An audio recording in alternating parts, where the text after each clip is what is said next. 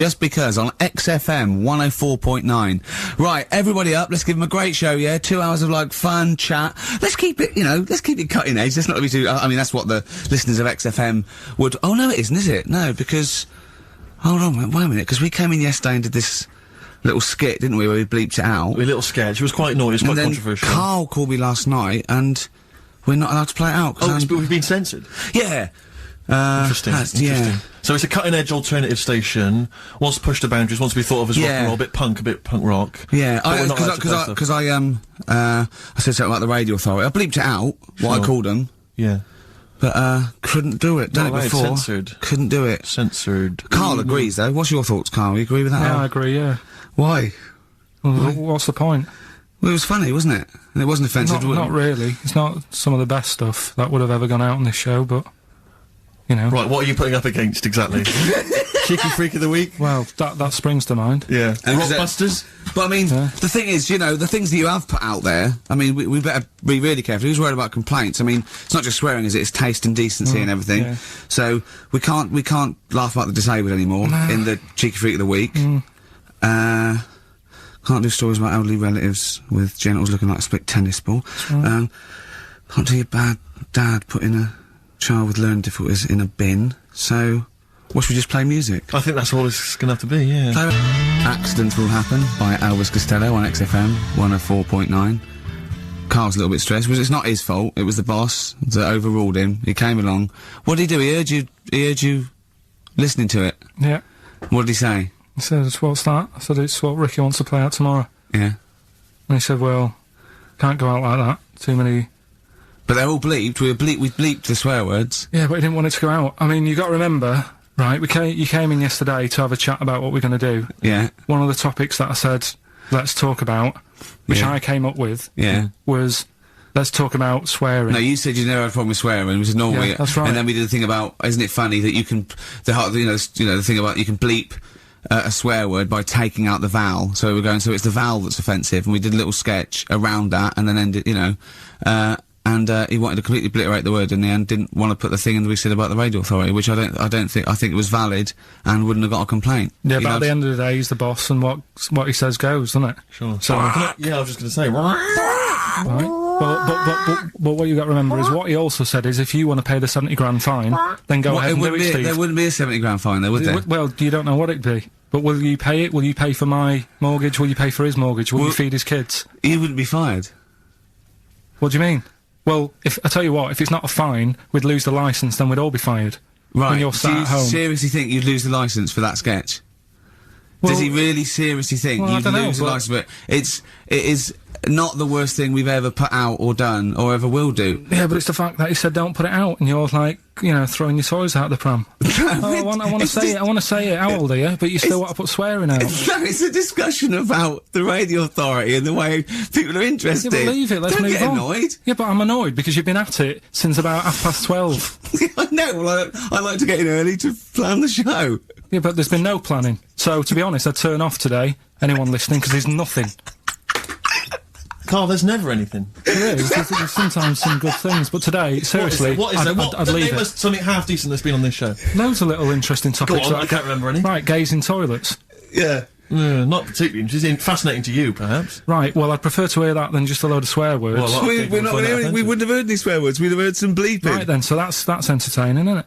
Load of bleeps. It's because you don't want to stand up to your boss or say anything. Don't get annoyed with us. I'd stand up to if I agree with what I'm arguing about, but I'm not falling out with him over some crappy thing you want to play out. Don't say crappy. Well, it doesn't matter, because I'm not here next week, I tell you that. I've canned this in. Don't say so crappy. If Andrew is listening, don't say crappy. Play a record. We apologise for the word crap.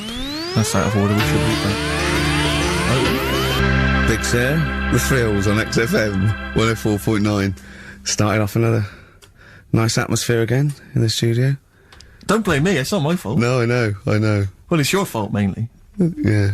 You are bad, you are quite bad. But come on. Come on, you are. Don't try and win him round just because he scared you. I don't know who's that against. Is it me or him? I don't know now. It's you. Right, well, I'm not a coward. No. I'm not a coward. Okay, I'm just thinking of the listeners, Rick, and I just want them to be entertained. Yeah. Luckily, that's not a big problem for us. What, you mean we're effortlessly entertaining, or there's no listeners? Well, yeah, somewhere in between. Yeah. Carl, what's happened to you this week, mate? Now it's happened. Come on. What? Nothing's happened? Come on. I came in, and he had an hour lunch break. You know, he's sort of like he never gets a break. I came in one day. He was out for an hour. I had a nice little chat with Andrew Phillips about, you know, where we were going with the show and, you know. Where are we going with it? You come up with anything? Ah, dear. It's how far we can run it into the grave. Yeah, no, if we go off air, it certainly won't be through, being cutting edge or controversial, because people have just turned off because it's too boring to listen to. But he was out for an hour.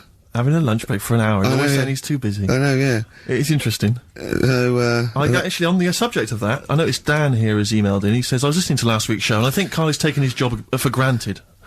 I'd love to swap with him for a week. My qualifications are that I can press play on a CD player and stop. Carl, what do you think of that?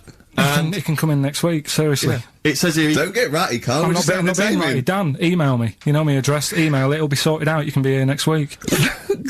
Dan suggested we could call it Carl Idol, where people audition each week, or perhaps Bone Idol. I like that. Bone Idol. Brilliant.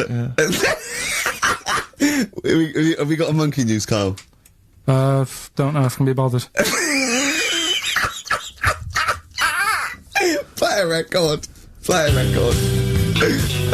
Pretenders and Kid. Oh, dear. On XFM 104.9. That's professionalism, isn't it? Yeah, that is unbelievable. Ricky, I don't know if I can describe it really, the scene. You were going mental, you were shouting, you were really being quite an unpleasant character. But well, it's the mic's come on, Rick, and you're a charmer. Funny how people get annoyed. Carl said that we don't have to be here next week if Andrew gets annoyed. I went, this is entertainment. He pays us to entertain. We haven't done anything against the law yet, have we? Or offensive, or against the radio authority. Carl said crap, but I think we'll get away with that. Yeah. So what is there to worry about? Exactly. Right, let's just draw a line under the beginning. Yeah, let's start again. Seriously. Come on. Can we just hug and make up? Can we just have a big kiss? Yeah, come on. No, don't do that. Just, Carl, what have we got? What's on the list? We've done swearing, that's sorted out. Well, no, your point was more that weren't you interested in why swearing people find it offensive? Yeah, a little bit. Because that seems obvious to me. Because you were saying yesterday that you never understood why people find it offensive, weren't you? That's right. Yeah. But I know. Well, go on. Yeah, but that's what I was saying to you, why you can't do it on the radio, because people find it offensive for some reason. I don't agree with it, but some people do. Yeah. I'm saying everyone swears. Bleep it out, I would. Bleep it out. Bleep it out, that's my theory. But you say that everyone swears. Not everyone does swear. I don't know why you've got this in your head that everyone swears. I'm convinced. Everyone. What? Everyone? Like, you know, religious people, religious leaders? Jesus. I bet Jesus swore. Right. What's your evidence for that? No, I'm just thinking, I mean, things are better now than they were back then. Right? Right. He's wandering about in his sandals, getting pebbles stuck in there and stuff, and that's annoying. Nails in his hand, that must have hurt.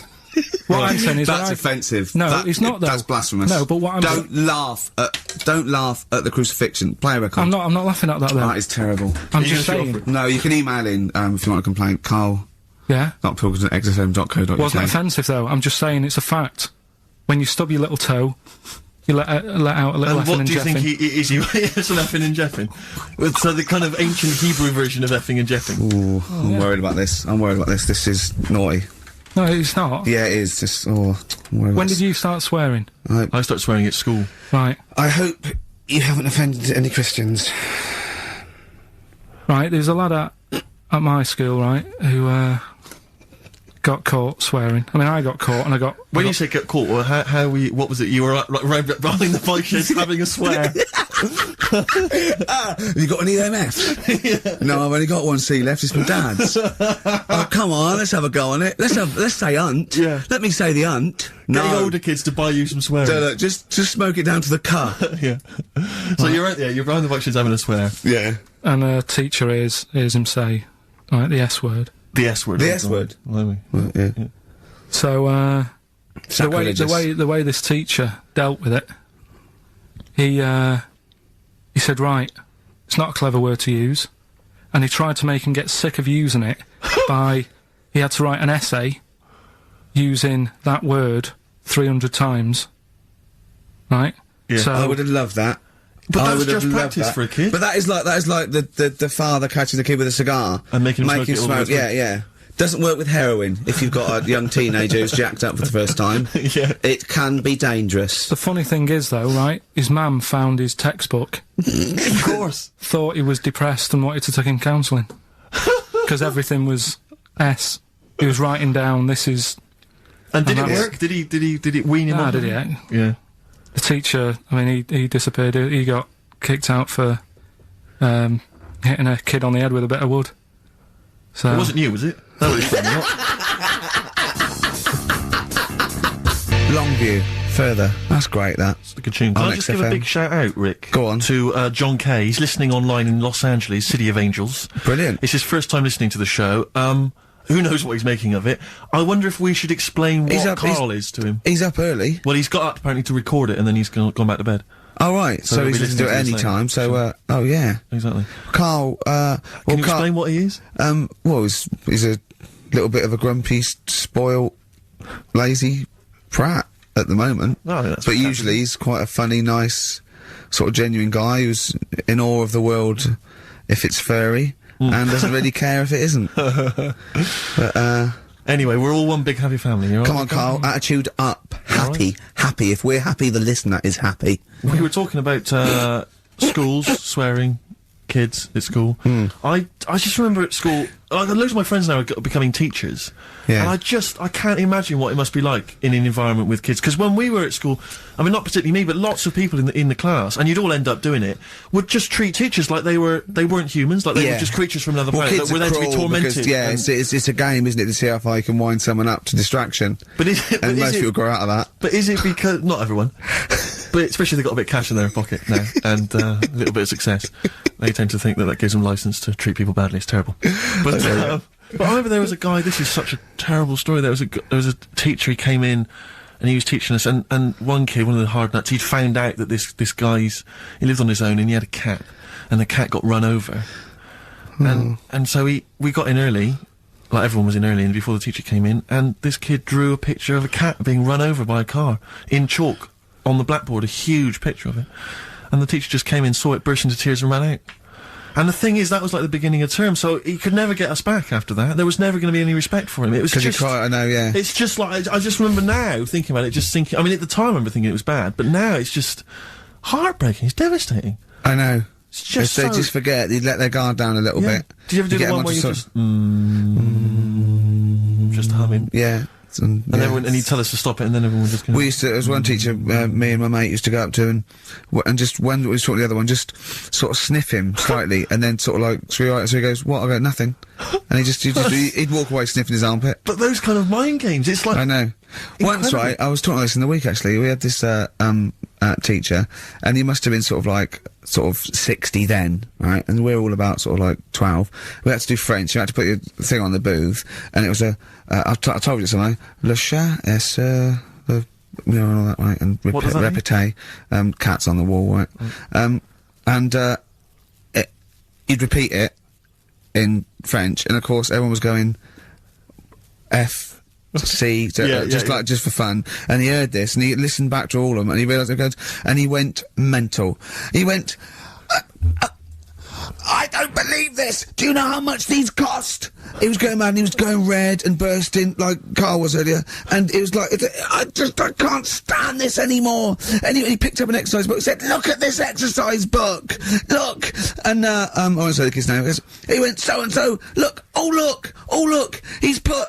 And I'll change his name, Smithers. He went, oh look, he's put Smithers is shit. Oh, he goes, oh, he's got Clever on this side. He's put Smithers is a lump of shit. That's good, right? And he went berserk. He went, oh look, he's drawn a picture of a penis with wings, and he's written underneath Dicky Bird. He went, is that clever? He went, do you want me to put a piece of paper up so you can come and write swear words and draw ladies' genitals all day? And I went, like that laughed. He went, I'm glad you think it's funny, Mr. Gervais! And he stormed out. Oh, God. Yeah. And did he ever come back? No, but we put the bit of paper up for him and said, look what we've done, you sir. That's a fanny. Yeah. There's some knobs. Yeah. Was it biology? No, it was French. Oh, French, of course. Yeah. Oh, that's right. I just remember things like games like, there was some cupboards at the back of I think the maths class, and one kid just got in the cupboard before the teacher came, and then sat in there for like you know, 45 minutes, and just towards the end of the thing just came out. Brilliant. Just came out and just went, oh, and sat down. And just things like that, which just kind of, it's not, I don't know what it is, or I don't know what, it's just an utter lack of respect. I played a trick like that once in my first year at college. This is pathetic, right? We're on a hall of residence, right? And there was this woman, sort of middle-aged woman come around in a twin set, and I think she was from a bank where she was doing students going to do a bank account, and we knew she was coming up the corridor and she was not right, and so my mate got in my wardrobe in this little room, right, just sat there. She came and I said, have you banked? I said, yeah, I banked. I said, okay, can I just do it? And there was a knock on the wardrobe. I went, come in. And he just came out, and I went, all right, and he left, right, and she just looked at me, and I started laughing. I went, sorry. She went, you're not interested? I went, no. But it just fell flat. It fell flat. Yeah. Yeah. Oh dear. Oh dear. Carl, a little bit happier now? Yeah. I'm happy. What have you done this week? Doesn't bother me that. No, what have you done this week? Doesn't bother me that. Carl, answer the question to the producer. What have you done this week? A few things. Oh, it's funny, right? Because when he's moaning about, I was telling about, I'd caught him out. He says he doesn't get a lunch break. He had over an hour, and then he went. I think he went quite early that night to get a hob that hadn't been delivered or something. So, and I said to, was it James Hyman? Was it, wasn't he? Yeah, that's right. And I said, James, he's always complaining about working. Does he work hard? And he went, well, he doesn't work as hard as he used to.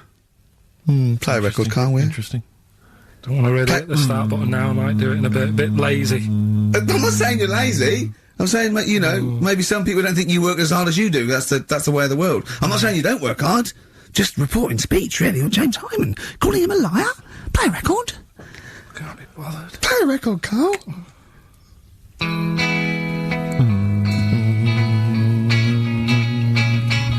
I reckon we could do this all the way through, Billy Bragg. Play a record, no, let's not ruin it. It's not Billy Bragg's fault. No, It's not in a bad mood. He's written some good tunes, old Billy Bragg. Yes. That's one of them. Yeah. Waiting for the great leap forward. What station are we on?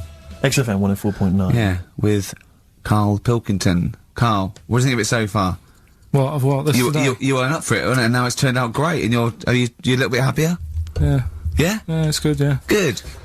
Just talking earlier about teachers, weren't they? Have you got any amusing anecdotes about teachers or anything around that subject? I didn't go to school that much. Go on. When I did, it was, I was telling Suzanne about it the other day how, you know, she goes out with me now and she thinks I'm great. She's lucky what she's got. No, she's done well. Yeah. Right? But I was the sort of kid who she would have hated at school because I never had, like, a pen. Oh, yeah, I know what the sort you are.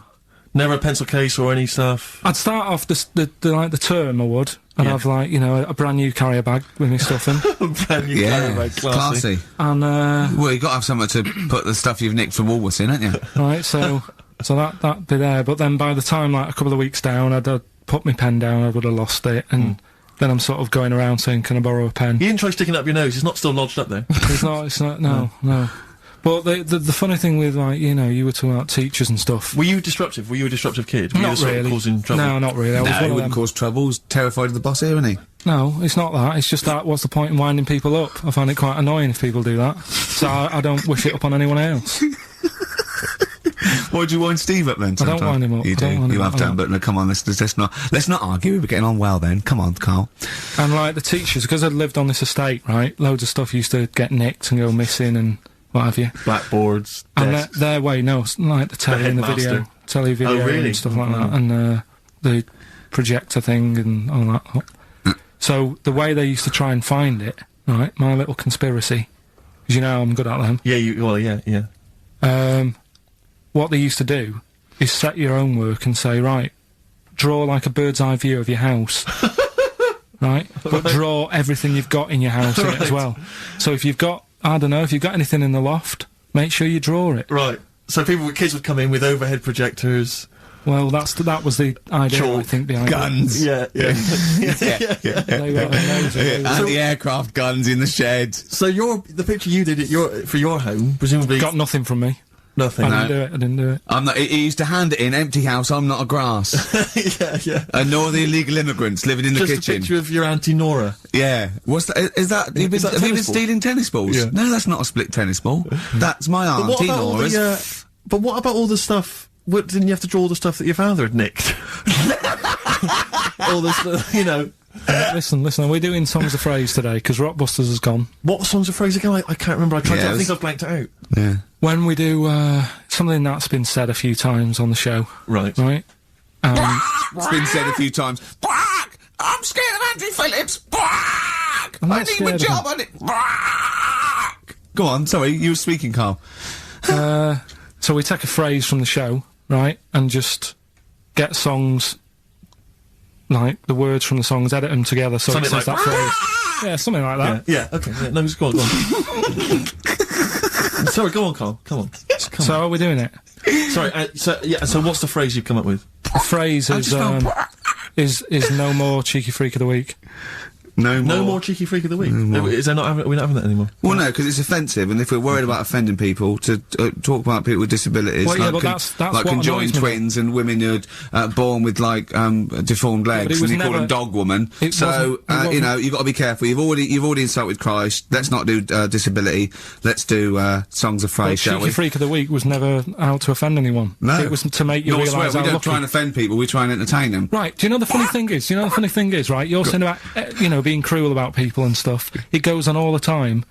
On the news the other night, do you know those Siamese twins that didn't make it through the operation? Yes. Yeah. Right? And this is why I'm stopping it, because I don't want people to think we're having a go at disabled people and stuff. Right? On the news, right? Yes. Before that operation, the doctors said, we're going to try and sort this out. All the doctors are going to get their heads together. Is that a good phrase to use? Yeah. Yeah. See what I'm saying? Carl, play a record. No, I'm Play just... a record. Are you offended, Rick? You've offended Rick Gervais. You're the one that's Yeah, but I'm saying, we're not out to offend anyone, yet it's always going on. People are always having a go. Entertain. Please don't bring it down. Play a record. No. I hate it. Darkness. Growing on me. You love the darkness, don't you? Yeah. I was lucky enough to see them. They were doing a like HMV as well. thing. Is it People good? told me it's a bit too jokey or a bit too tongue-in-cheek, but it isn't really. If you don't know that, it sounds great. It just sounds like sort of retro 70s rock. It's great. I think it's brilliant. It's nice to have rock back. I think you'll agree.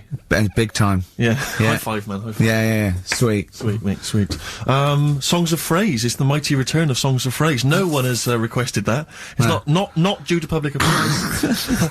A lot of people have requested some swearing. They have indeed. But we had a lot of emails for that. But go on, Carl. And remind us again what exactly Songs of Phrase is and why we should care. It's just a phrase that we take from the show, make up by taking words out of a song, edited it together. Right? The phrase that we're doing is no more cheeky freak of the week. No more cheeky freak of the week. It sounds like this. No more cheeky freak of the week. Right, so... No, that's nigh on impossible. Play again. You got I didn't hear that. You got to email in with all the songs that you can hear there. Right? I think there's 5 songs. And we just total. want the names of the songs? Yeah, that'll do. Okay. Right. Do we just hear it again? No more cheeky freak of the week. Right. Yeah, it is good. It's probably one of the best you've done. It's very tricky though. That's not too tricky. Play it again. No more cheeky freak of the week. How many have you got, do you think, Rick? Just well, I've noticed the same person singing twice. Is that right? In a band and solo. Yeah. Okay. And I know one track straight away from the word. Can I just say, I do think naming the songs is a bit tricky. Let's just name the artists. Is that all right? What's the artist? Just the artists. Just change the rules slightly. Yeah. Before we play it again, just let you know what the prizes are. We've got on DVD Later with Jules Holland, Louder. Lots of the alternative acts he's had on there. A DVD, a couple of DVDs. With Boogie Woogie piano over the top. Let's hope so. Brilliant. I can't wait. Mary Chain are on there, Stereophonics. We've got Sonic Youth, Ash, Hole, Queens of the Stone Age, Foo Fighters. Quite good. Once again, Cruise of the Gods on DVD starring Rob Brydon and Steve Coogan. That was on at Christmas. It's not bad. It's not the same one. They haven't been sending that back. We've been giving out different ones each week. We have indeed. This is an album just called quite simply I Love You. Yeah. And you'll be pleased because there's the likes of Mel C, Cliff Richard and the Hollies on there. Brilliant. Excellent. The best chill-out album ever. We've got the Beach Boys on there, Elvis Costello, Pink Floyd, Coldplay. That's not bad. And this is the one that's most interesting, I think, the American Song Poem Anthology. I've not heard it yet, but apparently, I think what it is an anthology of recordings that were made apparently in, I think, maybe 50s or 60s America. There was a particular organisation, you could send in songs or lyrics that you'd written at home and they would send it to music and record it for you. And this is a compilation of them. So obviously there's some quite idiosyncratic and odd little things on there. I think it's probably worth a listen. So not bad prizes at all, Carl. Let's play it again. No more Well, we've started that going. Just the artists then, ricky.gervais@xfm.co.uk, ricky.gervais@xfm.co.uk. Once more, Carl? No more taking free coffee. See, we're just great. Yeah, not bad at all. A little bit of Elbow. Nice to hear them again. This is the one Red. XFM 104.9, Ricky Gervais. Sure. Elbow and Red. Good tune. The old Spanish archer. Right? Yeah, Elbow. Oh, sorry, you've lost me. I wasn't listening. Elbow. Alright? Sony award-winning from Ricky Gervais. Well, we're not allowed to do anything. Sure, a bit more. Andrew likes those sort of things. Rick, I can tell you now that the answers to songs of phrase are quite literally dribbling in. I think there's 2, maybe 3 answers so far. So, very excited about that. And, we just had an email from Dan. He says, my Mrs. Lynn is pregnant and is 8 days overdue. Carl, could you offer any words of encouragement to coax the baby down the birth canal? I've sat Lynn only inches away from the speaker to allow optimum audio transfer to the uterus. What would you say to that, child there, just to lure it out to the wide world, Carl? I wouldn't rush out, to be honest. Right. It's not good, is it? Out here. Sure. And I don't really want to talk about kids either, because Suzanne's mate's just had one and now she wants one. Oh, God. Yeah. Please never bring a child into the world, Carl. Promise us that. They just bore me. Have you seen, there's loads of people in the office who have got them now and they've all got baby pictures everywhere. And they're all like, isn't it nice looking? And it's like, no, it's not. They all look the same. Do you know what I mean? All like Mel Smith. Just... Don't they? But it's that theory, actually, right? Do you know how I've said before about babies, right, Yeah. but like little old people? Yeah. There was, no. Another of the great theories. No, the fact that, you know, you're born, and you sort of, you know, you got no teeth, you got a little bald head, you can't control your bodily functions and that. Sure. Then you get to like Sorry, 70. you're describing yourself? Or? Yeah, I was to say, you've got a dangerous No, I'm ground, just saying, that's how you're born. Yep. Then you get to about 70 or whatever. Yeah. All that starts to happen again, doesn't it? Right. Yeah. Now, there was a story in America about, just backing this up again, 70-year-old fella. 70-year-old fella, okay. Little bald head. Yeah. Right? Probably no teeth. And that. Probably, yeah.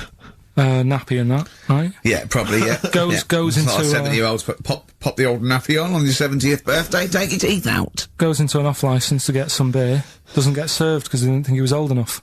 Right. Okay. Right, okay. Wait. Carl's back. Wait a minute, No, I'm sorry. okay. So they thought he was a giant baby that had walked into an Forget off-licence. it. Weird, innit? Steve, forget it. Carl, please. I Forget need it. Carl to answer. No, I mean, that's the story, but it's weird, isn't it? That's Well, what it's I'm not true. saying, it just backed up The my guy theory in an again. off-licence thought that a giant baby had A waddled into an 70-year-old off-licence. wrinkled baby in an overcoat, stuck in Werther's Original, smoking a pipe and going, I can't believe it, the price is not the same as they were, right, was a small child. Well, Yeah, weird, isn't it? Play a record, you're an idiot. well, what's happening with Songs of Phrase? Forget it. Forget it, No, who cares? as I say, the answers are dribbling in, and Can we run this radio station for a week? Yeah, but the thing is, if we genuinely wanted to do a good job at that, we'd have to fire ourselves straight away. No, do you know what I mean, though? Just sort out the playlist, let DJs, you know what I mean? Sort out what can be said and what can't. Just for 1 week. Yeah, see if we can give it a bit of shall we? Well, what would you do? I don't know, does the phrase pissing in the wind mean anything to you? Well, I know, yeah. Well, are we going to even meet this week? Because it's, you know, we've wasted time pre-recording stuff that we can't put out. I don't know if it's He's worth... still on that? He is still on it? I mean, to be honest, I've let it go, but he's still on it. What else is on the list? What list? On the list, I said to you yesterday, let's sit down and have a chat. I Yeah. thought I threw What that away, stuff? I thought it was just a piece of crap. There you go. You can't say crap. You're saying... You should have bleeped that. I know, why don't you believe that? Why don't we pre-record the whole show, then we only have to come in once? What do you think of that, Carl? Whatever. Carl. Steve, what are Carl. we doing with I Songs of seriously think Phrase? if we put out last week's show, would anyone know? Carl. Play a record. He's driving me mad Carl. now, Carl. Carl. Seriously, he's driving me mad. Carl. Press the button. Please. Carl. I'm sick of it. Carl.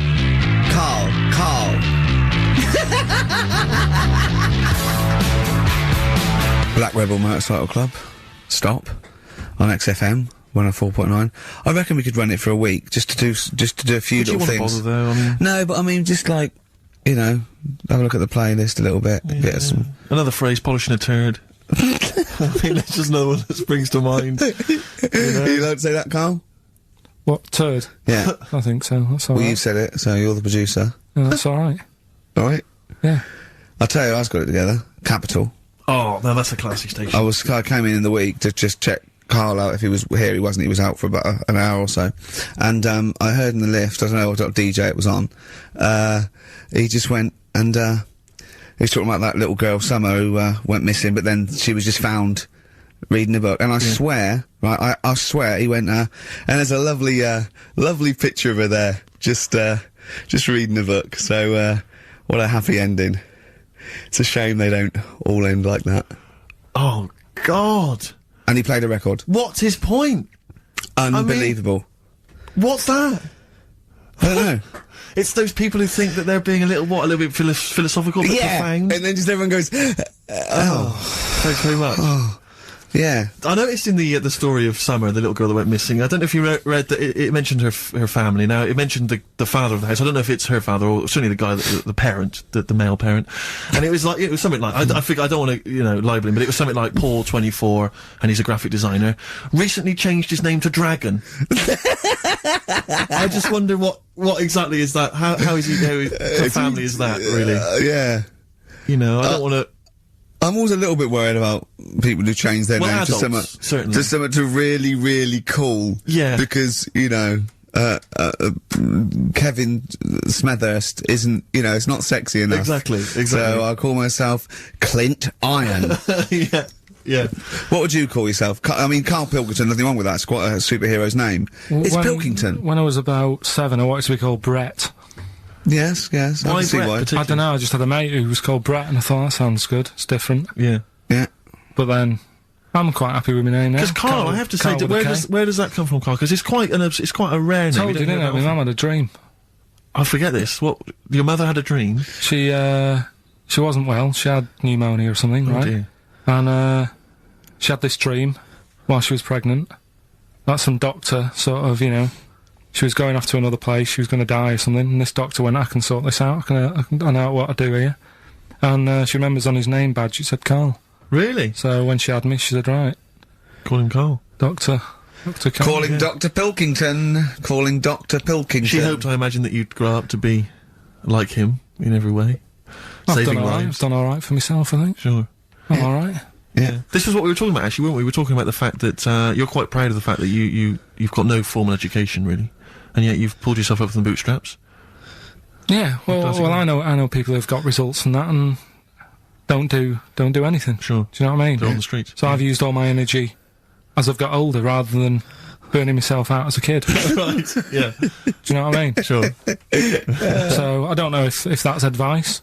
Should we advise that to young kids out there? Don't take exams, don't work at school, just, move away from Manchester and get a job on XFM. They'll employ anyone. Yeah, you get an hour's lunch break, you're away by 5:45. You need no qualifications to work for XFM. Because you don't have to think for yourself, because your boss tells you what to do, you can have some time off to go shopping for hobs and shower units. He's alright, he's a good boss.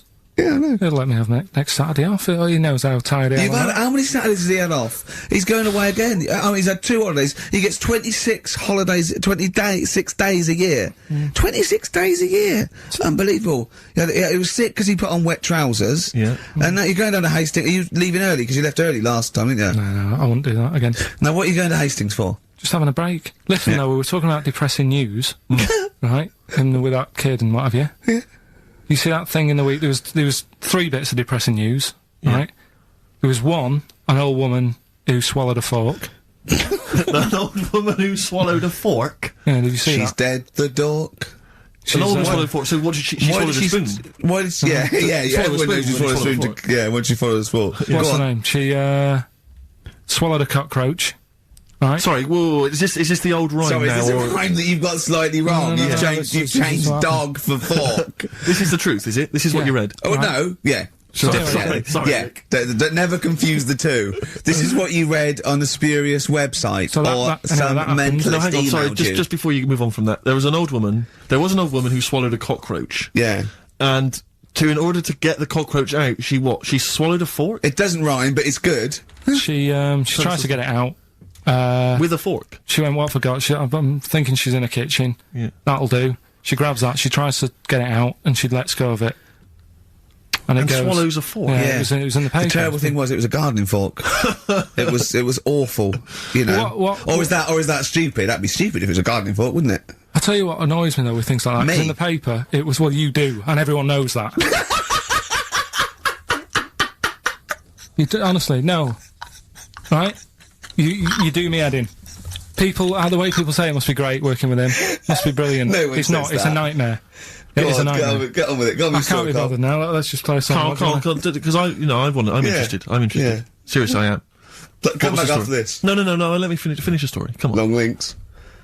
I'll tell you in a bit. 'Cause I'm getting annoyed.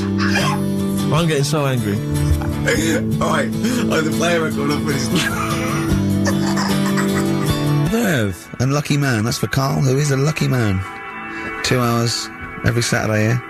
Just a little bit of chat and laughter. Some great records. Alright?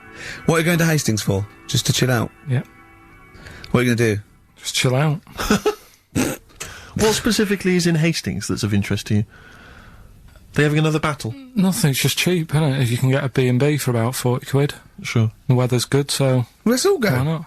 Yeah, why not? Do you want Ricky to come down with you? No. Right, okay. Now, you were going to tell us something before we started winding you up. What were we talking about?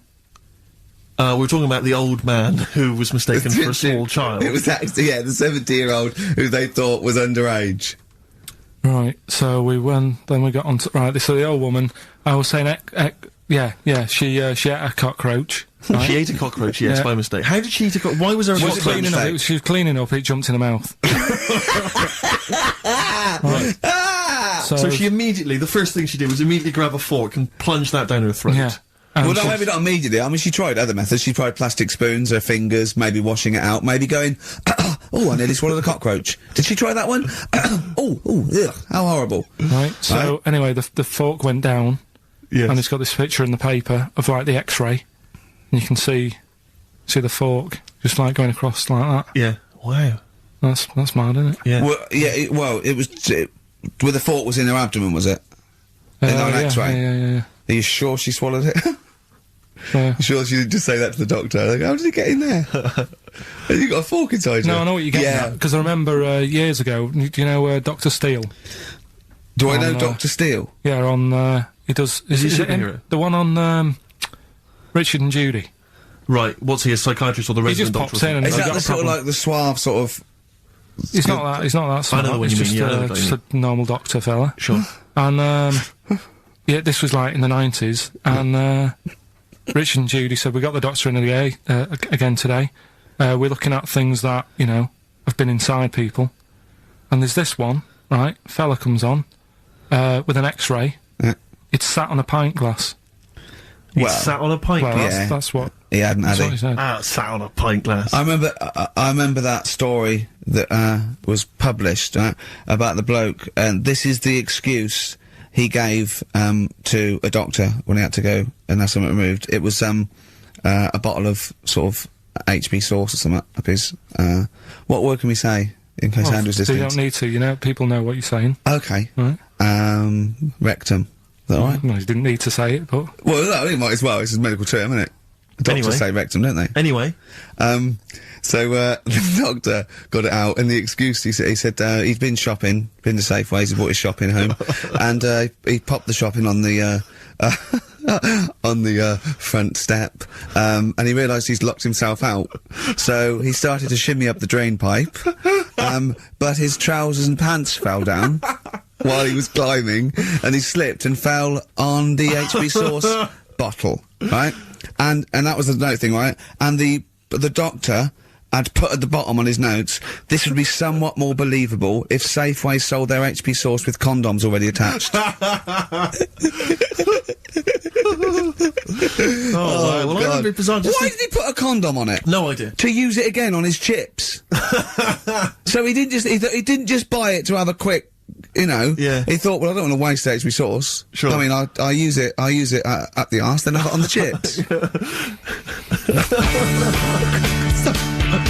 Safe sauce. I always practice safe sauce. sauce. Always have safe sauce. Red Hot Chili Peppers. Universally speaking on XFM 104.9, Steve. I'm just going to make every single one of our listeners shrug and kind of give a who cares look by saying that after the ads, songs of phrase answers. We've still got monkey news, haven't we? Oh, monkey news as well, yeah. Hello, you're supposed to say something that will keep people listening during the adverts. Should we bring back the... No, can't do Cheeky Figure of the Week. Play some ads.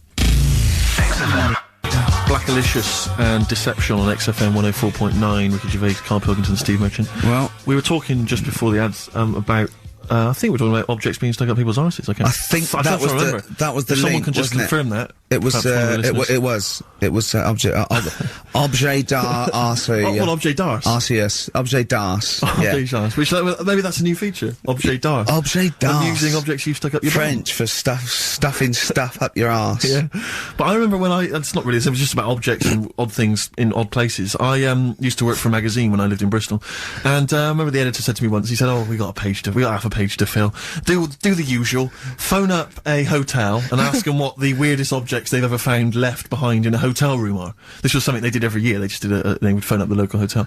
And I found out, I can only remember 2 of them, but they have stuck in my mind. These were found, I think it was the Marriott Hotel in Bristol. Yeah. They were found by cleaners. A chicken. A live chicken? Yeah, a live chicken in a hotel room. And that was just left behind. And a false leg. I mean, I don't know who leaves behind a false leg. I mean, presumably you'd notice if you didn't have your false leg, because you'd be lying on the floor. But I just remember, well, yeah, I don't know where else you'd find those 2 objects, except perhaps Paul McCartney's farm. But I've always thought to myself, who left behind a false leg? Maybe the chicken pecked it off. Yeah, well, possibly. The person with it just went and goes, so much different, I keep falling over. Yeah. I don't know why, and where's my chicken? Yeah. She probably called later and said, did the cleaners find chicken and a false leg? I'll check. Yeah. Hold on, have a look. We haven't had them handed in. Yeah. I don't know, we get a lot of chickens and false legs left behind. What was it like? Yeah. It was just a wooden thing with a foot. Has it got a foot on the end? Well, yeah. Yeah, we might have found it. It might be yours. In pirate films, they always had the pirates would have the peg leg, which was just a piece of wood. There was no effort to make it look like a leg. I don't know why it didn't dawn on them then to make it look more like a leg. I mean, I don't know at what point. I quite like a big. Do you know I why? wouldn't really be that interested, but I'd be marginally interested to see the history of. It was fashion because they didn't wear long trousers then, so they all stopped at the knee. So right. why are you wearing long trousers? No reason. Let's have a look at your legs. Yeah. Oh, it's more embarrassing, you see, if you hide it. Yeah. It's like they had a hook. Yeah. Why didn't they have a glove? A hook is never a glove. It's not a practical enough thing. It is if you're abseiling between 2 buildings in a hurry, because then you can just use it straight down the wire. But a hook is such a grotesque thing. I mean, because I don't have a go at 'em. But I mean, there's no one except that weird guy who's up in North London who's still got a hook for a hand. Well, I think it is useful. Because it's good. Well, no, it's good for carrying bags. Yeah, carrying shopping. Do you think that was the concern of pirates? Well, then Tesco. Well, they didn't have animatronic sort of stuff then, did they? I know, but it's just so. I mean, if it's just not very flattering, is it? A hook. I mean, Jane was at school with a kid who had lots of different things, like knife, fork, he could screw onto the end of it. That's brilliant. That is brilliant. That's good. That's almost as good as having a hand. Yeah. For the canteen. But at school, you'd be the coolest kid in school, surely. Bit more frightening in the swimming pool. Or in a bouncy castle. Yeah. But yeah, for chopping up a bit of, I imagine him being banned from the bouncy castle at the fate. You can't let him on. Oi, Hooky, get off. You're not welcome on here. Like to apologise for some of the things said in today's show. But what happened when he started asking girls out and stuff? I imagine he spent a lot of time with his hands behind his back. Oh, God, with a sore spot on him one. Probably. And I can get out with this one. Yeah. Doctor said, that's handy. There's a fella in Ward 2 that's got a shopping bag up his arse. Just pop it up there, pull it out. Shopping intact. Done. Anyway, Hastings soon. For Rockbusters. He's going to Hastings in 10 minutes, isn't you? Can't wait. He's looking forward to it. Lovely day. Lovely town. Nice little trip. Chill out, come back refreshed. Monday. Let's do some work. Ooh, you'll sleep tonight. What does the boss want me to do? He's done you there, Carl. I was letting it lie, and he comes back with that after we were getting on. So, who's the winner? Answers. Well, let's give us the answers first. Right, well, this was how it sounded. It's not Rockbusters, I'm calling it Rockbusters because they're all interchangeable at the moment. No more cheeky freak Right, Paul McCartney, Cheeky Girls, Sugar Babes, Space and Beatles. Okay. Brilliant. You've really... I mean, if you're not interested in it, Carl... Seriously, mate. Anyway, we're going to give the prizes, which were pretty good this week, to James Waters from Colchester. Well done to him. He's got them pretty much right. Where's Dickie Anderson? Not heard from Dickie Anders for a long, long time. Because I wanted to... if there's one show I'd wanted to hear, it's this one. Because we've pulled out some of the stops now, haven't we? He's excited because he's going away, so he's putting an extra bit of... Come on, let's play a record. Let's play a tune, then let's come back with Monkey News. Can we have some Monkey News to end with? He's excited.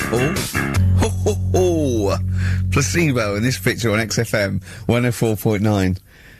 8 minutes to go. Let's make it a good 8 minutes, and then we can all chill out.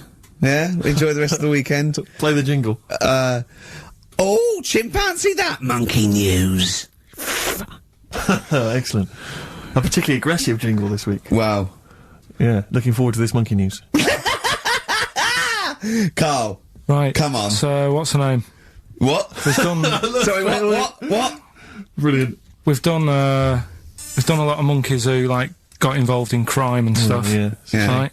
We had, the one on the train station, nicking a bag. Yeah. We had the one who went Don't into a remember that bank. Who cares? Went into a bank. And walked out with the money and stuff. Yes. Right? Didn't happen either. Next. But the thing is, you never sort of found out what happened to them. If they sort of got worse, got more involved into crime just and Monkey stuff. News update. That would be amazing. Brilliant. What they found out in India is, Yeah. it's got a prison. It's just for monkeys. You mean wild animals? You mean a zoo? Yeah, a zoo or a kennel or something that where it's been gone mental or something. No, it's a prison. Yeah, It's a prison. is it? Does it have fraud cases? It's Mainly sort of animals that are attacked things, and it's mainly violence. I bet that's my that and theft. say it Nicking again. Stuff. Theft. Say it again. Theft. Say it again. Robbing. No, let's go back to that word. We're going to keep doing it. We've got 6 Robbing. minutes. You're going to say the word right before you go to Hastings. Well, you say it. No, Well, you no, say because it then you'll know how first. to say it.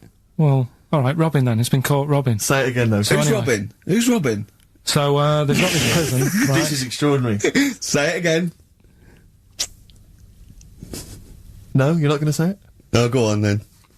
So they got a prison for them, right? And, there's 11 of them in there, 11 monkeys. Right. That are in there for life. Because that's... I think there's one just got out on parole, right? No time off. But there's 11, I'll give you the bit of paper because I thought this was... Weird. Even you thought it was a bit weird. Now, Carl, what are they in there for then? Because I mean, they're in there for life, so I'm assuming it's murder, is it? Premeditated murder? They're not crime bosses, are they? They're not. Are they the prostitution and Are gambling? you sure they're not just the pawns and the head sort of like orangutans up a tree going, remember, you don't know me. You're on your own. If I go down, you're all coming with me. You take some of your gorillas down there and sort him out. Oh, the great banana robbery. It's not. I wondered if they'd get them. Right, go on then. Okay, let me see. Now, I don't know what source this is, as ever. Is it just the back of a fag packet found in a toilet? Well, no, I mean, someone's clearly... If this is nonsense, then someone's clearly gone to a lot of effort, because it does open with the headline, Parole unlikely for inmates of monkey prison. Yeah. Officials say 11 inmates at India's only monkey jail. Officials? Now, what kind of people work at a monkey jail? Where do you work? It says officials say 11 inmates at India's only monkey jail are unlikely to ever be released. The prison in Patilia houses monkeys apprehended by game wardens in Punjab state for thieving and attacking people. The Daily Telegraph reports how the monkeys at the prison in Montevideo snarl and glare at visitors from their heavily barred cages. 2 monkeys were released a year ago after exhibiting good behaviour for 18 months in the jail. They have remained out of trouble. Prison can work, that's good. So all basically, 11 monkeys. they were aggressive wild animals that were taken away from the public for their own good. And robbing and that. Wildlife officials believe part of the problem has been caused by thieves training monkeys to help them. Lorry drivers training monkeys as guards for vehicles, and itinerant entertainers using ill-treated monkeys as part of their act. It's the monkey that takes the rap. It's a shame, that, isn't it? That is awful. They didn't know what they were doing, did they? Oh, so there you go. What do you think of that, though, Carl? What would if you could visit them, like Lord Longford or something?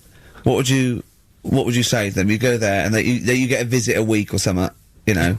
So can you get us a video?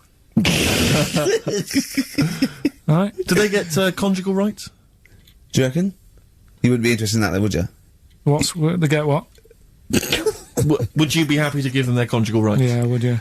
Fair enough. Right. Tom Petty and the Heartbreakers, Breakdown, and that's for Karl's behaviour last week.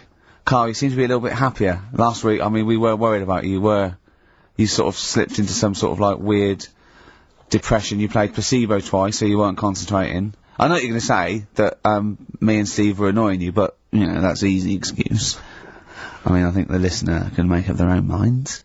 No. It's just like I say, though, it's like a murderer, right? He might not have done that if it was a different day, if the sun was out or whatever, and everything just happened at once that wound me up. Right. So it was like a crime of passion. You'd be let off because those sort of you'd never put yourself, say, in a position again where we'd have two people trying to wind you up for, you know, the sake of fun and laughter for the public on a tin pot radio station between 1 and 3 every Saturday. Yeah, but you'd never do that again, would you?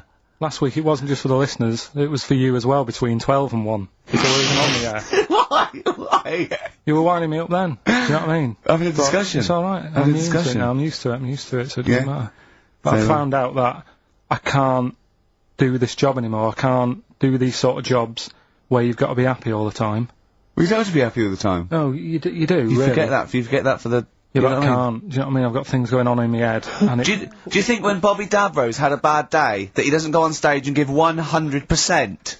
No, but that's... Do you think Les Dennis let all that stuff get in his way when he did that theatre tour to the people in front? Sometimes he had audiences of up to 15 people. Yeah, and he just went, it's them. It's not a private life, forget that. Bang! Yeah, but good on him, he can do that, but what I'm saying is I can't. He's a professional. So I was talking to Suzanne about it, because, you know, it did get me down last week. Suzanne's your therapist?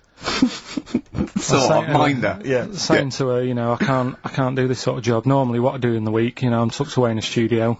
If I'm annoyed, no one knows about it, I get my head down, I get on with it. Wait, do you tell him? Go on, next. You know what I mean? Next. Right, yeah, but sorry, but what's your point here? So every Saturday you've got to come here, you've got to... be happy, we've got to go, oh, Karl, are you alright?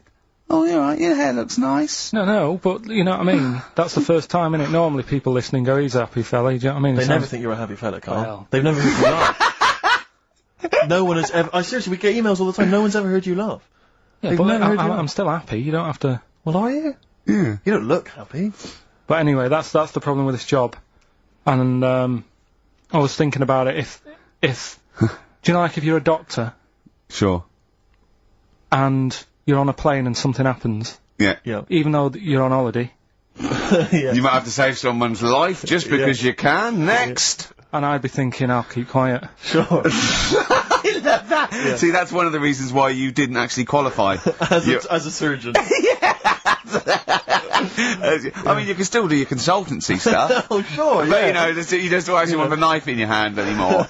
Brilliant. So you're giving this up, are you? Sorry, and how is a doctor on a plane comparable to this? Because that is just the same situation. Do you know what I mean? He's probably got in his head, he's shut off, he's ready for his holiday. He's going to Hastings for a night. Someone, you know, has a little bit of tummy trouble or heart attack or whatever. Yeah. And is he a doctor on the plane? And he's like, oh, he's going on holiday. Do you know what I mean? God, I've got to loosen his tie. Yeah. I can't do But what I that. don't understand, Karl, is you get paid to do this. It's not like we're forced. It's not like it's your holiday. You know that this is your job of work. This is paying for your new kitchen. Exactly. Yeah, but I've got the kitchen now. It's Right. done, innit? Right. Yeah. So when job are you done. stopping? When you're quitting. Well, you're finishing, aren't you, in a couple of weeks for a bit? No, so. about 4. Yeah, weeks. yeah, We about finish 4 on the weeks. 16th of August, yeah. But, you know, we're only going away for like 6 or 7 weeks again, aren't we? Well, you don't know, do you? Well, we'll give up if you give up. Tell your managing directors that. Well, that's a bit annoying. Why? Because you've just passed the book, haven't you? I haven't passed the buck. This is 3-way. You know, you get your name in heat. You're in the title now. It's Ricky Gervais, Steve Merchant, and Karl Pilkington. And now you want to go, I don't want to do it anymore. Karl, Think about it. Think I don't about know it. whether you've noticed, but we don't provide anything on this show. So if you leave, we have to go. Well, let's put a song on. Now then. just think. Don't be so selfish. Don't be so selfish. Yeah. We need you. We've got nothing. Think of the...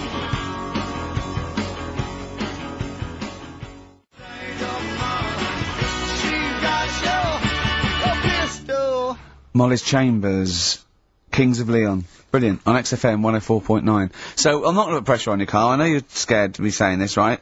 But, I'll tell you what we do, right? We're stopping this show on the 16th of August. We're gonna film the Office specials, okay?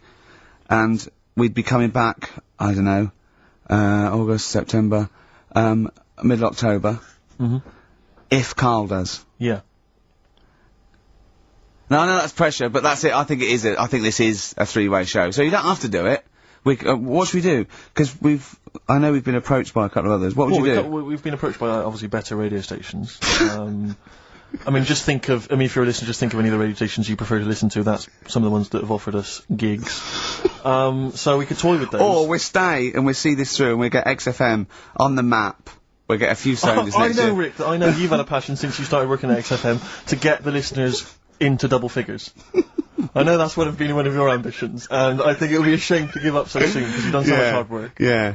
That's for you to think about. I think so we've got what? We've got 4 weeks left. And that might be 4 weeks forever and never coming back, or 4 weeks for like an 8-week period. And that's for you to think about. So think if you enjoy the next 4 weeks, Carl. Yeah, but like I said to you though, the reason I did this was to get that kitchen, right? Now, brilliant. As we speak now, right? Builder's in the flat. He's been annoying me. Of course he has. Of course he has. What's he been doing? Well, when he turned up on Monday, right? Yeah. Wanders in, and the first thing he says to me is, said, the pub across the road, is it any good? I said, well, it doesn't matter, does it? You're working on the kitchen. Think of saying that to a builder. Probably making conversation. Probably meant, do they do a toasted sandwich? Because I've got a half-hour lunch break. Not an hour, like Karl Pilkington. So, I'll pop in there and get a nice, cheese and tomato sandwich. Is that genuinely what you said to me? Yeah. So Suzanne had to go at me saying, why have you said that? He hasn't even started on it yet. I cannot believe that. You're unbelievable, Karl. And you say it's us that are rude, crass, I wasn't being thoughtless. rude. I just was letting him know. Do you know what I mean? I know what he knows what he was there for. He had it down on his little docket. Do the kitchen this week. Yeah. He didn't come there and go, what did I come out for? Was it to go to the pub for a week? Why am I wearing these overalls? Yeah. Who's the little bald mate twat insulting me? Let me just check. Let me call the head office. I wasn't having a go though. I mean, they should have finished it yesterday, and they're there now, right, on their own. And what annoyed me is they turned up late today. Hold on, Karl. I've just realised something. They're probably listening to the radio. That's, I assume, tuned to XFM, isn't it, in your kitchen? Yeah, but they don't know it's me, do they? You know what I mean? No. They'd go, he's got a whiny mank voice as well. So's the bloke who owns this place.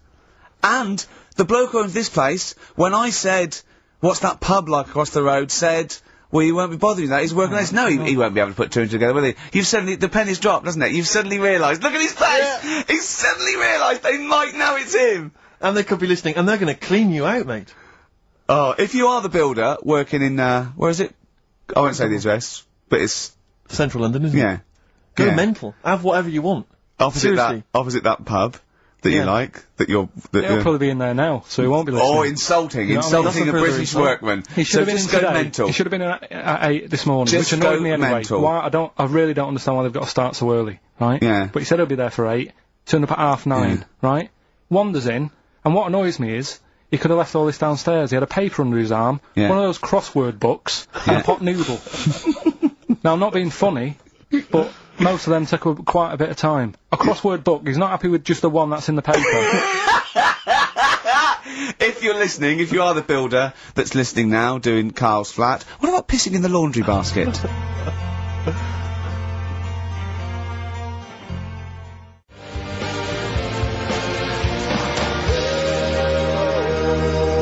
Lonesome Day, Bruce Springsteen, on XFM 104.9. So, you've realised now that the builder could well be listening, knowing exactly who you're talking about. There's a chance of it. Do you know what I mean? Yeah. I didn't think about it, but you're right, was tuned onto that.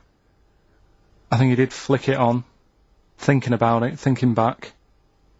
If so, yeah, he's probably listening now. No, he probably isn't. He probably listens about half hour. If he's got any sense, he turned it to Heart or Virgin or Magic or something, but, there is a chance. Good advice to the listeners.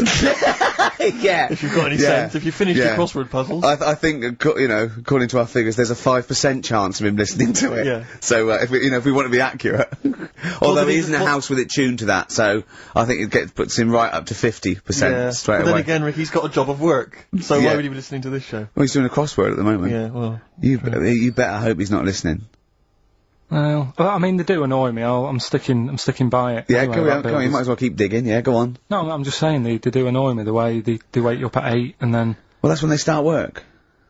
Because I told you, I mean... Oh, we'll leave that one then. Yeah. No, but it's like, the other day when they came in, I always like to test them, do you know what I mean? When I had some work done on the last flat that was in, right, that was renting, the builders were in, sorting the shower out and that. They woke me up about 7:30. Yeah. Right? Were you in the shower? No, Good thing about cleaning this shower, there's never any hair down the plug hole. Yeah. Right. So, I left early to come to work, right? Sure. And I thought, I wonder what they're doing. I wonder if they have started. So I walked back to go back in. They'd left the flat and they were sat outside having a Starbucks. And it just annoys me that they couldn't do that first. Do you know what I mean? Have your breakfast first, then come and wake me up. But don't wake me up to then get me out of the flat and then say, right, let's go and have breakfast. Well, they've probably got to get in, haven't they? What for? What for? They can put all the tools in the little lobby bit. Do you know what I mean? Yeah. Just winds me up. Sure. Now the thing is, the guy today who's doing the tiling, well, that's narrowed it down a bit more, right? When I knew he was in there, I went out for a bit, had a cup of tea and a bacon butty, right, at a cafe. And I went back and I was really quiet, put my key in the door and opened it really quick to see what he'd be doing. And he had actually started work, so fair play to him. What if he'd just been exfoliating himself naked on the kitchen floor? Yeah. I'd say, right, caught you. Don't use my exfoliate. Yeah. So, yeah. If you're listening, go through the wardrobes upstairs. Go through the wardrobe, get some stuff, yeah. They won't get anything. I've put everything in places where they wouldn't think of looking. For jewellery and stuff. So you're thinking that where have you put the jewellery? I'm not saying. Go on. So you're thinking that they're going to thieve from you as well? Okay, so if you're listening, don't think about the obvious places when you're looking for the jewellery. No. But I do things, I would do things like, you know, just pop a little bit of urine, maybe in the salt cellar or something. Yeah. Just do something. I'd say what I do is I take the toothbrushes in the bathroom, just pop them in the toilet, flush it, and then take them back again, just pop them back in there. Leave them nothing, leave them out. When they were coming last week, I brought the biscuits to work. Suzanne was like, no wonder you've got no mates. You brought your biscuits into work? No, it wasn't a tin, it was just a packet of good quality cookies. Good quality cookies! Yeah, you thought I'll be down if they're Oh, God. But that's what Suzanne always says, don't know, you know, why you like this, because, you know, it's not as if you've been sort of harmed as a kid or anything. But I like the fact that you once said to us that you don't need friends. You don't like friends because they're a bit of a pain. Because they call you up and they want to be with you. Yeah, but mates are a hassle. I woke up today, right, and I think it was might have been on 5 Live or something this morning in the bedroom, right, and they were talking about how it's Nelson Mandela's birthday, 80-odd, 20,000 people turning up at his party. I thought, I'm glad I'm not in. I couldn't be dealing with that. 20,000 people. Think of the carpet afterwards. I mean, a good percentage of them will putting out fag butts on his carpet. Yeah, after Tommy Walsh and Charlie Dimmock, what's her name, did lovely patio and a water feature, he's gonna come back and he's gonna go, it's ruined. And what's he doing for his birthday? Karaoke? Chinese meal? Bit of karaoke? I wonder what Nelson Mandela's birthday party is like. Big cake. Bit of an enormous cake. Yeah. The Spice Girls jumping out. Yeah, the Spice Girls, isn't it? Well, everyone. I don't know. Yeah. We are the only 3 people that hasn't met him. I thought everyone's file would have been in the cake. Yeah, yeah. Just in case, you never know. And, if Winnie calls, I'm not here. Have you not invited her? No, of course no, definitely not. Poor Nelson. Happy birthday. How old is he? 85. Oh, well done. Well done. No, God bless him. God bless him. Oh. 85 today. Oh. Right, bit of songs of phrase next then, yeah? Do you reckon? Oh, really? What's that one? Say in a minute. Right. Everybody says that they're looking for a shelter.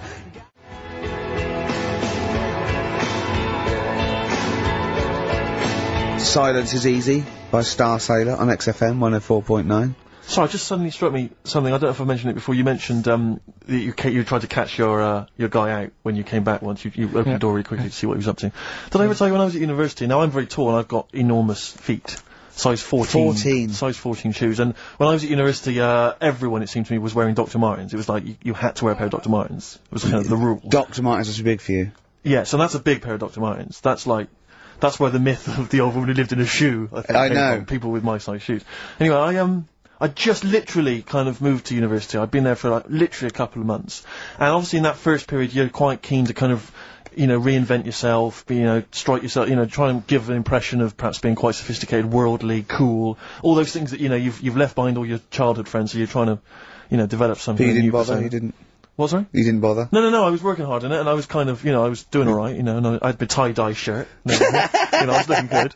And, so I was trying, working hard to try and seem kind of cool and, not freakish. And, I came back from studies once, and I came in, and there's a little old cleaning lady that kind of would always come in every day and clean up our halls of residence. And I came back, and my door of my room was open, and there was like a little huddle of people just peering in, right? And I thought, this is odd, that my door's open and I'm not in there, and there's people staring in the door. And I looked in, and the little cleaning lady had my Dr. Martens on and was clomping around, making them all laugh, doing an impression of me. That's amazing. Imagine that. Imagine the psychological scars that has. I love that she's more popular than you. Yeah, exactly. And they go, come on, Maud, let's go to the JCR. Exactly. And they carry her down. They go, drink. And she goes to you, Steve, you better have that spotless by the time I come back. And you go, alright, I will. Alright. But what I like is the fact that I'm sure that's not part of the cleaner's code. The cleaner's code is you don't have the keys to everyone's room so you can go through their belongings and play practical jokes. I mean, surely it's a kind of, there's a trust. She must have looked like a wall bracket with that. I went bowling with him once the first time, and we went bowling at this place. Where was it? Up in Finsbury Park. And I'd never been before. And he goes, you got to wear special shoes. I went, alright. He went, so. He goes, have you got size 14? And she went, yeah, I've got one pair. And she put them on the table, and they look like crusty. Honestly, honestly, it looked like. It was. I just started laughing because they're so long and thin anyway, and they're multicoloured, aren't they? They're two colours, and it looked like Krusty the Clown's feet. And then this teacher just went, all right, 14. That is big, isn't it? It is a huge size shoe. You're right. Yeah. And it was just the one cleaner in them. Just the one, sadly. She did have loads of kids eventually and brought them up in there. Well, we got songs of phrase, haven't we? Songs of phrase then. Okay, let's just have a look at the prizes. Let's just remind us again what exactly songs of phrase is, because I know a lot of people put it out of their mind week by week. It's a phrase that's, been said on the show a few times, right? I mean, you remember classics, like, what was? We've had hairy Chinese kid. Yeah, there's this hairy Chinese kid. Stop squeezing me head. Stop squeezing Carl, you're an idiot. Carl, you're an idiot. Yeah. Some classic phrases. Classic phrases. And so you use various old-time songs and you put them all together and that spells out the phrase. Before we play that, let me tell you now, you can win. Look forward to this. What's this? The new album from the Star Spangles. That's called Bazooka. Is that out, is it? Never heard. When's Bazooka out? Never heard of them. The best summer holiday album in the world ever. You've got the treats on there include the Fast Food Rockers and Laz Ketchup. Yeah, I'm waiting for their second single because I don't know what that's going to be about. Sure. Is it going to be a bit more fast food? Maybe like Pret a Manger? Yeah. Yeah, lovely. This is very good. Yeah, 2 disc set, the best of David Bowie. Inspiral Carpets, the best of them. Still don't know how they spring that over 3 seasons. No idea. Bowie's is one. Yeah. We mentioned it last week. The American Song Poem Anthology. That's kind of a kooky collection of songs. And we've also got a couple of DVDs here. Stephen King's Rose Red. I've never heard of it. Straight to video. Yeah, made for television. Yeah. Will never be seen at the cinema. And I'm sure there's a lot of nerdlingers listening, so they will be loving Richard Dean Anderson in Stargate SG-1. Free inside, there's a collector's card, plus you can win some exclusive memorabilia. Brilliant. So I think a pair of their right, all you've got to do is listen to these, 13 songs, probably, to a well-known stupid phrase. It's only seven different songs, right? Well, just get the most you can, just be rough, artist or song, it'd do, right? And the phrase is, about me dad nicking from, telephone boxes, right? You got to give them a clue, because they've got to know what they're listening for. It's hard enough when you know. Daddy's never gonna stop robbing from telephone box. Is that it? Yeah. So what are these songs then? Go on in. It doesn't matter that some people don't know what that's about, do they? Doesn't matter. No, they're not. They're not. Well, your father's a thief. Is the point. Email only. ricky.gervais@xfm.co.uk. Let's hear it. All right. From...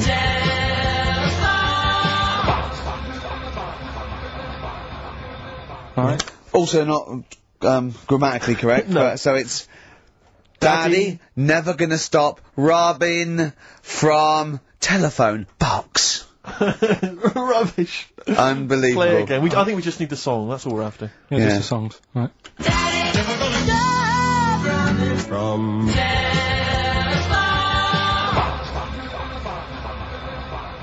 Just again.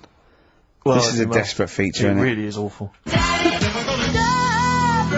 From...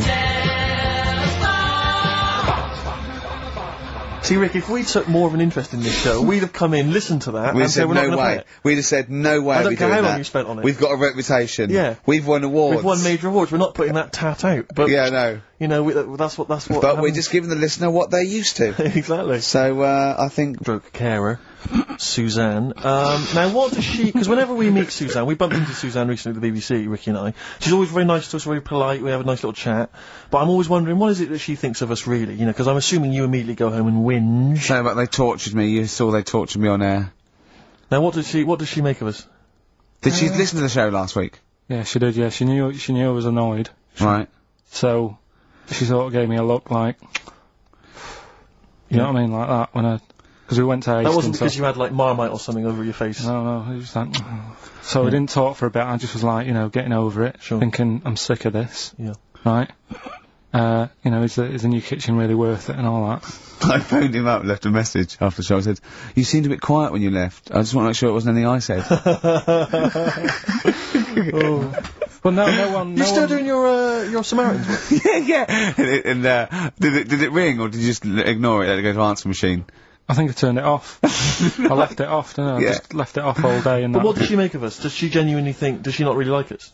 I said it's weird because there's no one who she doesn't really like, which annoys me. Because she says to me, I'm the opposite. Do you know what I mean? I'm like, oh, everybody annoys you, Yeah. and it's like, well, but that's my choice, right? Sure. And that's why I don't bother getting mates and that. 'Cause Sure. it's just hassle. Yeah. Right. Yeah. Yeah.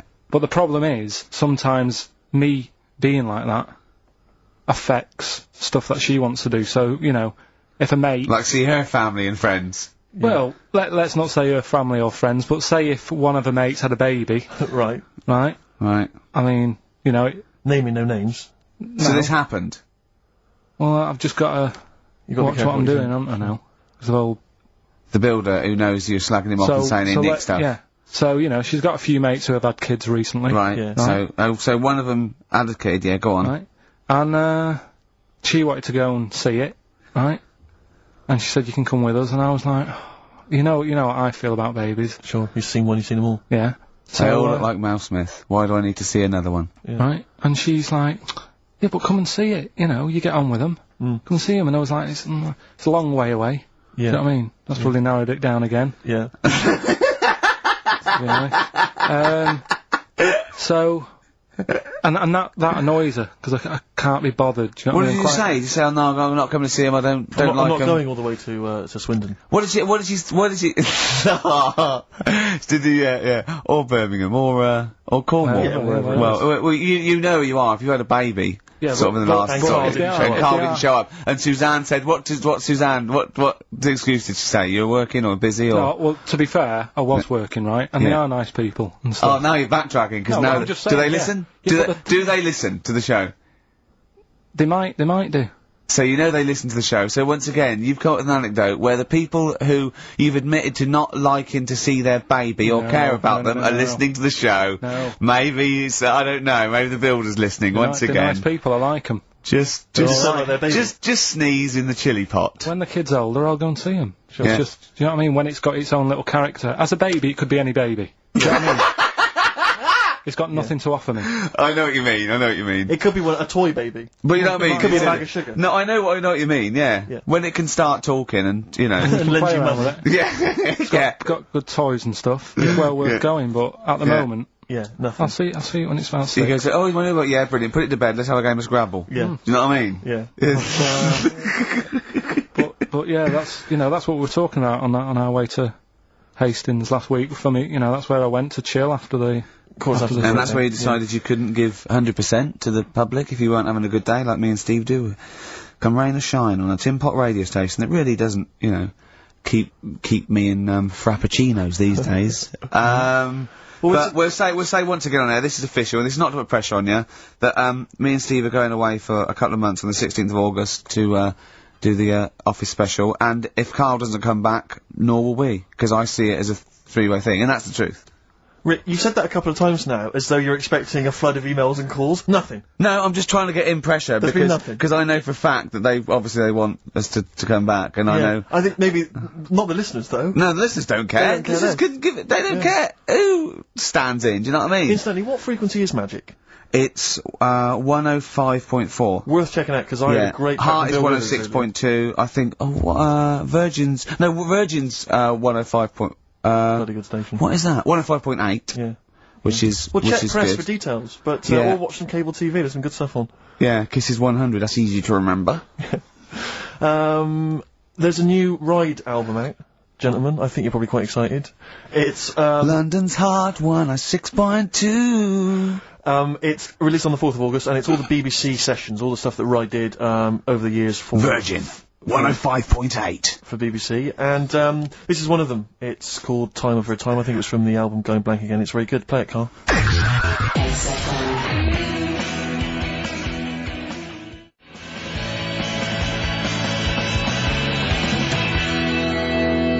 I play that for Pippa, who requested some Ride. That's from a new compilation called Waves, and it's the BBC recordings that Ride made during the 90s, and I think that was originally recorded for BBC Radio 1. That's a good station. Radio bloody 1. Good station. That's a good station if they're interested. Radio 1. So one of the... I think they pay quite well as well. Well, I enjoyed working for them. I know we used to work for them for a period of time. Until we got fired for slagging off. Simon Mayo. I think it was Simon Mayo. Yeah. Do you remember that? I can't quite remember it. Well, we used to do this thing, Marianne Hobbs at night, and we were getting a bit busy, and so we were constantly handing in shoddier and shoddier work. Right, we used to hand it like that and hand it to them. A theme there? A theme, I know, yeah. And to the point where they kept going, like every other week they go, we couldn't put it out. Why? Well, because it was the most offensive, or it was inaudible, or it was twaddle, or you didn't record it. There was things like that. Yeah. And then I think the straw that broke the camel's back was Simon Mayo had just broken the Guinness World Record for DJing, and we were going, oh, that's brilliant, yeah, in an air-conditioned studio with loads of scrotes getting cappuccinos for him. That's not work. Our dad used to build walls, that's work, not sitting down. If he wants to break a record for work, and we went off on things like, I know... We were going, we know birds who do leisure stuff to feed their smack addiction. Yeah. That's work. I want to see Mayo on his knees outside McDonald's giving a rent boy a blowjob and all this sort of stuff. I want to see him hanging up in some kind of leather strap. In a Amsterdam torture garden with 13 blokes jizzing on him, all with beards. Yeah. But why aren't you still there? Oh dear. Happy days. I think the producer at the time said, we can't. I said, why not? I said, we're not saying he did it, we're saying we'd like to see him do it. Yeah. Right? And she went, oh, he's a Christian. All the more reason. Well, we were talking earlier about friends. You say you don't like making new friends, do you? You're kind of repulsed by the idea of new friends because it's too much responsibility. They might phone you up, they might ask you for a favour, they might need a shoulder to cry on. You don't want any of that responsibility, any of that concern.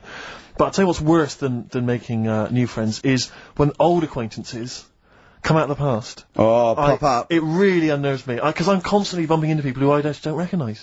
I know. And I've got this urge to be polite. I can never just go, I don't know who you are. I've always got to pretend. I've looked for clues. When they say, you still, don't know, I go, yeah, so I go, right, and what about so-and-so? I go, so they know those two people, and it's like a saw in my brain going, I must know them from so-and-so. Yeah. Well, I went back to Bristol once, and I remember, walking to the bus stop, and seeing someone I recognised from school and walking all the way to the next bus stop just so I didn't have to stand there and make conversation because I just thought I've got nothing. Where's the conversation? I didn't know you then. If you're yeah. What can we talk about? We've got nothing in common except the fact that we went to the same school. I was on a train station platform fairly recently and the guy comes in and he goes, oh, Steve, How's it going, mate? And I looked at him, stony face, I had no idea it was. But of course, I had to go, good, mate, good, how are you?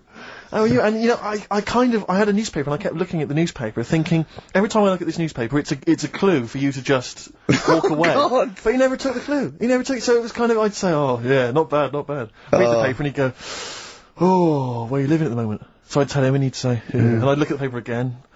Oh, do you still know, But that's the way, when you know they are, it's just as bad, because they go, oh, we should have a drink sometime, and you want to go, I'll be honest, look, if I'd wanted to get in touch with you, I had loads of opportunities. Exactly. I've had every day, from now, right back to the last 15 years, I could have made contact. I didn't. Exactly. It's easy.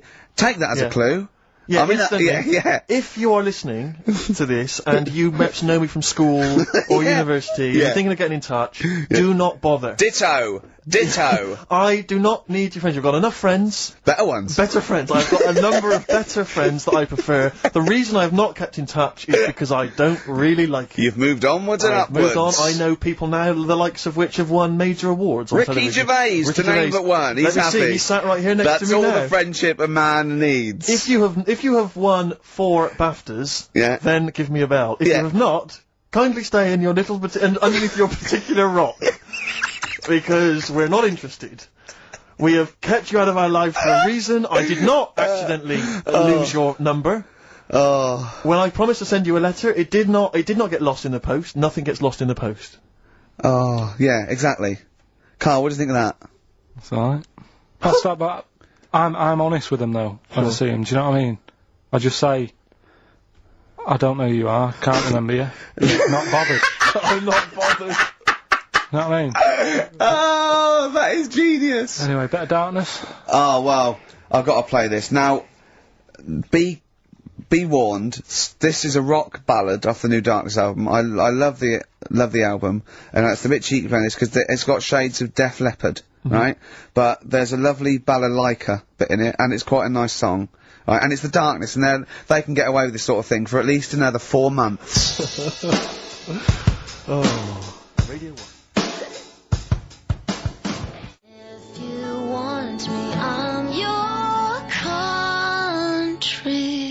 Cardigans, You're the Storm on XFM 104.9. If anyone from Heart or Magic or Radio 1 or Radio 2 is listening, could well be available come October.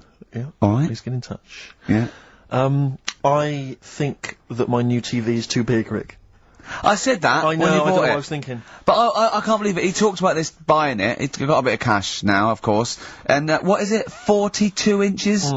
42-inch plasma screen. What did it cost you? $3 grand or something? I don't tell. That's wow, huge. it's ridiculous. £3.5 grand. Big spender. Of course it's too big. Well, I can't get far enough back in my room, in my living room for it. You know, you're meant to be, I think, 4 times the screen size away from it. Really? To get out from the air. So that's 4 times 42 inches you're meant to be sitting away from it, which is impossible. Yeah. Well, I'll have to just get friendly with the neighbours. Yeah, watch it through a hat. If that's the case, though, aren't you better off just getting a portable? What? I don't understand that rule. What are you saying? Well, you're meant to be 4 times the screen size away from the TV. But then what's the point in having a big telly if you've got to keep moving further back? Get a portable. and sit right next to it. Is that how they sell it? Is that what they say to you? Well, no, it's a rule, but I do see your point. Why do people go to the cinema then? Did you see films that aren't out yet? Fair enough, he's got you there. Done. I'd tell you this though, I had it delivered, and are you supposed to tip delivery men? Of course you are. I don't know. I've never had anything delivered before. Well, no, not if it's a courier with an envelope, but if it's a bloke who's struggled up the stairs, two fat blokes with a fridge, then give him a £5 for a drink. But the problem was, I didn't realise, and I was thinking to myself, I wonder if I've got to tip him, and the guy was leaving, and my mobile phone went off in my pocket, and I reached in to get it, he put his hand out thinking it was a tip, I went, it's just my phone.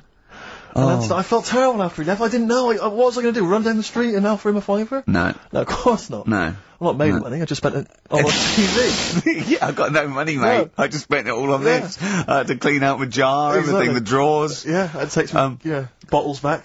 The problem was, it took me forever to wire it in. I thought, I'm not going to pay for someone to wire it up, you know.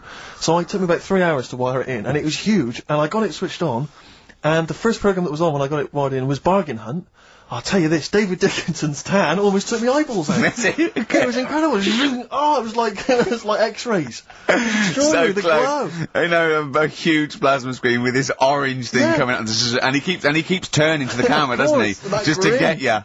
Yeah, he turns away. You get a bit closer. They go, "What's he doing?" He just turns around, takes the cornea off. What do you think, bargain hunters? Oh dear, well, that's why I'd buy a plasma screen to watch bargain hunt. I mean, it's ludicrous. This is the problem, is because what do you watch? I mean, have you watched anything that's been worth having? The only thing I've watched really worth watching. 24. Well, 24 works great, but also films. Obviously, that's the main reason I bought it, because films just look amazing on the DVD on the plasma screen. So if you're into films and that, it's just that I only, I've just got the 5 channels and flicking about, and I'm not impressed. I mean, I can understand why more people listen to radio and stuff. Yeah. Well, not this one, but go on. Well, when was it? When was the last time I sort of sat down and had time, because I'm always busy doing stuff and that. Sure. Moaning takes up about 3 hours a day. When did Wimbledon finish? A couple of weeks ago. Right. Found myself sat there, right, and I'm not having a go. I know we've stopped Cheeky Freak of the Week and all that, right? So I'm not going to be having a go. Christ. I sat there. I'm scared. No, I'm not having a go. You've always got to remember that. Go on, just get on with it. Get on with it. I'll apologise after. I'm just saying, watching Wimbledon, it wasn't, one of the major games. It was little fellas in a wheelchair having a game. Little fellas in a wheelchair. Right. But for me, I mean, great. They're doing a sport and everything. Don't put it on the telly. What was up with it? There wasn't like a rally going on. No, do you know what I mean? Do you know normally, like, with the well, not to Enman, but with some of the other, with some of the other players and that, they're playing for ages, aren't they? It's like, who's going to win this and that? Yeah. None of that. It was just like, hit it, net. Oh, Christ! Oh, God! I don't know what to do! What? And people were, like, sat there watching it as well, when they've got other games going on in there. That's what I couldn't understand. If you've paid your money to get in... Yeah. I mean, like I say, good on them if they... Do you know what I mean? But it would have been... And they always start first in the marathon. I just thought it would have, give them a game of swing ball or something. Yeah. You know what I mean? No, yeah, I understand. Oh, God! Yeah. There's never anything XFM in the community. Did anyone confirm, actually, I had an email earlier, swing ball? No, I'm not having a go, though. Tell them. This is what I'm like, aren't I? Sorry, this is recording you as well. What do you mean I'm not having to go tell them? Do you think you just said that to me? Do you think you haven't got a microphone? You just said to London, keep wheelchair sport off the telly because they can't get a rally going. You called them little fellas in wheelchairs. What? And I meant to go, what Karl meant was... What? I mean, what? They can hear you as well. Yeah, I know, it's just that they might think that I'm having a go, and I don't want them to. That's why I stopped Cheeky Freak of the Week, because some people got the wrong end of the stick. Right. And what have you. So well, it was funny that a woman was born with deformed legs. They might think you were taking the mick. So anyway, I just was wondering if anyone could confirm. We had an email earlier, I forget who sent it in, but thanks very much indeed for it. They said that the Paralympics began this week, and apparently during the opening show, the entertainment was provided by Riverdance. Now, I don't know if that, I can neither confirm nor deny that, but it does seem rather tactless. Let's play a tune. Ricky Gervais. Don't put my name to this last link. Don't put my name to this last link. Ricky.Gervais, xfm.co.uk. Oh. Magic, Virgin, if you're listening, we are available probably sooner than we thought.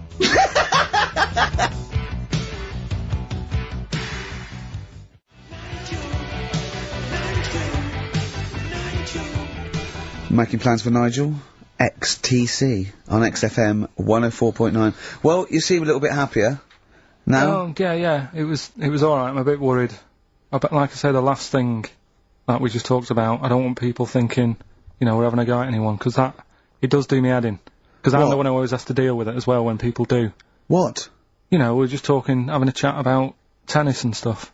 Yeah, the little fellas in the wheelchair, as you put it. Yeah, what are you worried about?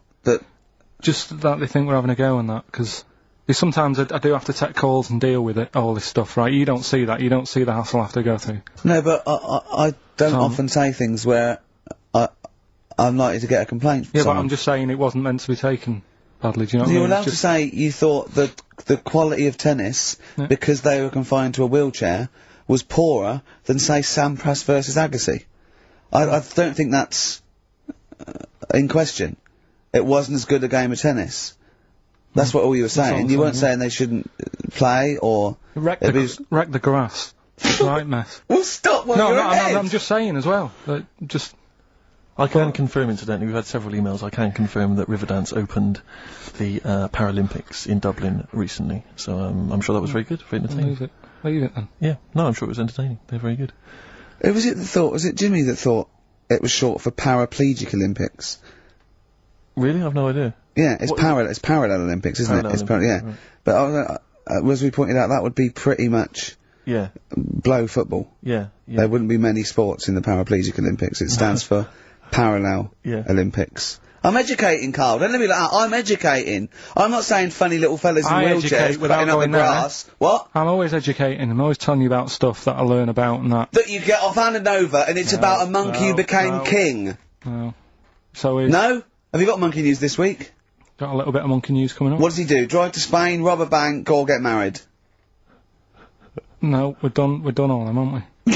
We have done all them. Yeah, but you know no, it's a good one. It's a good one. And in fact, it's a bit related to what we've been talking about in a way. Oh God. That's good. That's okay. Last week, after your nervous breakdown, you went to Hastings. Yeah. Can I ask, why the hell did you go to Hastings? It's so arbitrary. What do you mean? Why go to Hastings? You lost him on arbitrary.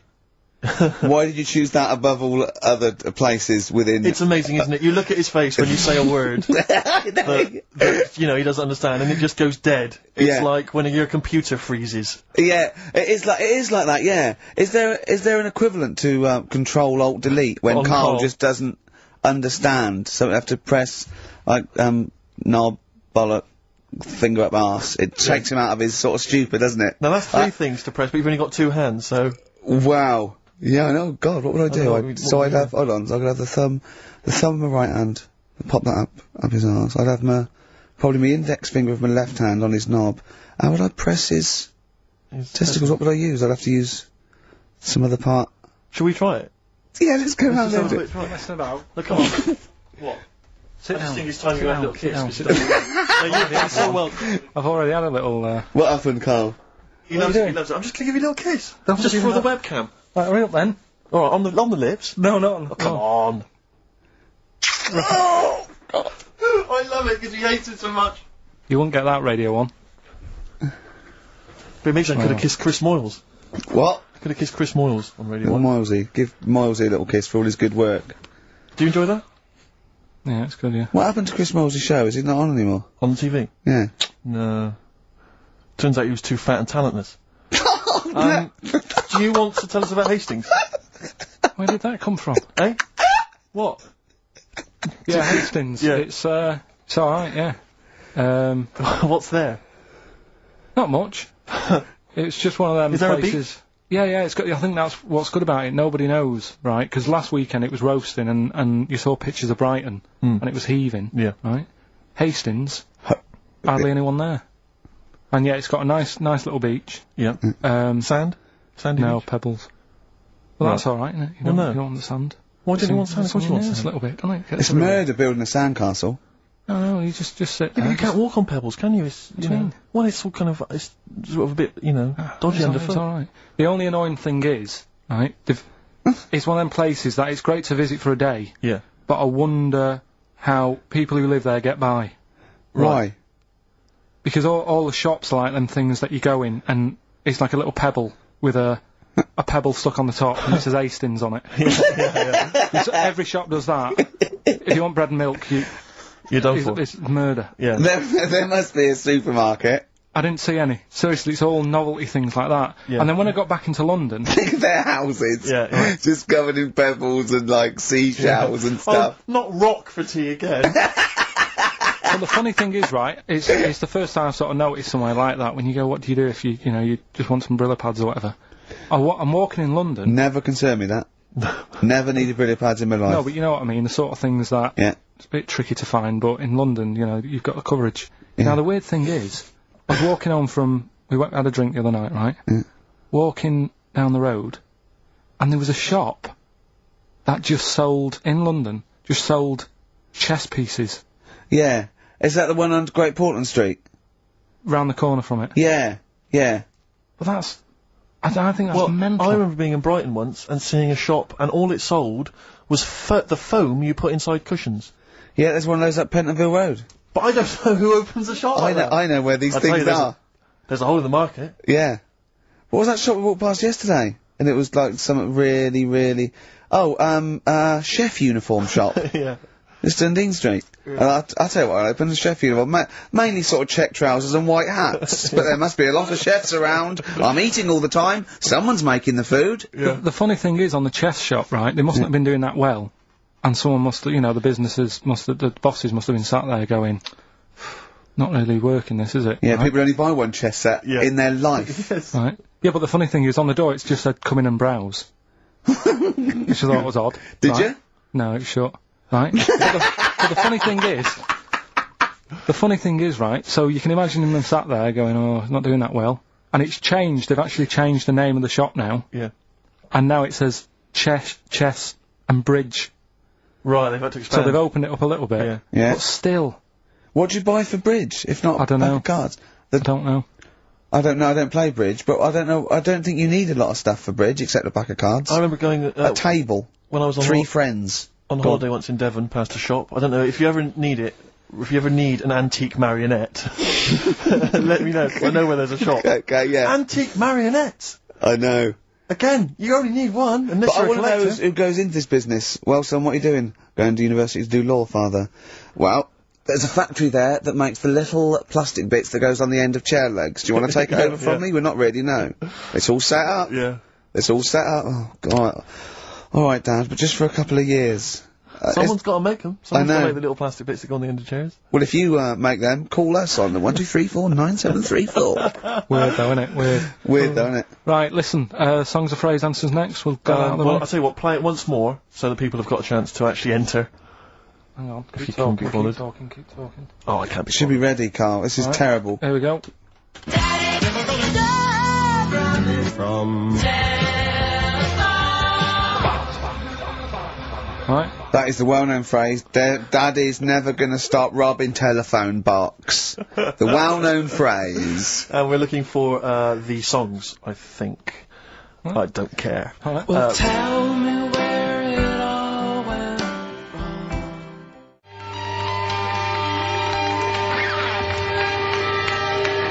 Libertines on XFM 104.9. I'm Ricky Gervais. With me, Steve Merchant. Over there is Karl Pilkington. I'd be great for Heart. You really would. Wouldn't I? You really Virgin, I'd probably. But it was Radio 2 being preferred. All one. Late night one would be good. All good stations, all professional stations. Yeah. 4 All weeks to have an go. audience, all have 4 an weeks to go before we may give up or we may come back. Who knows? It's all up to Karl Pilkington. Can I just extend an apology? I was a little bit crass earlier, and I made some unsavoury remarks about Radio 1 DJ Chris Moyles. I'd like to apologise. Funny man Chris Moyles. I would like to apologise for that, but it gave me an idea. You, the listeners, who do you hate? Email in ricky.gervais@xfm.co.uk. I just think that we've never really used XFM as a kind of, well, as a research tool, really, and it seems to me that we can get great opportunity. And it's this, we don't sort of do this thing, we don't go on there and sort of like slag off other people and people in the public eye. Well, we pick on targets that are can't fight back. Helpless, the elderly, you know, people suffering in some way that really, and particularly we don't want to pick on people like Chris Moyles who's got a big platform, much bigger platform. We want people who can't answer back. Yeah, so, who do you hate? That's us. Who do you hate? And I don't want people you went to school with, or your boss. Do you know what I hate, Steve? Who do you hate, Rick? Right, my top 3, just in the top 3, would be Hitler, Mussolini, and General Pinochet. Really? No, probably Moylesy, Harry Potter and Jamie Oliver. Nice. But what are your top 3? Now, don't make them comical, don't make them... These are the people that wind you up. When you see them on TV, if you hear them on the radio, if you see them in a magazine, they just... Oh, they make your kind of blood boil. Might be us. It could be us. Well, I'm expecting that. We know that... yeah, we're not stupid. We could take it as read that it's us. Yeah. And then if anyone other let's than us... assume it's us, so we want other people. Yeah. But we just want... I want to drop the top 5 people... I don't want to hear things like Tony Blair and Jeffrey Archer and fascism. No. Just people who make your flesh crawl for no fault of their own. Well, really? Well, sometimes their own, because they're you know, talentless or fat. But that'd be good. That'd be a good long-term poll over the next 4 weeks, and then in 4 weeks' time we go, well, we're off, we're in the top 10. Exactly. But here are the other 9. So I think it's just genuinely going to be quite interesting. So ricky.gervais@xfm.co.uk. Maybe who you hate and why. It's like giving a reason in the diary room. Yeah, you can't just nominate someone. You've got to say and why. Sure, but if you can't be bothered to write and why, just nominate. Yeah. Because that means we got a lot of reading to do if they start doing that, Rick. Yeah. Keep it down to 1 sentence. Yeah. You know, so the reason to be so-and-so because they can't walk. Something like that. Sure. Maybe. Now then, we were playing earlier songs of phrase. We have had... I mean, the answers I could literally count on the fingers of one hand. Now, the right answers, even less so. But, do you want to play it once more, Carl? Oh, God. From... There was 7 songs in there. Right. Read them out. Go on. What are they? It was Oh, have you got it written down? I can remember them. Daddy Cool. Right. Boney M. Boney M. Yeah. Never Gonna. Gives You from Up. Rick Astley. Yeah. Never Gonna. Write them down. Stop. Sam Brown. Right. Robin was Miss Robinson by Simon and Garfunkel. Mrs. Robinson. Yeah. Hang on a minute. That's not Robin. Oh. From Russia with Love, Matt Monro. Right. Telephone hanging on the telephone, Blondie. Right. And then Box, Living in a Box. Living in a box. Well, listen, no, Brilliant. I don't think anyone got them all right. No. If you did get them all right, I'm sorry, but I gave up checking the emails a long time ago. So, I'm going to give it to Michelle Flower, because she got a few of them right. So well done, She got a lot right there, actually, well done. Good, well done. She got 5 out of 7, so well done, Michelle. And you get all those great prizes. Incidentally, we mentioned that Stargate SG-1, I'm sure you look forward to that, Michelle. That features Richard Dean Anderson. Had a lot of emails, people saying, is that the same Richard Dean Anderson, or Dickie Anders, that used to email in and said he loved the show? What's happened to Dickie Now, Anders? I've not heard from Dickie for ages. So, Dickie, if you're listening, Richard Anderson, if anyone knows Richard Anderson, what's happened to him? I think we know his top 3. Yeah, exactly. So, Dickie Anders, if you're still out there, get in touch with Anders. Little saucer, alright? Yeah. So, hey. Anders. I just was going to say, you know, you're talking about people who annoy you and that. Yeah. Like, not many sort of celebrities annoy me, because I think, well, some people like them. You know what I mean? Yeah. Yeah. But things that affect me, like the builders. Right? You're a philosopher. Go on. Builders annoy me, right? Sure. Yeah. And you could say that's a bit of stereotyping, but all the people who I've met who have been builders have always annoyed me, right? So that's because they've been working on your house in your space. I mean, that's like all the builders that have been round your flat and making a noise when you're trying to get some sleep have annoyed you. Well, that. Brilliant. But also someone in the office in the week, right, who works here. Yeah. He's a good lad, named Lenny, right? He's called Lenny. He proposed to his missus using XFM. So like he popped in Zoe's show. Right, his girlfriend sat out there, she didn't know what was going on, she was asked to come in. Even she wasn't listening, and she was out there. she probably had a Walkman on or something. Yeah. But just that She was just to Jono. He had to fax Jono with the request. Dear Jono, I'm broadcasting from Mexico at the moment. Can My you ask girlfriend's listening to you. Oh, God. London's Hot 106.2. Great stuff. But it's just that thing of, like, abusing your position, I think, annoys me. Do you know what I mean? Yeah. Because I just was thinking, if he worked for a cab company, would he have done that over... That's one of my Do you know hates. what I mean? People abuse. Do you know what I hate? Dictators who have just sort of like, they've got there by unfair means, now they're sort of like hurting the, like, little people and that. Really? Yeah, that's what I hate the most. Yeah. Do you know what I don't like? What? Famine. No, it winds me right up. Famine and disease. Oh, I get so annoyed with it. Tune from Wilco, this is called I'm the Man Who Loves You, from their album Yankee Hotel Foxtrot, XFM 104.9. Who do you hate? ricky.gervais@xfm.co.uk. Alright. Fascists. I didn't want it all. Isn't that brilliant? Van Dando, All My Life. Beautiful. On XFM 104.9. Well, that's nearly it. It's the big one. It's what people tune in for. they probably tune in about 10 to these days, for Monkey News with, Karl Pilkington. Can we hear the jingle? Only 4 to go. Oh, chimpanzee, that Monkey News! Right, this one's about a, it's been emailed into me. Right. I haven't really had time to check it out this week. No, you're joking. Been busy. Ooh, I hope it's not stupid. Goes back to 1908, and the person's saying it's, you know, it's a good story and that, and they're surprised I haven't picked up on it yet. Right? The Olympics, right? In 1908 in London. Apparently it was meant to happen in Italy, but it was cancelled. Don't know why. Right? And it happened in London. Anyway, 400 metres.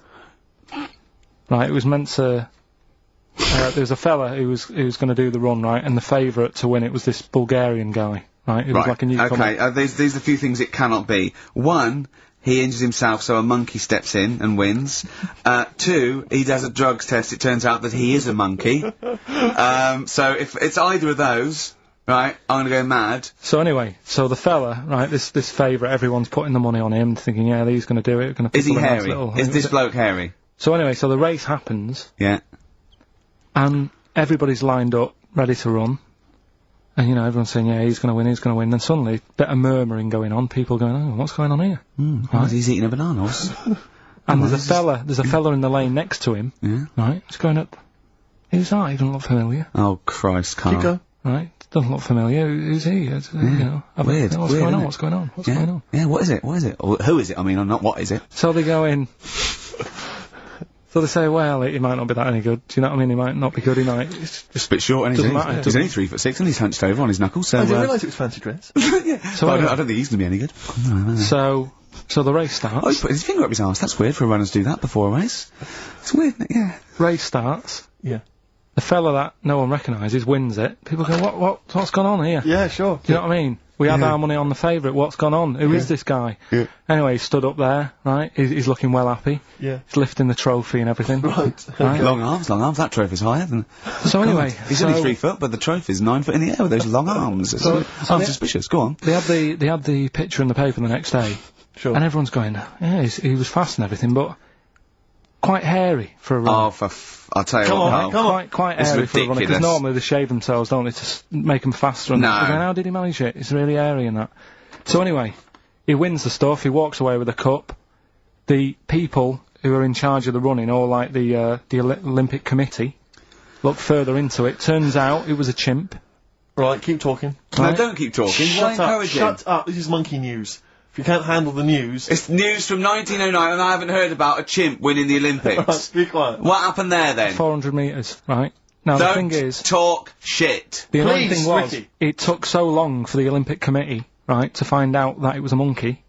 It was going going manic. It went into loads of races. It was picking up loads of like. Oh, shut up! It Right? became a celebrity. It was doing endorsements on TV. Don't talk shit. It said he managed to win the Right. same race 4 years later in Athens because How did he get to Well, Athens? it's a joke. They're winding you up, Karl. weird. It's not weird. It's isn't right. I do not believe it. Well, that's okay. There's only 3 of them to go then. Right, because we're probably all leaving in 4 weeks' time, and that's the end. I've got to get onto a sort of mainstream radio station because I don't think there's any other sort of tin pot place like this, is there? No. So I'm going to clear up my act a little bit. I've got an album from the Capitol Radio Library, and it's the best punk album in the world ever. So if Capitol are listening, I'm just going to show that I can do a mainstream. I'm going to play a classic song, and I'm going to announce it right and everything. So if you get a job on a decent station, you'll take me with you, will you? we're a pair. Brilliant. So okay, here we go. Right, if anyone's listening, just to show that I can do mainstream radio. Okay. Well, that's all. Okay. Well, you're getting No, nervous. no, You're getting okay, nervous. okay. So come on. Shall I get a monkey Okay. and do it? It's alright, it's alright. Okay. Well, that's about all there is time for today. You've been listening to Ricky Gervais with me, Stephen Merchant. Across the way, K-Man Pilkers. We're going all the way back now, a classic song from the late 1970s, and this is Devo with Mongoloid. Karl Pilkington. Steve's a bit quiet, he's got a bit of a sore throat. Oh, a bit of a sore throat. Murder. All week. It's been murder, Rick. We couldn't work all this week, No, I've been because off, sick. Steve's been in Bristol. Karl, you're not impressed? It's just I don't understand why having a sore throat sort of... Oh, he's done you. Right, what if the sore throat was so painful, it was like you've got broken glass and razor blades in your throat?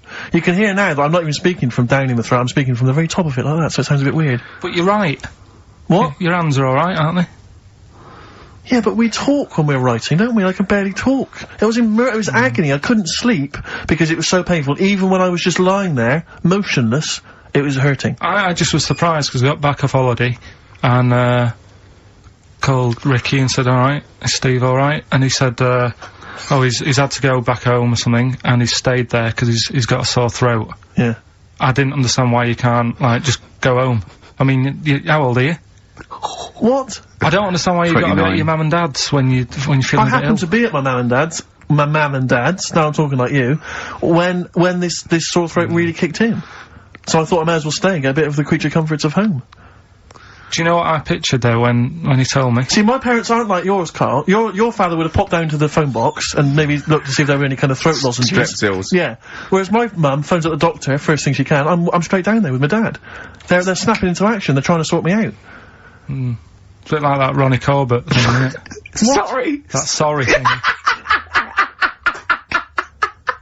You're right, Carl. Yes, you're absolutely right. It's just like that. Oh, No, dear. it's just because You just went on holiday with your parents. Well, not with mine. No, with right. Suzanne's, and it won't be happening again. So. Well, That's that sort we'll of- have more Didn't about work out that a for little you? bit later. Pain Well, in the luckily we came in a few times, didn't we? We've been here since about 11:30, haven't we? Yeah, sorting Doing it. stuff out. Doing a show. What, have you been squeezing his head, or? No, that's strictly between the hours of 1 and 3, we established that. And I've kept the rules, haven't I? I did practice the grip in the week, didn't I? Yeah, just to see what method he was going to use today. Yeah. I came in, I did my back on Tuesday. I was sparring, and I pulled my back, and I was in agony, and I had to get an emergency, chiropractor out, and sort it out. And I was on painkillers, and I couldn't walk the next day, but I still came in and did a voiceover that was booked at 4:30, didn't I? I got Johnny to walk me in, because I couldn't sit down, so I couldn't take a cab, but I could be upright, and I had to got him to walk me in, because I was scared someone was gonna bump into me. And I did the voiceover. That's dedication, isn't it? Yeah, but right, I got back off holiday on the Tuesday, right? First day back was going to be on the Wednesday, right? So I thought, well, I'll take it easy, because you do that, don't you, when you've been on holiday? The first day you just want to sort of... I don't, I'm straight back into it. Well, Yeah, yeah, but it's nice to, do you know what I mean? Yeah. Just sort of look at your emails, go through all them, work out what people need and stuff. Sure. Doss around, yeah, sure. So I thought, I'll take it easy. As soon as I got in, I was told that Ricky had been booked in to do a voiceover. I thought, oh, can't handle that. Do you know what I mean? On the first day, him coming in annoying me, probably trying to get a week's worth of head squeezing in. So so I called him up and he said, oh, I might not come in because I've got a bad back. I thought, well, that's alright, right? Then you just turned up, didn't you? You said, oh, I managed to get in a cab. Yeah, Johnny walked me in, and that's what, yeah. And he did the stuff, which I haven't got it here at the moment, but I'll find it on the system and I'll play you what he did. That he's been paid to do as well. It's alright, yeah, Well, it's not alright. I had to pretend it was alright when I played it to all my bosses to try and well, look, let's play that a little bit later, but now, as we're all back together, Steve, would you say the boys are back in town? Yeah. Brilliant. Then Lizzie, boys are back in town on XFM 104.9. Right, we are back in town. Me, Steve, and Carl. Carl's on holiday. Steve's been living with his mother, because he had a sore throat, and I've been hobbling around still trying to Do you know what? keep things going. Do you know why I think I was ill? Stress. I genuinely think it was stress. I'm analysing it. What do you think of that, Carl? But I'll tell you what it is. Look, think about it though. We live in London, we got the war, the threat of terrorist activity. That's where I live, I'm alright. Next one. We got SARS. One. Yeah, but you can walk to work, I got to travel on the tube. I came in this morning, I saw a Chinaman sneeze, I was terrified.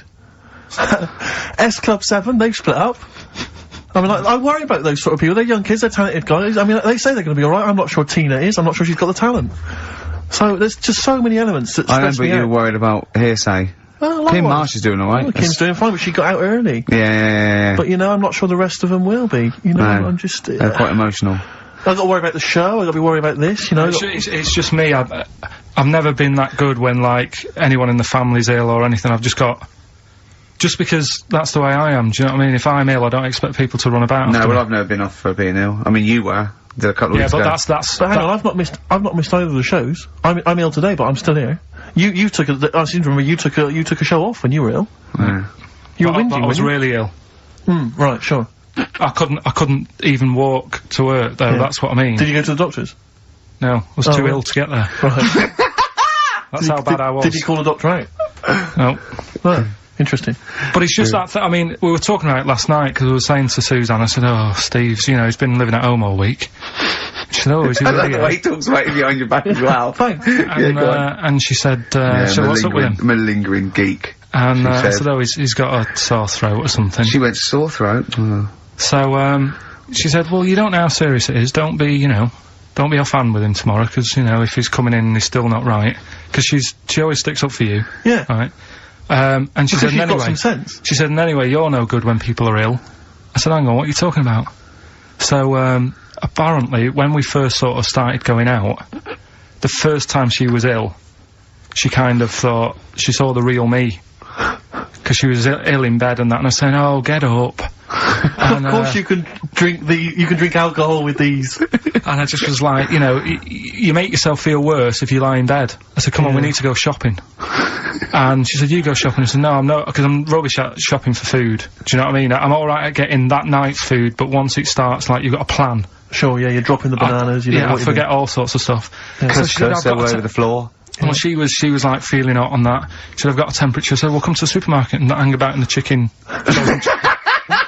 Frozen chicken section, cool yourself down. Yeah, sure. And, it made her worse. So now she was like, do you remember that? And I was kind of like, yeah. Who's that hot woman sitting in the chicken fillets? Yeah. That's Carl's girlfriend. Yeah. She's obviously ill again. Even when I was younger, do you know when I told you that I was picked at school to give old people biscuits? Right, yes. Because you had nice hands, wasn't it? Because I had nice nails, right? Yeah. And then, because I went down a storm at that. I went down a storm at that. You said, bravo! Getting back with the Garibaldi's the best I've ever had. Bravo! What do you mean you went down a storm? Because I'm into biscuits, so... You knew your stuff! I was talking to her about I'm into biscuits! Right, so, then Did you make sure that they finished the first layer before you dipped into the second layer? No, there's no rules like that. Just no rules. What do you want? What do you want? What do you fancy? Yeah. So, then, because I was good at that, we were going to, like, an old people's home where they're a bit iller. Rather than just being old, they were, like, ill. Yeah. And I said, no, not doing that. Not going there. Because they're old people. Yeah. They didn't want biscuits. Well, yeah, that's the They're too old to eat.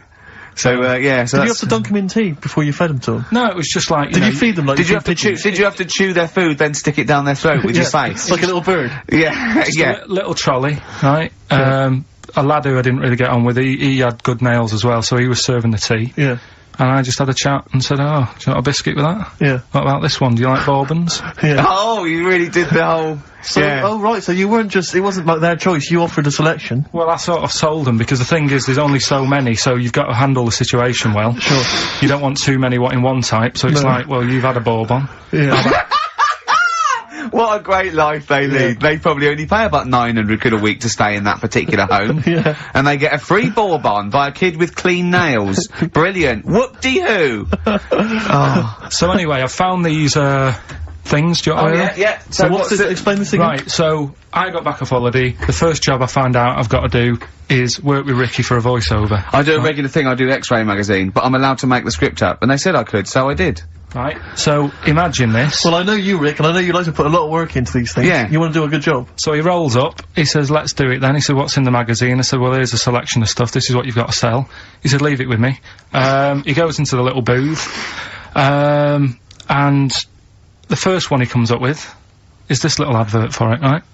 X-Ray magazine, it's out now, it's £3.50 May edition, music of tomorrow, Dandy Warhol's picture, and there's a free CD with all the Placebo and the Donners, and Smog, and Nightmares on Wax, and Alpine All-Stars. Only £3.50, it's out now, buy it, innit? Have you got a sore throat there? Well, that's alright, isn't it? And he was going, you can't, I said, we are doing that, I've done one, that is it, that's it. So I persuaded him, he went, right, okay, we can possibly put that on XFM, right? I'll have to see, right? I wouldn't do it again. And he went, but you need one for Capital. He said, Capital will know what I went, right, I'll do one more for Capital. Because all the stations advertise the XFM magazine, right? So this is the one that he thought would be alright for them. Ooh, hello, you loonies in Radioland, Dr. Frog here to tell you about the new edition of X-Ray magazine. It's out now and it's only £3.50. You've not heard of it? It's a great music magazine. And you get a free CD featuring bands like Placebo, They Wear Makeup But Leave 'Em Alone, Gold Chain, Smog, OK Go, The Donners, and all great bands that you'll love to... Froggy here, hello, bye! Ribbit, Froggy says bye it. Oh, well. So then, he says, that's it, It's you good had to your see, money's is worth. Dr. Frog still on there? He's still on Classic. I said, that isn't going to go out, you're not going to be happy with that. He said, you've had your money's worth, I'm going. Yeah. So I'm left with that. I then have to get the bosses in. And because I've let him go, in a way, it's my responsibility. Yeah. So I've obviously thought I've got what I need. I had to play them to the MD. What did he say? And justify... Well, I was sort of thinking if I laugh, he might go, well, I don't get it, but he finds it funny. Oh, brilliant, well done. So I was laughing, he was sort of thinking, you know... Excellent. Is that it? Brilliant. When do they go out then? I think one of them's going out at the moment. Excellent. I think the first one's going out. Brilliant. Well, let's play a great track then. Is it Dr. Frog? Well, I'd like to see Dr. Frog feature maybe on our show more often. Okay. Oh, I've got some new comedy characters. I can't believe my luck. You know, I love the work of comedy greats like Chris Moyles and Noel Edmonds. I've got some really funny comic characters that'll be popping in and out of the studio. Save them. Okay. I'm excited. Badly Drawn Boy. All possibilities on XFM 104.9. I'm Ricky Gervais, with me, Steve Merchant and Karl Pilkington, and a few new characters. Oh, Steve. I can't believe As you that. said, you know, I know you love Moyles and his sort of wacky stuff, and Chris Moyles, Edmonds, one of the greats, one of the and greats. Edmonds, and just all Oh, no, Edmonds. well, I'm going to go along the same sort of vein. I've come up with a couple of. Can I do a little? Can I show you one? I'm excited. Okay. Well, it always starts with a sort of doorbell. So it goes, ding dong. I go, oh no, hold on, Steve, hold on, Karl. Who's that at the door? Yeah. Hello. Oh, hello. Oh, look. It's Camp David, the right queer gay. Oh, hello. Hello. You look all gay today. Is that because it's nice weather? Oh, no, that's not what it means. Oh, have you got a girlfriend, Camp David, the right queer gay? No, but I've got a boyfriend. Yeah. Oh, bye. Right. Oh. Ding yeah. dong. Oh, it's another one. Hang on. Another comic. Hello. Oh, look.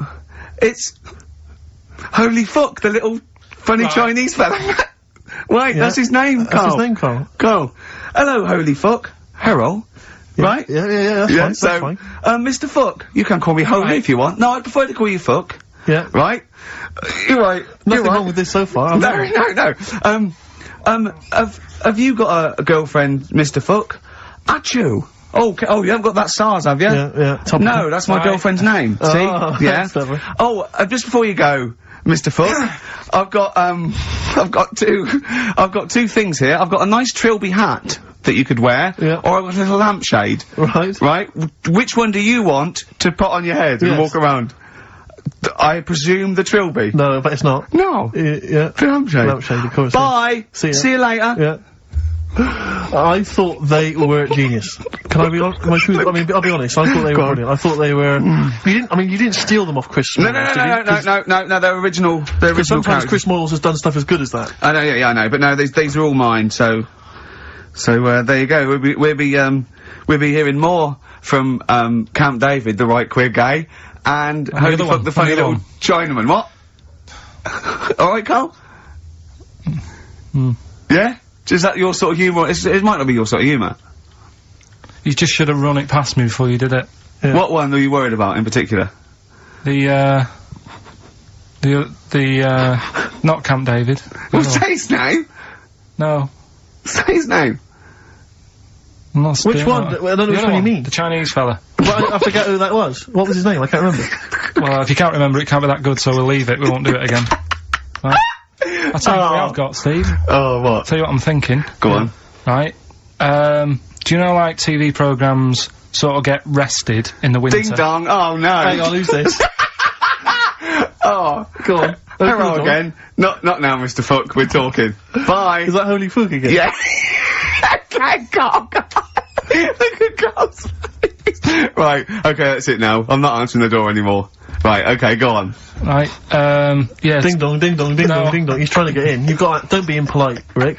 Come on, Rick. He wants to come in. No, it's too late. It's too late. He's gone away now. Go on. Right. Anyway, what I'm thinking is, Rockbusters coming back for a bit. What?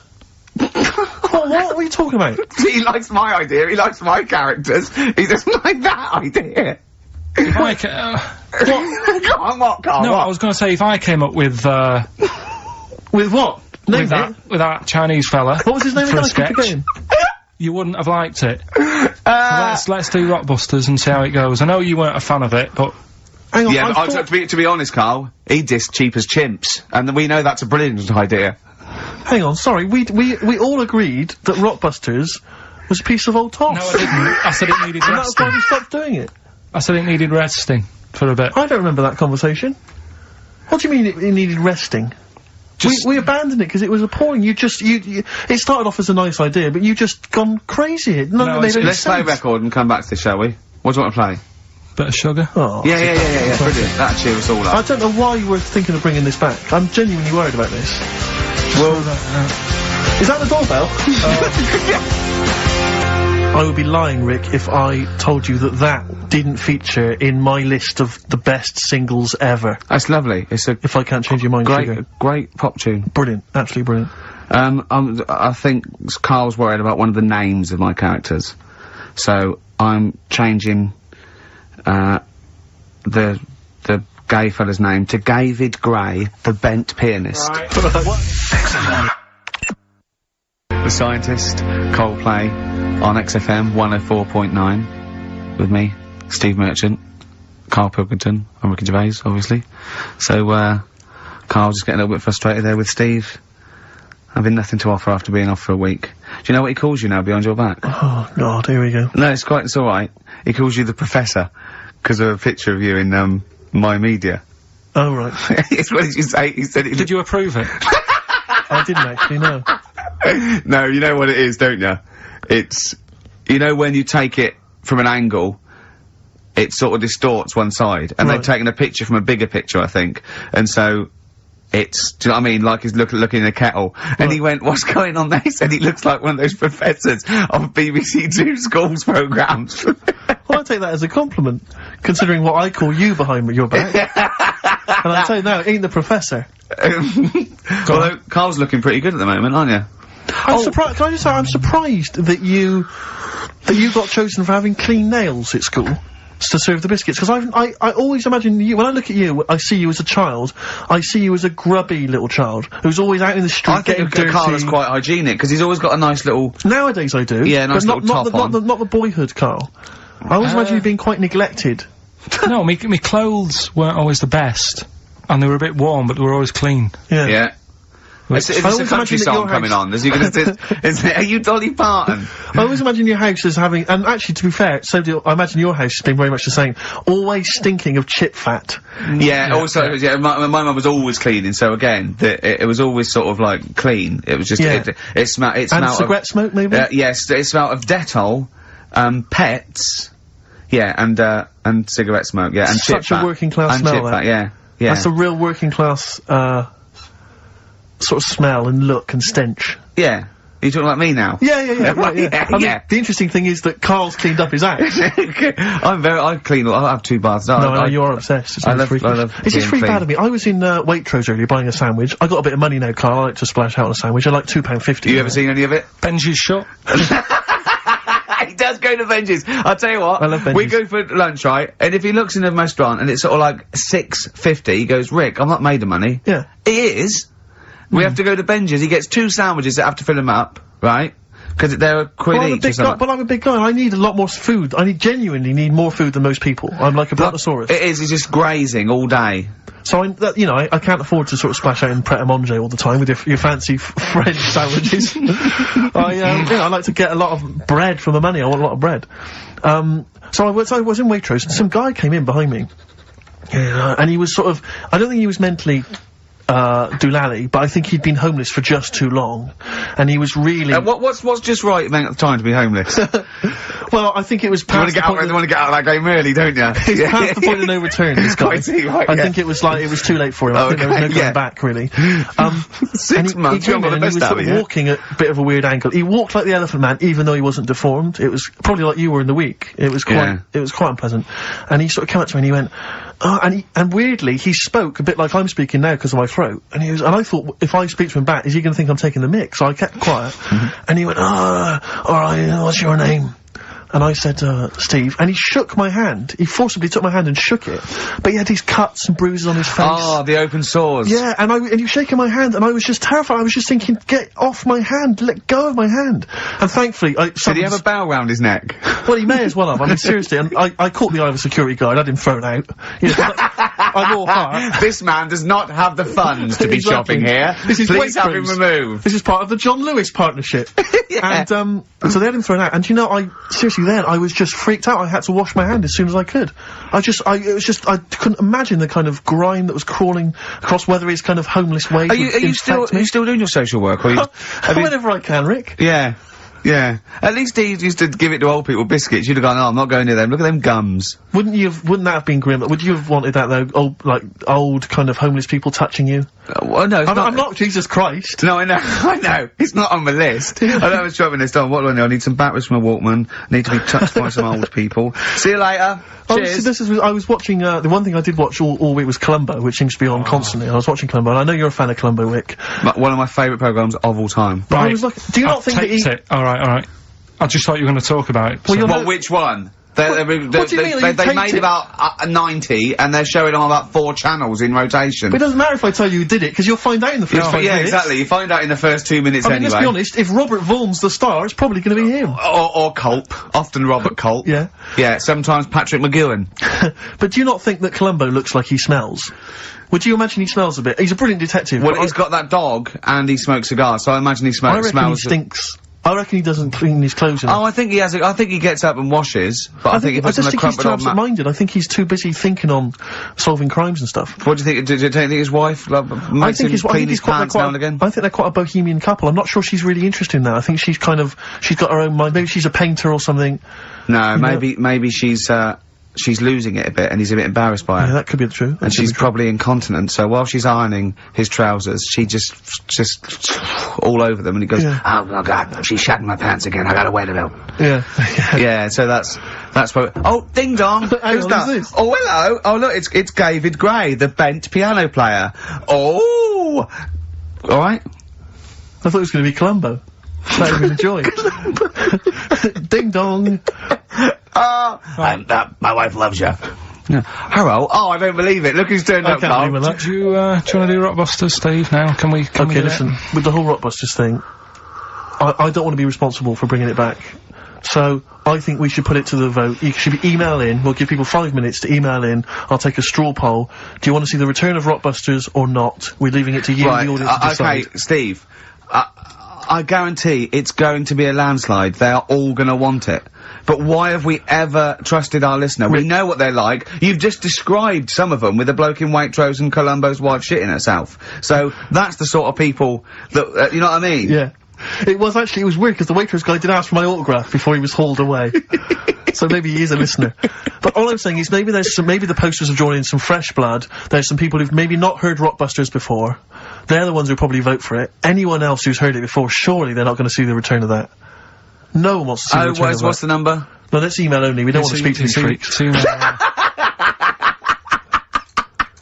Ricky.Gervais@xfm.co.uk. I love the fact we don't want to speak to these freaks. We work with one of them. Yeah. God. Yeah. If you want to see the return of Rockbusters, vote yes. If not, no. Tone it down a bit. Let's not do 3. No, it's got to be 3, otherwise it's too easy. Oh. Ricky.Gervais@xfm.co.uk. Alright, just choose the best one. Right. The Seeker from The Who. Brilliant. Classic rock. On XFM 104.9, I'm Ricky Gervais, with me Steve Merchant, Karl Pilkington. Alright, well, unsurprisingly, the overwhelming consensus is that people would like to hear the return of Rockbusters. I should, however, point out just some of the no responses. Let me see what we've got here. Is Dickie Anderson called in yet? Sadly, nothing from Dickers. I think I might make him one of my, hilarious sort of comedy characters. What do you think he would sound like? What would he sound like? It's sort of probably like that, I think. Ding dong. Hello. Hey, it's Dickie Anderson. I can't believe it. Your show's rubbish.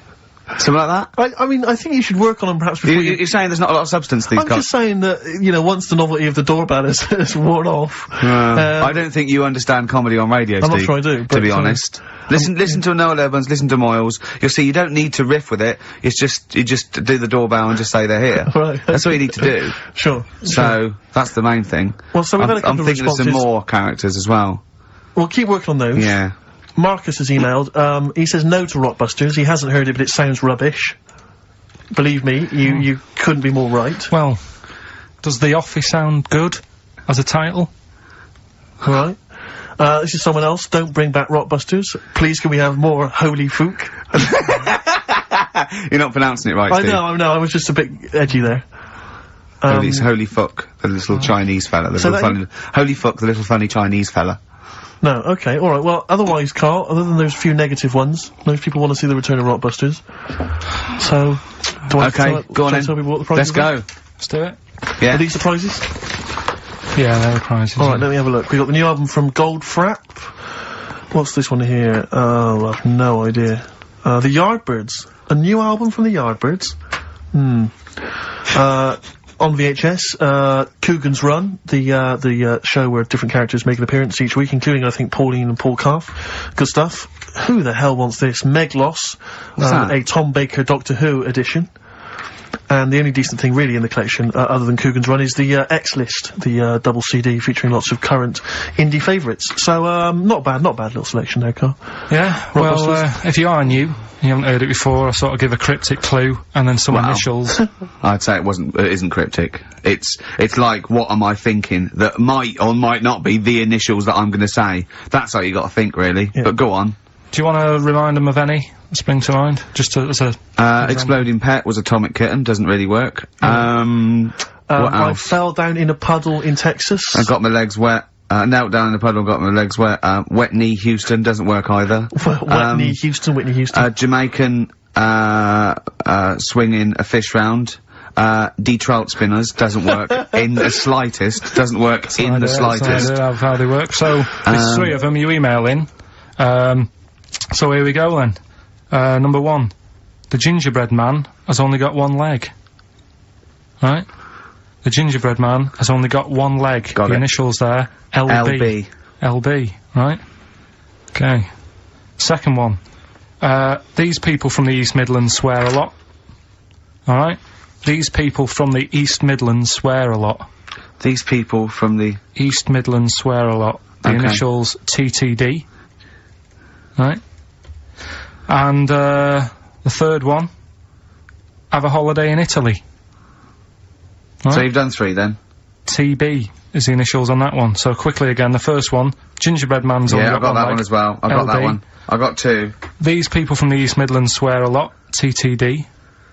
And, the third one, have a holiday in Italy. TB. Email in with what the songs are and you win that stuff. ricky.gervais@xfm.co.uk. Hang on, it's not the songs, it's the artists, isn't it? Yeah. Yeah, just the... Oh yeah, like he said that. Yeah. Yeah. Okay, fine. Email only, please, ricky.gervais@xfm.co.uk. So we got that going. Yeah, looking forward to, the answers on that. Bit of, feeder would be good, wouldn't it? Alright. I love this. Placebo and Bitter End. I don't want to contradict you, lads, but it's not. We've got a full hour to go on the, Ricky Gervais show. On XFM 104.9. I am Ricky Gervais, the aforementioned Ricky Gervais, with me, Steve Merchant and Karl Pilkington. Rockbusters. Oh, ding dong. Oh, who's that? Oh, it's a posh bloke who doesn't care about poor people. Hello, posh bloke, what are you doing? I'm in my Rolls Royce, and I don't like the homeless. Oh, posh bloke, don't be a... You wanna do the... Satire. That is satire. Yeah. There's nothing like it. So it's political as well. I'm getting in but there's so many, don't even begin to show off. I was showing that some foreigners are funny. I got in the fact that, like, if you notice that Chinese people wear different hats to us. Yes. So that's political in a sense. Yeah. So the weird thing is, Steve, right, that is like what I imagine Ricky's house being like when people are ringing the bell? Because they're all so different. It's got a little... He's obsessed with all my friends being slightly different to each other. I've never understood it. He goes, there's no thread. There's no thread to them. All my mates have got a thread running through them. I was in literally after they walk out of the home. Yeah. But what do you mean my friends all different? Well, that could be... it wouldn't surprise me if I was round there and the bell went and I said, do you want me to get it? And you said, yeah, and I opened it and it's, you know... what, holy fuck? Holy, yeah, he's at the door, right? And then I'd say he's busy, close the door, bell would go again, then you got the little gay fella. David Gray. Yeah. And then, do you know what I mean? Yeah. Not really, no. 'Cause he's met some of my friends and he looks at them in a weird way. I mean, some of them are weird, but, he's just... Oh, the other night, right, he's got a thing about Robin, my mate Robin, right, he was a lovely bloke, right, he's going, I can't be handling him, he talks too much, you know, Robin sort of goes, and he talks really fast, and he's sort of riffing all the time and that, and because it does me head in. Why is he talking like that? And, I said, Carl going out for a drink. He went, Robin's not gonna be there, is he? I went, no. And I was there with, Johnny, and, I'd set him up. I knew Robin was gonna be there. Robin comes in, sits down and goes, hi. I go, alright. Carl goes, oh, I'm going. And Robin sort of looks at him. I went, oh, don't be stupid. He went, no. And this is in front of Robin, who's confused. Carl goes, points at him, he goes, I said, was he gonna be here? You know I don't like him. And Robin just... it was unbelievable. It was unbelievable. Appalling. It was unbelievable, Steve. And Robin sort of looked like really genuinely sort of upset. He goes, well, shall I go? I went, no, don't. And Johnny went, oh, Carl, he's a lovely bloke, right? And Carl went, well, no, you know, I'm less annoyed at Robin now, who's done nothing. No, of course. Than you. And I went, look, just have a chat. He goes, no, it's not worth it. You know, and Robin was going, right. I go, Robin, stay. He went, no, it's not. And I made him stay, and in the end they were getting on, weren't you? Well, yeah, in the end... I can't believe, what were you thinking, Carl? What kind of a despicable man are you? That's why am I the bad one? Of all the things you've done, that is terrible. Why am I the bad one when it's when it's Ricky's fault that we were both there anyway? We all understand. But it's a public place. You don't say to someone in front of them, I don't like this person, I'm shooting off. I don't think I said it like that. You did, you said exactly like that. Yeah, and he was like genuinely confused, and he was sort of like sitting there thinking, oh, do I have to take this, what have I done? And he was upset anyway, he just done a show that didn't, you know. Are one of those typical Mancs who are arrogant and they swagger around the place like, I don't need anyone, and I'll tell you this, if you ever lose Suzanne, you are gonna be one lonely man, I'll tell you, because you make no effort to maintain your friendships. You say these sort of things that he's saying to you about Liverpudlians, and I'll tell you what, I've never met a Liverpudlian as rude as you. You're like the Oasis brothers, you know, Larry, loud, rude. No, but I said no, Robin's alright, I had a chat with him. He was a bit quieter the other night, he was fed up. I said if he's fed up all the time, I'd be happy. I said... He's fed up because you've just insulted him! And he said he was alright, he didn't talk much. I said when he was upset because he'd been in the show and he said, well, tell me next time when his family dies, we'll have another drink.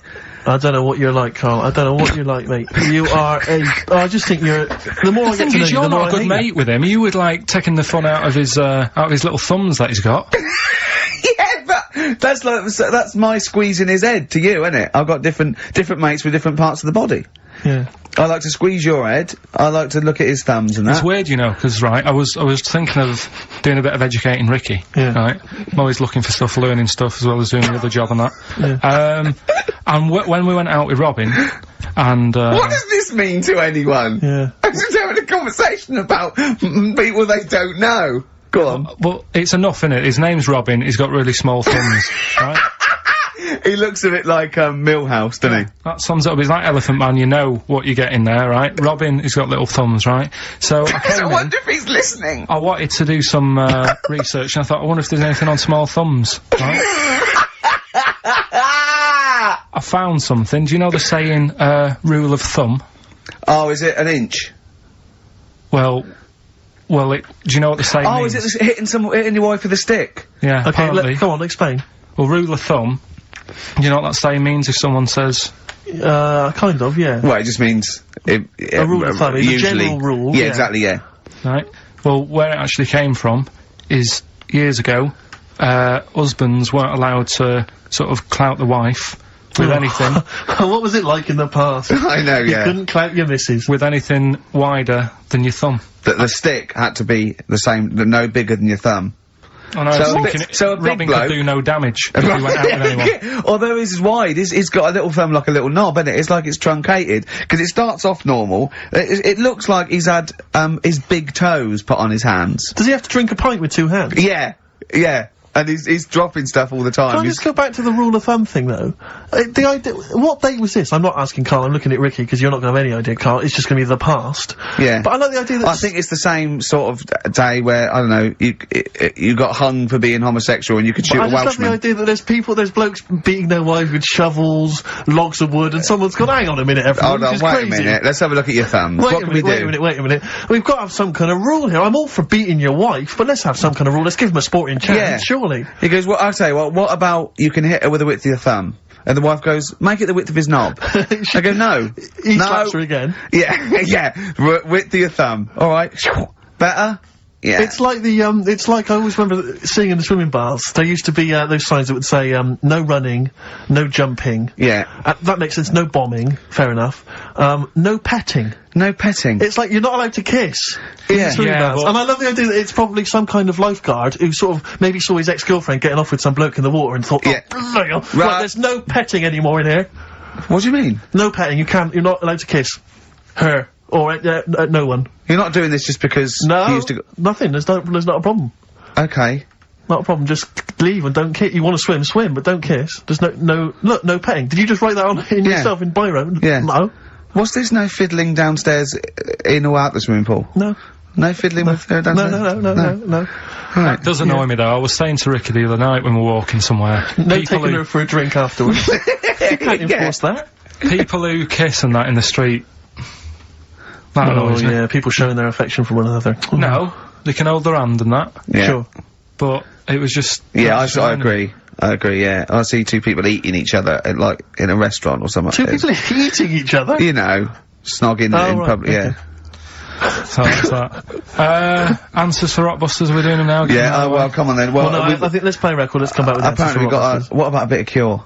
Do you want a bit of Cure? Yeah. So we're gonna go wrong, we're gonna go wrong. Ding dong. Oh, here you go. Oh, it's a fat fella with lipstick. Hello! A Forest, The Cure, XFM 104.9. Good track, isn't it? Oh, yeah. Going all the way back. All the way back there. Wow, Rockbusters, the results.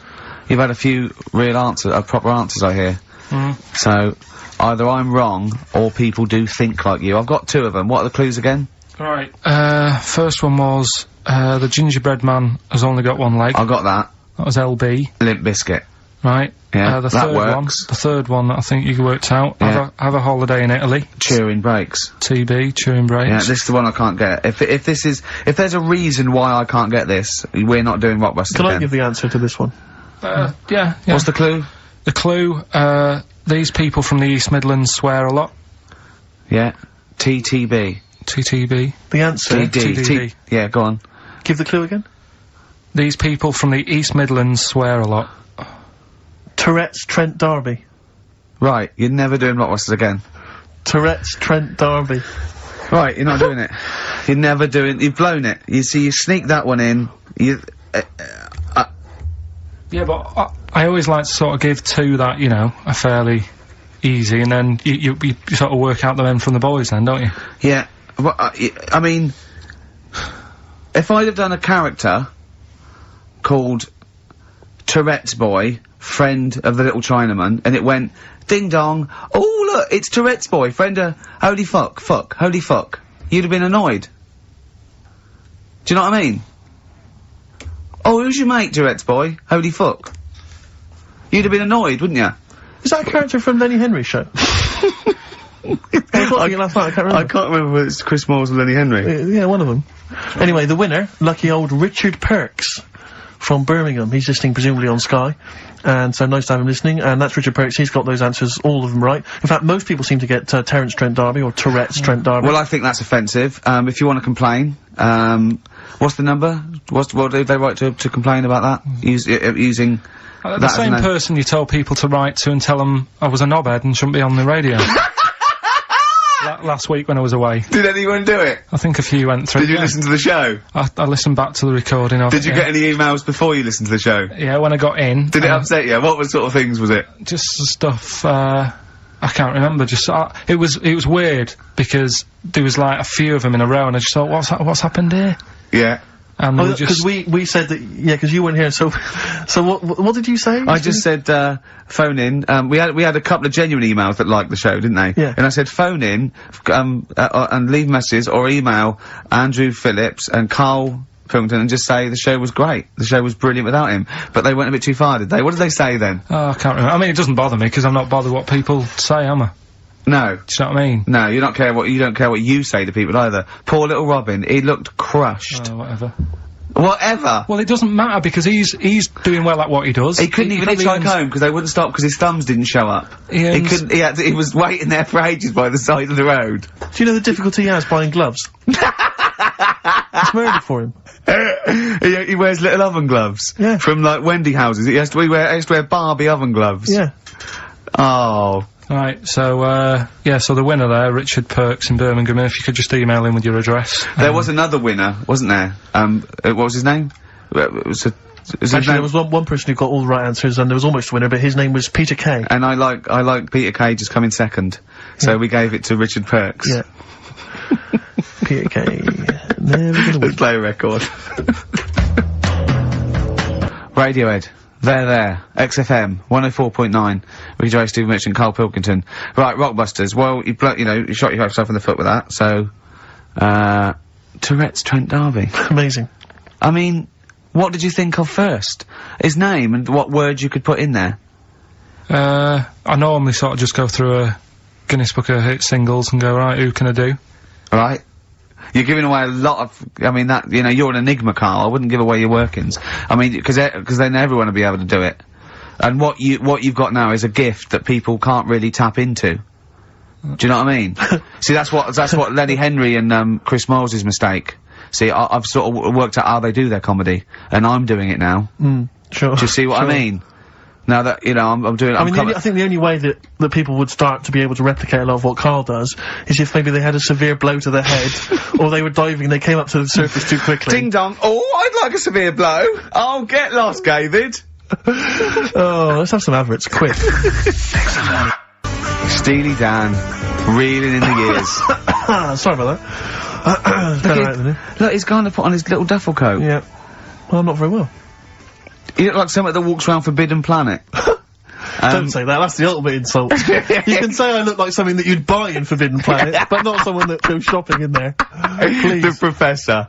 Oh, the Professor. Oh, brilliant. Oh, talking about weird-looking, heads and stuff. Go on. We're, doing that cartoon on the internet at the moment, that little cartoon I did of, Karl. And the bid's up to Hang on, sorry, that doesn't make any sense to people that don't know what you're talking about. Oh, I did a little cartoon of Karl.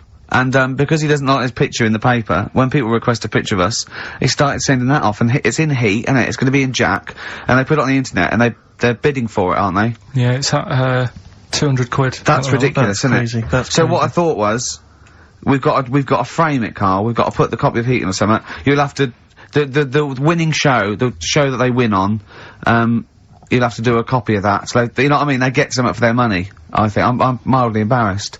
So, it's for good cause and everything. But, didn't someone say 250 if they can come in and watch the show? Yeah. We can't do that, we don't allow people. But what I thought was, what about the winner gets to come in and squeeze your head? So they get in for just 2 minutes, we present them with it. No, Yeah. no. What do you mean, no? I'm not having strangers charity? coming in squeezing my head.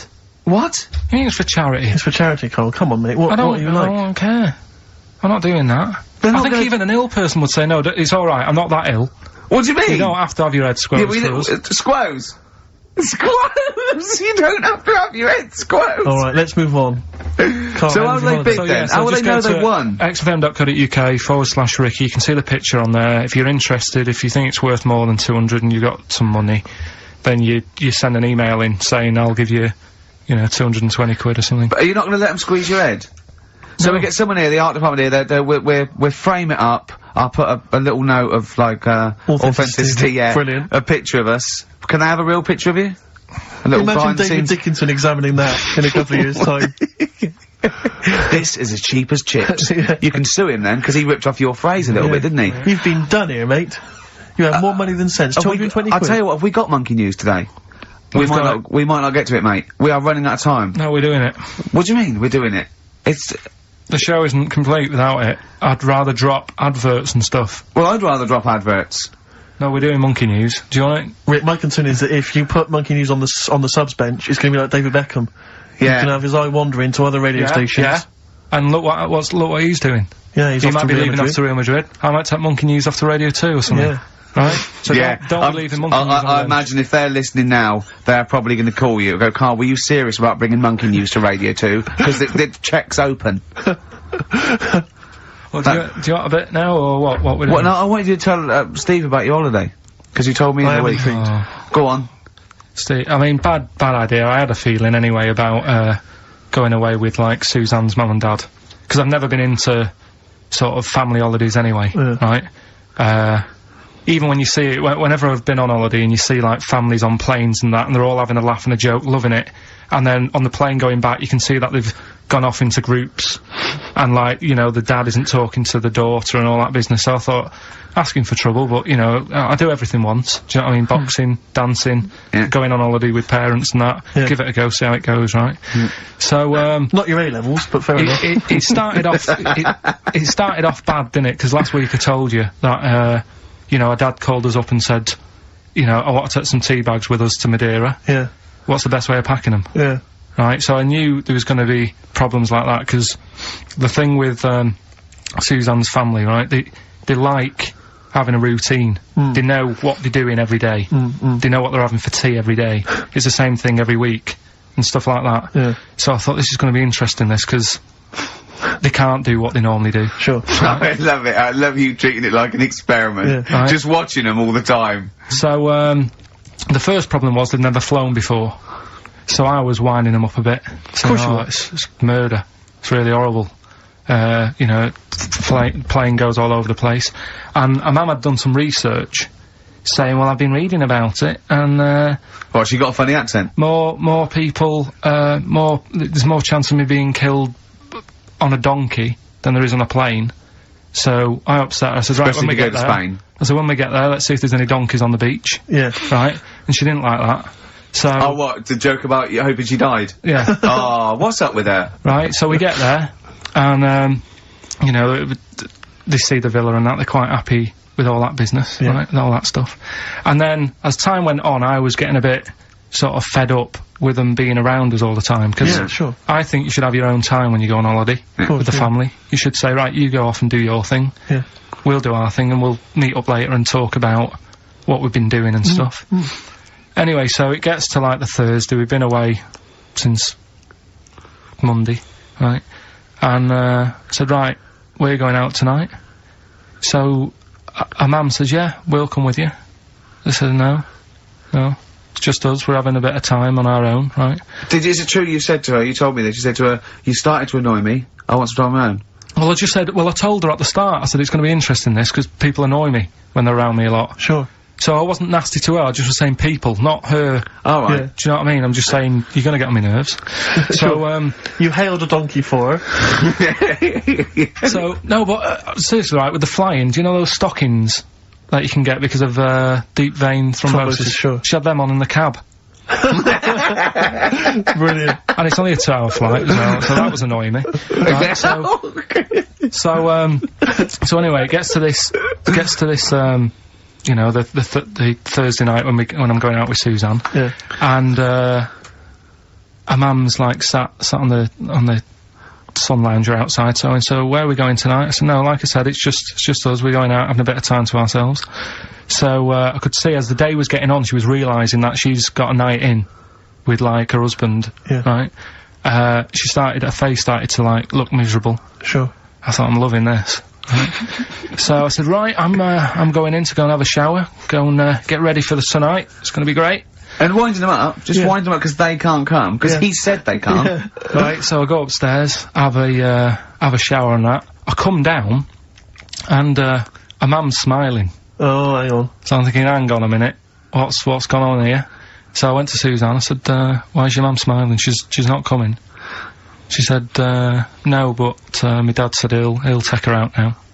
So in a way, she was happy because she got her own way, which had annoyed me. That annoyed you, sure, because you wanted to... Like, what, you don't even want her husband taking her out? Well, it's just the fact she didn't want to go out. She was happy to stay in and have sausage, egg and chips that they'd found from some shop that sold English food. Right. So that's almost like what they do if they're at home. Sausage, egg and chips. So she was happy with that if we were staying in and having that, but because we were going out, she was fed up. Right? So she's smiling, so she's going, yeah, I'm going out now. So I said, well, enjoy yourself. She said, where are you going? I said, well, it doesn't matter, does it? You don't need to know. Sure, you're not going to where we're going. Oh, you just don't want us to be in the same restaurant. So yeah, that's right. I said, I want a night out on my own with Suzanne. It's our holiday as well. I don't know, I can talk to you about this. This is not even his own parents. This is someone else's parents. These are the parents of the woman he loves.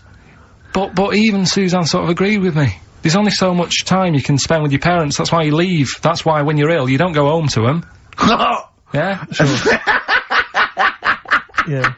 Because the slight difference between me and you, Carl, is that not everyone in the world annoys me. Well, not everyone does, just...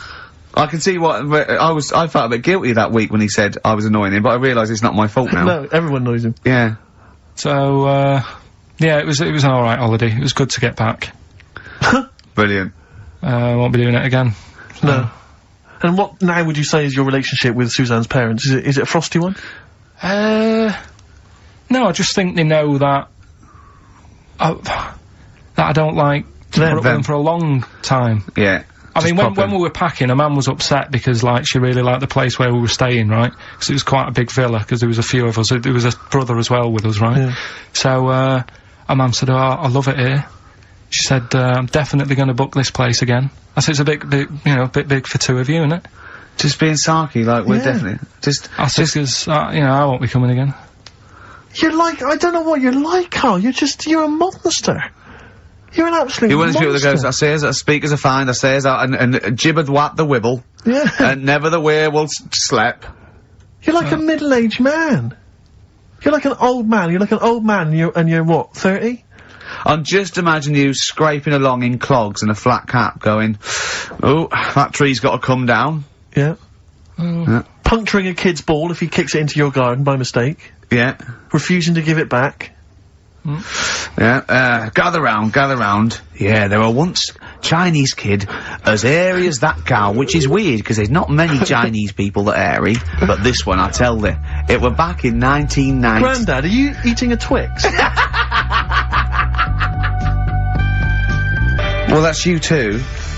With or without you, but we've got to cut it a little bit short because we're actually running out of time. It's so jam-packed, this show. We've got monkey news on the bench. Carl just remembered, we've got Cheeky Freak of the Week to fit in. I don't know what to do. What's your Cheeky Freak of the Week, quickly? Just throw that away. Right, well, it's just like, you know, we look at Cheeky Freaks. Is this show offensive in any way to some people, do you think? Ding dong. Got any buns?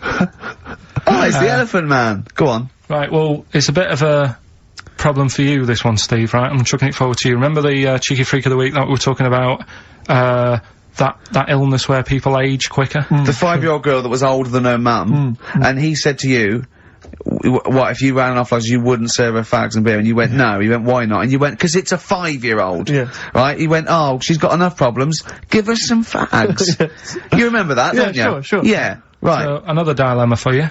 Right, picture this, you're running a restaurant, right, door goes, right, few people, most of them look normal, you notice the woman at the back, crawling on all fours, top half is woman, right, this is real, this isn't like a comic or anything, this is on, on the internet. I've seen it, they're called dog people, and her legs just come straight down, they're like little, just with legs at the back, and so they walk on all fours, because it's easier.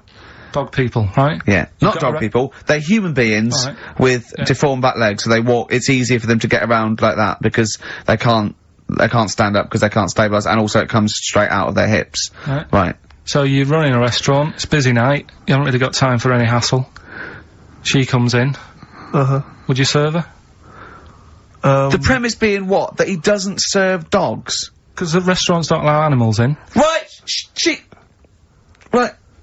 Right. So it's a dilemma. It's not a dilemma, she's not a dog. She's a human being. Yeah, with I put, you know, a plate of meatballs on the floor, and she tucks in.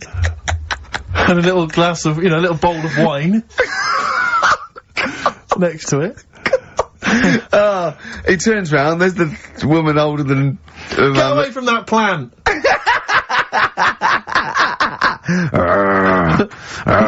Is service included? Oh, dear. Okay, so monkey news, please. Alright then. Let's hear the jingle. Oh, chimpanzee that monkey news. Right. Now, before and again. Go on. Oh, chimpanzee that monkey news. Brilliant. Right? Right, before I went away, I told you about Alfred. He was the monkey where there was a robbery going on in a bank. And then he nicked the robber's loot and backed out with a gun. Yeah, he sort of stole, he robbed the robber, didn't he? Yeah. Did he take his gun as well? He took the weapons, he took all the weapons, there was like a couple of robbers. He managed, because they were so amazed that a monkey was coming in, it was like... Don't talk shite twice. Right? Anyway. So anyway, got a follow-up to that. Okay, now what was that monkey's name? Alfred. That was Alfred. So anyway, because a lot of people wanted to know, well, you know, what did he do? Did he go off and have a holiday? Did he, no. Right, so the follow-up is, what happened is, the monkey had the guns, had the cash, which was $250,000. Sure. Right? It went back to the zoo. Right? Right, Carl, you're talking shit. Ricky, I get angry with you when you won't let him finish his monkey news. Right. Can't we just get out the official Imagine thing? if people were interrupting Trevor McDonald. It wouldn't happen. I want to make sure I don't get anything wrong. No, of course not. So check the internet. So, the monkey goes back to the zoo, right, where all the zookeepers come out and go, get him, he's got the guns. Yeah. He hands out a couple of guns to his mates. What? His monkey mates? His monkey mates, so they've all got a couple of guns each. Oh, Carl, Steve, I can't, mate. I cannot stand it. Honestly, I want to scream. Please, I really get annoyed with you. They tried to do him a deal. They said, how about if... I'm going, tell him that. I'm not going. Now I can't. Step out for a moment. Okay, we'll just do it. Look, don't listen, step out and I'll paraphrase what I hear for you when you come back in. Step out. Now, please, I need to hear the end of this. This is monkey news. This is important stuff. Right. Right, Ricky now has left the room. He cannot bear to hear, which is surprising to me. Right, so anyway, so yeah, they've got the money, and they say to the zookeepers, how about, we'll give you some cash. Yes. And they go... Sorry, hang on, sorry, the zookeeper said that to the monkeys? Yeah. Right. No, the monkeys who have got the £250,000... Right. ...say to the zookeepers, we'll sort you some money out if you let us go. Sorry, the monkeys say to the zookeepers, we'll give you some money? Yeah. You don't see any problem with that? Right, listen. Okay. It's nearly finished. Right, I'm listening out there. This is ridiculous. Go. What do you mean the monkeys say? What do you mean the monkeys say to the zookeeper? They were probably holding the money out, like, kind of going, look, you know, we'll do your deal. Right, okay, come on. And what happened is, I think they were happy with that. I think they left, and that was that. They wanted to get out of the zoo because they didn't like it in there. There's the thing. Right, I don't. Just have a look. Right, Carl, think. Right, how did they get out in the first place? This one. Just let Steve have a... So why did he go? So he went and robbed. He thought. What? He knew there was going to be a robbery that day, did he? He might have been getting some money before they went to escape, and then that happened, and they had more money. They might have been withdrawing some stuff out. What do you mean? No. If he was planning on leaving the zoo, he's going to get his savings. What are you talking about? What have you read there, Steve? I've got a feeling this is a review of one of the Planet of the Apes films. I think it's Escape from the Planet of the Apes. I'm not certain. It could be Beneath the Planet of the Apes. Right, I mean, Carl, think, please think, right? So this monkey, right, he leaves the zoo, right? So he leaves the zoo, which he can do, presumably. What, they leave him the keys or what? They're chatting to him, they might as well. He goes to a bank. What's he thinking of doing? Sees a robbery, probably by chance. He probably wasn't tipped off, was he? Or has he got one of those police scanners? Probably got one of those police scanners. Well, I think he was going to the bank to get a mortgage to build a slightly. I think he wanted an extension, didn't he, on his cage? Think of that. And so I love the fact that he hands out the guns and they do a deal. It's honestly, you've got the best mind working on radio today. It's incredible. So the only person who makes less sense is Terry Wogan. He goes up and down, doesn't he? I can't understand his sentences, because I don't know... No, it's like free-form poetry. Yes, I don't know whether it's the end of a sentence, in the middle, a new one. Yeah. Yeah. Yeah. But let's have the jingle again, a record, and then we'll probably have to wrap up the show, I imagine. That was... Oh, chimpanzee that monkey news. Well, Mr. Stipe, I am not Kenneth, but I can tell you the frequency was 104.9. See you next week. I'm Ricky Gervais, with me Steve Merchant and Karl Pilkington. Do you think that when Marconi invented radio, this was what he had in mind for it? Yeah, 2 hours of absolute... Now listen up, right? It's the Sony Awards this Thursday. Now, for those who don't know, the Sony Awards are like the Oscars for radio presenters and producers and everything, right? So, and as you know, me and Steve, we love to win. We want to win this one. This is the last time the panel will be listening, so I want a good, clean, tight show, okay. Right? So no swearing, joking aside, no swearing, nothing controversial and nothing in bad taste, alright? Just good luck out there. Aren't we a little bit buggered then? Well, yeah. So, alright, Karl? Yeah, that's alright. It's just when you say things like, you know, make it a good one. Sometimes it sort of puts a bit of pressure on and things slip out that you shouldn't say and stuff like that. Do you know what I mean? Have you ever had that? What, when you can't... It's like, I'll tell you one story, right? I'll tell you a couple, actually. That one's just come to mind right now, right? There was a fella who my dad was gonna meet. I don't know if I told you this before, right? But, I have told you, when it was a party, and everyone was saying, Dave's coming, he looks like Ken Dodd. But don't say anything, have I told you? yeah, go on, what is it again?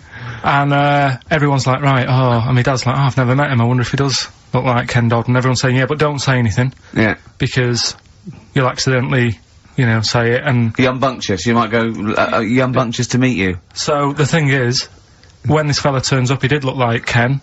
My dad couldn't believe it. First thing he said, nice to meet you, Ken. Oh, no. His name's Dave. And that's the sort of thing. There was another one, right? At a station that I worked at in Manchester, right? There was this girl who worked in the newsroom, right? And, she had a plastic arm, right? Right. And this presenter, nice bloke, he didn't, you know, he's not out to hurt anyone, went up to her, sat down, was chatting for a bit, touched the arm, said, what lovely skin you've got. What did she say? I mean, she's probably used to it, so she wasn't bothered. And then, right, this is brilliant. This is a sort of gaff he made on air, right? And like I say, he's a nice bloke, so he meant nothing by it, right? But he does this competition on the air, gets a caller on, right? And, he's talking to the woman saying, you know, thanks for calling in and to play, I don't know, what have I got in my pocket or whatever they used to play on the show, right?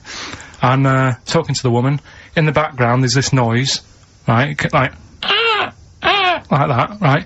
So he's talking, and he goes, have you got a, pet parrot? She said, no, it's my Down syndrome kid. Oh, dear. Oh. The thing is, awards don't matter. No, I don't think so. Play record? I don't think so. So, we're not out to offend or annoy. Appropriate words there. That's the Smiths. And Panic. Don't worry about it, Karl. People know that you haven't got a malicious bone in your body. So, they know it's confusion. Don't worry. No, it did happen. So it's I know, yeah. So, what have you been doing this week, Steve? Well, I'll tell you what, at the beginning of the week I was, incredibly annoyed by Karl. Why? No, because I remember you had a little discussion with Karl a while back saying that, you thought he was lazy at times. Yeah. And, you know, you had various criticisms of his work. Yeah.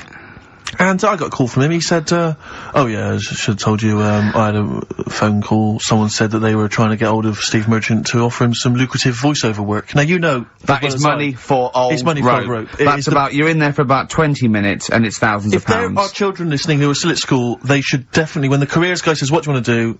Try and get voiceover work. Just become a voiceover artist. It's money for old rope. Yeah. So I can't believe my luck, because, you know, I love money for old rope. Yeah. And, I said, well, what's the information? He said, I don't know. I deleted the message. It was on his answer, and he deleted the message. I said, right, when did the message come? He said, last week.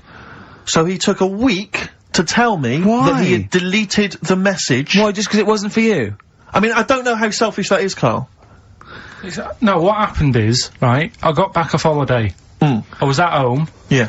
So I called up my voicemail, right, because I can do that. Yeah. Remote access, right, because I've got to know what's going on at work. Of course. Called in, it was still my day off, I was going through the messages. Yes. Heard one from some company saying, we're after Steve Merchant. Yeah. We want him to do some voiceover work. Yeah. Right? I can't remember the name of it, but Thanks. I thought, right, I'll remember to tell Steve. A week later. It doesn't matter, does it? You still got the message, and they What message? Yeah, but voiceovers have to be done in the next couple of days. I didn't get the message. All I got was, there was a company, I don't remember the name, and they phoned you, they wanted voiceover. How does that help me? There are hundreds of thousands of media companies. You didn't take down a number, you didn't take down a name, nothing. I was more puzzled why they'd want you to voice anything. He's having a go. I don't know why. No, but listen to that voice. You must be annoyed. You must be annoyed. I mean, talk about rubbing salt into the wound. No, but listen to you. Oh! God. I don't know how you think, I don't know how your mind works. Well, I was thinking there must be a tractor sale on somewhere. What do I care? No, hang on a minute. Wait a minute. Wait a minute. The worm has turned. I don't care if they want me to advertise, you know, the latest designs in pirate fashion wear. I will do a voiceover because it's money for all the rope. I don't care what you think of my voice. Someone was interested. They were offering me money. And you decided arbitrarily, oh, they probably wouldn't want it. They probably made a mistake. They wouldn't like the way he talks anyway. I'll delete the message. No, the thing is, right, What if that had been a girl? I get paid to sit here on a Saturday, right? Play CDs and that, help out with the show, get you decent prizes. I think I do me bit. Sure. Right? It isn't about running your voiceover work. So hang on, so Carl, let me just get this right. If someone was ever to phone me, right, trying to get in touch with you, to offer you work, you'd want me to just ignore the message. That is what you're saying to me. You'd prefer that I deleted the message, I ignored it altogether. That's what you'd want for me to do. That's what you'd want me to do. What, someone's calling you for some Someone's work for phoned me, they say, oh, I can't, I don't know, I'm a friend of a friend, I've got your number, Steve, I would love to use Karl Pilkington for an well, exciting sex so scene. has it happened? Well, I'm saying in the future, if it was to occur, do you want me to just ignore it? Is that what you prefer me to do? Well, it's not like that, though. I did tell you, I told you the message. You didn't what? You told me a week later with none of the information I needed. Carl, that doctor called last week, that kidney's ready for that, little girl that you were doing that sponsored walk for. I forgot to tell you. Oh. I hope it's still alright. They keep it on ice, don't they? I think they do. Selfish, Carl. So selfish. And you've lost us a Sony. Beautiful. Bit of, Snoop on XFM. Yeah? Mm-hmm. Kicking it with, Ricky Gervais. Yeah. Sweet. Steve Merchant and, Karl Pilkington. What has happened to Karl? Because Karl, I thought, is this sort of sweet little buffoon, almost childlike in his ways. You know what I mean? Like Charlie Brown after some sort of head injury. And now he's coming back like that, having a go at, not caring about voiceover work. It's like, because Heat have written about him a couple of weeks, it's like he thinks he's better than you in some way. I do care though, you're out of order saying that, right? Because I've sorted you out with tickets for stuff. He doesn't turn up to. Carl, I received a phone call, you deleted the message offering me voiceover work, you're as bad as my agent. I'm appalled by it. And I thought we were friends. At least his agent, when he does it, is losing himself money as well. Yeah, exactly. You've got no comeback. You're still sweet. And to have a go at you've got a mank whine. Right? Voice. Like a cartoon Gallagher brother on Coronation Street. I mean, and yes, Steve does sound like a Wurzel, but that doesn't, do you know what I mean? What about Jethro? Jethro does well. Jethro gets on Des O'Connor anytime he wants. Just has to phone Des up. And he's on there. Straight on and there. he's whining like a Wurzel as well. So, to say that is a rubbish... Alright, apart from that then, what else have I done that's wound you up? Well, that's a good starting point, because you haven't even apologised. No, it's a shock, because that's the first time I've let you down. And I didn't really let you down, because I passed on the message. You didn't, well, we've been through it. You didn't pass on the message. Saying I deleted a message for you is not passing on the message. I mean, I just think what's happened is that you've got a little bit of celebrity now from the show. I mean, I've seen you being recognised in pubs and stuff, or people have come up and they said, are you Karl, because they've seen Ricky. Now, it just seems to me that you are not keeping yourself grounded. You are just, you cannot deal with fame, you've not got the intelligence to cope with the celebrity, and you're just becoming this kind of ego-driven monster. Now it's getting. It scares me, Karl. You're not the man I remember. Look, I put a lot of work into this on Saturday. This isn't even my proper job, right? Where were you in the week? Oh, yeah, he's got you there. What? Where were you in the week? I said, let's meet up, let's, you know, come up with some new features and that. Where were you? Carl, you phoned me about an hour before you wanted to meet. That is not what I would call... I mean, that is arrogance right there. That's the way I work. That's arrogance right there. That's ego right there. He couldn't go, when I came in, he said, "Where's Steve?" I said, "Steve can't make it." I had to tell him why. Steve was staying in to tidy up because his landlady was coming. This he couldn't get over. He could not get over that you couldn't make it because you had to stay in with your landlady. He talked about it for about the hour when we were working. What are you talking... Last week I had a bad throat. You wouldn't tolerate that. You wouldn't accept that. When you had a bad throat, where were you? Why couldn't we do any work then? Because you were at home with your mum and your dad. You were on holiday, weren't you? Why didn't you get your mum and your dad to clean the flat? Oh, he's done it again! He's done you again, mate. Play a record. How has he done me? What? They live in Bristol. Yeah, the joke's on you. He couldn't get him to clean the flat. I don't know who's laughing at who now. Right, listen. Can we just go back to laughing at Carl? Okay. Because I know where we stand there. Okay, alright. Do you want to, That's the natural order of things. I know, yeah. The world's gone topsy-turvy. he's stepped out of the pecking order. Right, well, someone who I don't let down, right, are the listeners of this show. Do you want to, read out the prizes for Rockbusters? We'll get that running. Oh, we're not doing Rockbusters again, are we?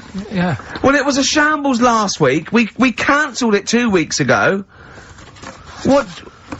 It just, I mean, there you are right there, Rick. I mean, both you and I, and let's be honest, we're the guys with our names on the poster. I know, It's supposed to be your show, and our faces. Exactly, and yet... we have to be on tube stations with people laughing at us. Yeah, well, they're not laughing at me, right? Well, I don't know. What do you think people think of the poster, Carl? Seriously? No, I don't want to know his opinion. It's just going to be insulting. My point is this, Rick. He was looking at you. My point is this, Rick. We used to be able to decide what the content of this show was. I know. Now, it's him. It's just him. He wants to do Rockbusters, he gets to do it. I know. And it's awful, but like Tourette's Trent D'Arby. Not only is that offensive, it doesn't work as a clue. Saying that, have you come up with anything for this week? What's the prizes? I'll read out the prizes. We've got a brand new XFM, stylish XFM DJ bag. That is actually quite nice, actually. Yeah, we've got in there a 12-inch from the XFM remix album. This has got The Cure on there and the Prodigy remixes from them, which is quite handy. We've got a little mouse mat there with the XFM logo on, and here's what everyone's waiting for, the CDs and DVDs. Yeah. Once again, the X list. This is the compilation that XFM have put out. It's actually very good. Smash Hits, the reunion. Let me see what we got on there. Aha, obviously, Wham, Duran Duran, all your favourite 80s and 90s classics. Another copy of DVD, Steve Coogan's Run DVD. What else is this here? Low Fidelity All Stars, blah, blah, blah. There's Voodoo House and Ghost Funk on there, Rick. I'm sure that'd be right up your street. And, also on DVD, Man Is that Child. with or without Wrecked Train? So yeah, not a bad little selection there, Carl. You've done well there. So go on and do the clues then. Let's do Rockbusters now. Well, I'll bung a song on. And wow, yeah. I love the fact that he was taking the piss out of your voice. I'll bung a song on. Hey, tripe and cow wheels tonight, now as griddling as gravy. To be honest, Carl, let's be honest, if Ricky Gervais can get voiceover work, do you know what I mean? There's gotta be a place for me. Where do you think the place for him is? Well, look, right, you were talking about your face on the poster. It's not all bad, because I read something last night that can help you out. Right? And it's amazing. So we're talking about that. Play a record, Carl.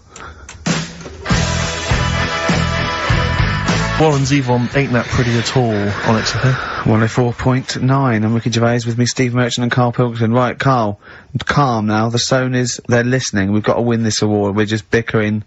Right, what's this thing that can help Steve out? What are you talking about? No, we'll talk about that in a bit. What are we doing now? We'll do Rockbusters, get that up and running. Yes, sir. Get the email busy. Thank you, sir. Yeah, right. Okay, go on then.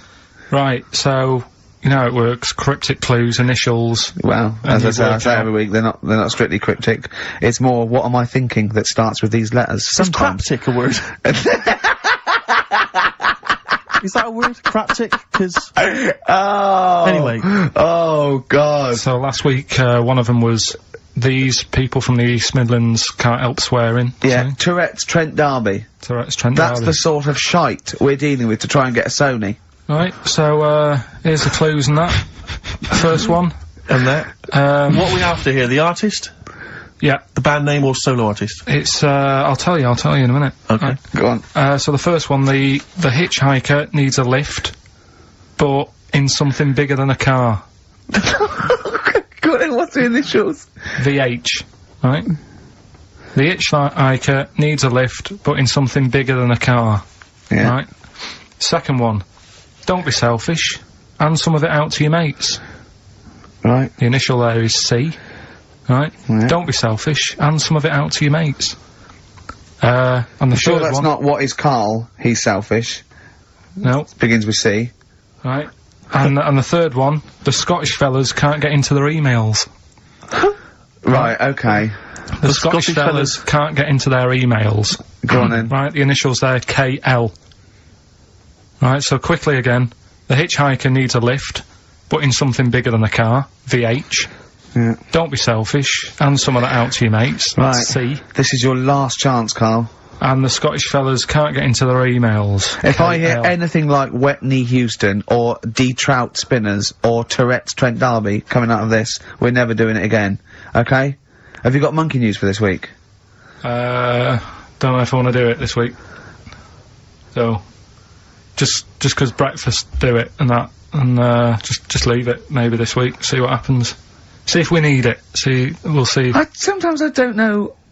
Play a record a minute, Karl. I'll talk to you off air. Play a record. Well, what? What's the email address again? ricky.gervais@xfm.co.uk. Okay. Right? That's where the email the answer's in. So we've got to remind you whose show it is. Play a record. Right. Stop My Head, Ivan Dando, on XFM 104.9. I'm Ricky Gervais, and with me, arguing like nutters, are Steve Merchant and Karl Pilkington. Okay. Alright? Calm down. Right. Right, let's just chill. Let's just chill. Yeah, right. What did you do last night, Rick? I watched I'm a Celebrity, Get Me Out of Here. I tried last week, I knew Tufnell was gonna come through. I knew he was. I went to put a bet on, and it was 11-4, and I thought, oh, that's not worth it. I could put on 400 quid, and I reckon I'd have won 1100, because I reckon he's gonna win. Yeah. So, that is annoying. I suppose if you could go back in time, you'd probably change things. Do you know what I'd do if I could go back in time? I'd go back in time, stop Hitler from being born. But then it might be worse, because someone else might have come along and he'd been even better. It's like a novel. Yeah, you're right. Ben Alton would write a novel like that or something, wouldn't he? Yeah. Well, how things would be different. Yeah.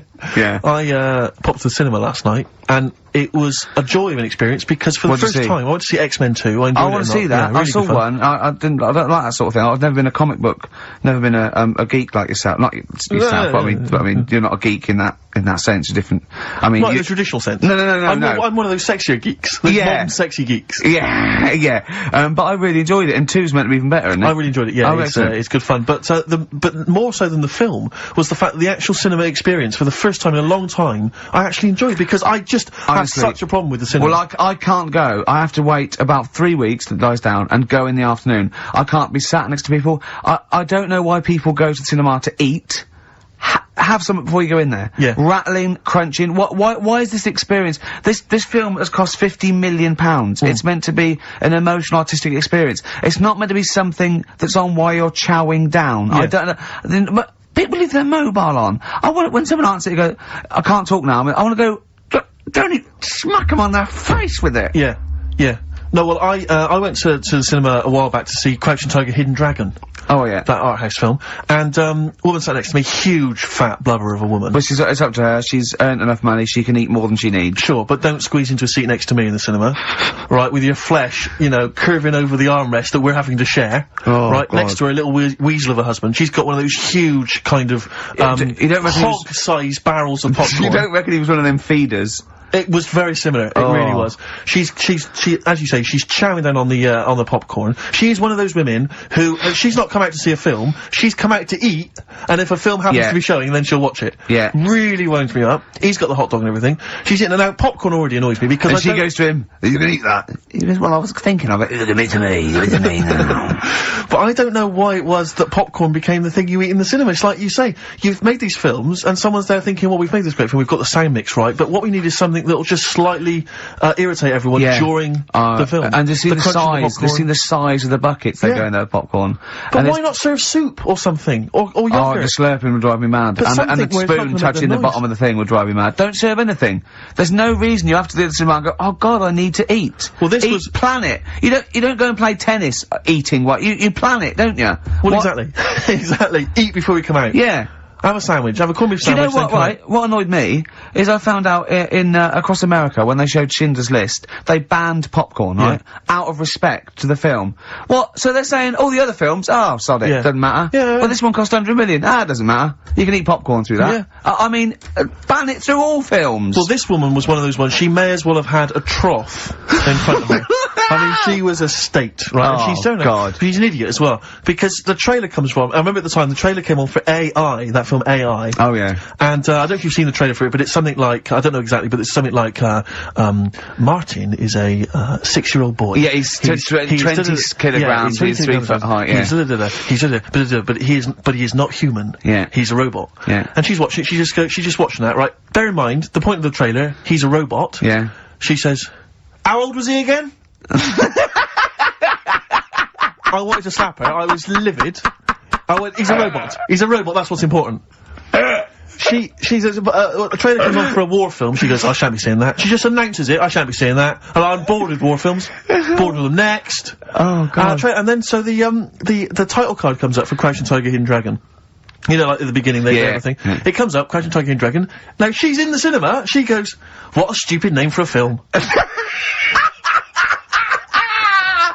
I was thinking, but you paid to see it. And then it says subtitles in brackets. She goes, oh, it's not subtitled, is it? So it comes on, and I think, in the film, I think they speak maybe Mandarin or Chinese or something, I'm not sure, but let's say it's Mandarin. So they come on, they start, and it's all subtitled, and they start speaking in this Mandarin or Chinese. And, she just starts going, I think cheng chong, I think cheng chong, I think cheng chong chong, in the cinema, just saying that out loud. No! She and her boyfriend are cracking up, they're weeping with laughter, right? And I'm trying to watch He's got to laugh, otherwise she bites him. Exactly. So I'm so livid, so I really make a show of getting up with all my stuff. I get up and I kind of clamber over some of the seats. Yeah. I sit down next to these 2 teenage girls with the mobile phone. Oh, God. Mobile phone goes off, and like you say, instead of, I mean, it should have been off anyway. Yeah, of course. But let's say, instead of it being, instead of immediately thinking, oh God, and switching it off hurriedly, they take the call in the cinema. I'm in the cinema. Yeah, no, I'm in the start having a conversation. And I was thinking to myself, you're 16, unless that is your business partner in Hong Kong phoning you, saying the deal is not gonna go through, which I suspect it's not. I suspect it's probably Gareth, or Gavin, or your boyfriend Tony saying, do you want to do me behind the bike sheds later? Yeah. I suspect that's who it is. Yeah. Switch off the phone! Or at very least, get out! I know. Get out of the cinema! But it just, I can't, I mean, I don't know where these people were brought up, or raised. I don't know who it was that told them this was behaviour that you could do. I really want to have cinema police. Yeah. Right, you go in there, and if the phone goes off, you get your money back and you're asked to leave. Yeah. Straight away. Any whispering, if you whisper again, you know, if you're too stupid to be able to figure out the plot. Yeah, just, they tell you what age you should be, right, to get that film. Yeah. That's it. If you listen and you're not eating and you're not talking, then you should be able to get a film. Well, I was in the cinema last night, and as I came in, there was a big queue, and as I came in, there was people there, taking your ticket, showing you to your seat. Now, when did it happen that I was no longer able to find my own seat at the cinema? Why is it that I can go in the daytime, I can find I'm left to fend for myself? But now it seems that on a Friday night, there's so many stupid people out there who can't find their decent seat. No, I think that is policing. I think that's to stop people thinking I'll just sit here and having to deal with it themselves. Because, I mean, if someone was in my seat, even if there was another seat, I'd go, well, no, that's mine. I want lots of policing in social occasions. I want to go into a pub and go, that is too loud, that music. Those people are too annoying, they're standing up, they're too annoying. I remember being in the cinema once and seeing a guy, he was a big fat guy again, he had popcorn, the hot dogs, the Coke, right, and he had it balanced on this little wall that was, sort of separating parts of the cinema, and he was a big fat guy, just sat there, I was watching, I think it was Beetlejuice I was watching, right. And, some local hard nuts, they were on the same row, they started kicking the little wall to knock his food off, and I thought, brilliant. Oh no! I think you want to bully fat people. Yeah. Play a record, Carl, it's getting really nasty now. Can I pick on you? 50 Cent, Inda Club, on XFM 104.9. I'm Ricky Gervais. With me, Steve Merchant and Karl Pilkington. Still arguing, this time about having help from your mum and dad. What do you think, Karl? No, I'm not. I don't want this to turn into some sort of wacky type thing where we're pretending we're arguing. Yeah. Well, we're not pretending. We're not pretending, you are arguing. Yeah, I know, but people will think we're messing about. Oh, right? That wouldn't have thought so. We just need to, we can talk about it later, sort it out. Yeah, it's just that Carl's a little bit stressed. I'm not stressed though. And he doesn't really understand that, you know.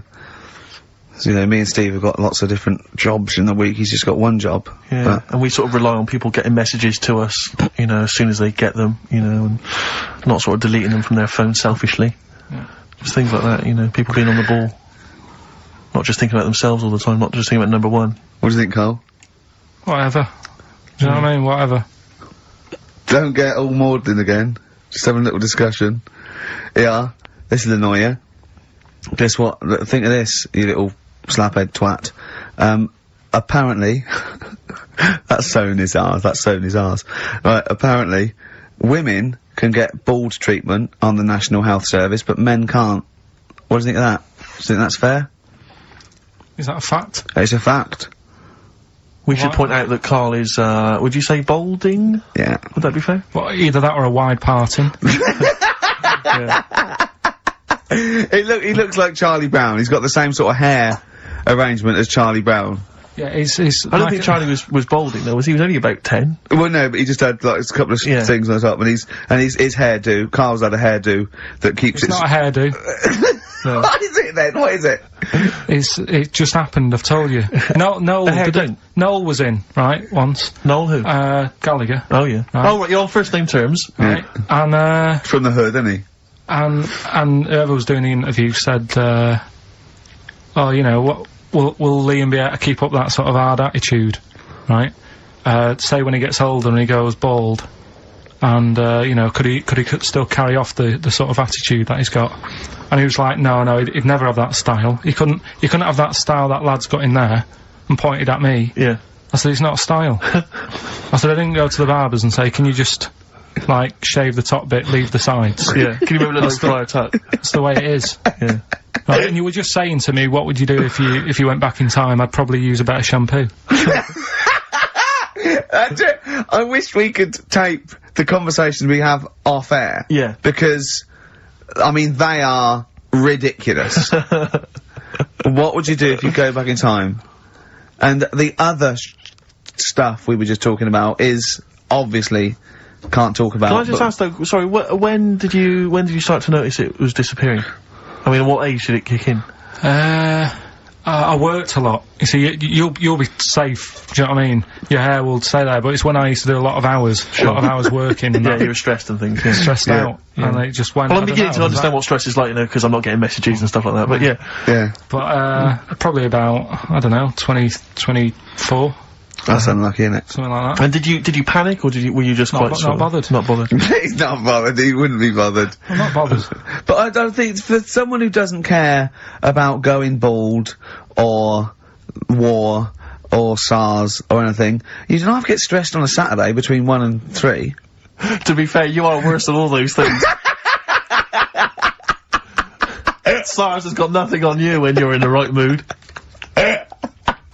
But why is it alright for women then to, you know, have a wig? But I couldn't have one if I wanted one. Well, it's not a wig, they get bald treatment. They actually can get their hair replaced on the National Health, which might be anything, I suppose. Which might be wigs, which might be transplants. I mean, the only cure for baldness is a transplant, which they literally take, follicles. They can get down to individual follicles now from the back of your neck, and, you know, it takes a long time. And, you know, But people will know anyway, won't they? I don't know when it starts, though. I don't know when it starts. Like, now, if you started wearing a wig, people go, were you wearing a wig because you were bald yesterday? Yeah. You can't start thinking, right, I'm gonna go bald in a year, I'll start wearing a wig now. That's the thing to do, isn't it? It is really, if you're that bothered, but I wasn't. I just thought, right, it's losing it a bit, shave the lot off. But did you know you had that round head underneath it? Did you know it was gonna be that funny, though? You presumably worn a wig, wouldn't you, if you'd have known? Because I've never seen a head that round. I think the barber, when they did it, right, the woman said, you can pull that off, you've got a good shaped head for having it shaved. She that's a good head. Yeah, she looks like a tennis ball. You look like a tennis ball when you haven't shaved. She said if you can pull it off, she said that's like a good thing to see if someone's good looking, if they can have a bald head. It's like Sinead O'Connor. Yeah. Right?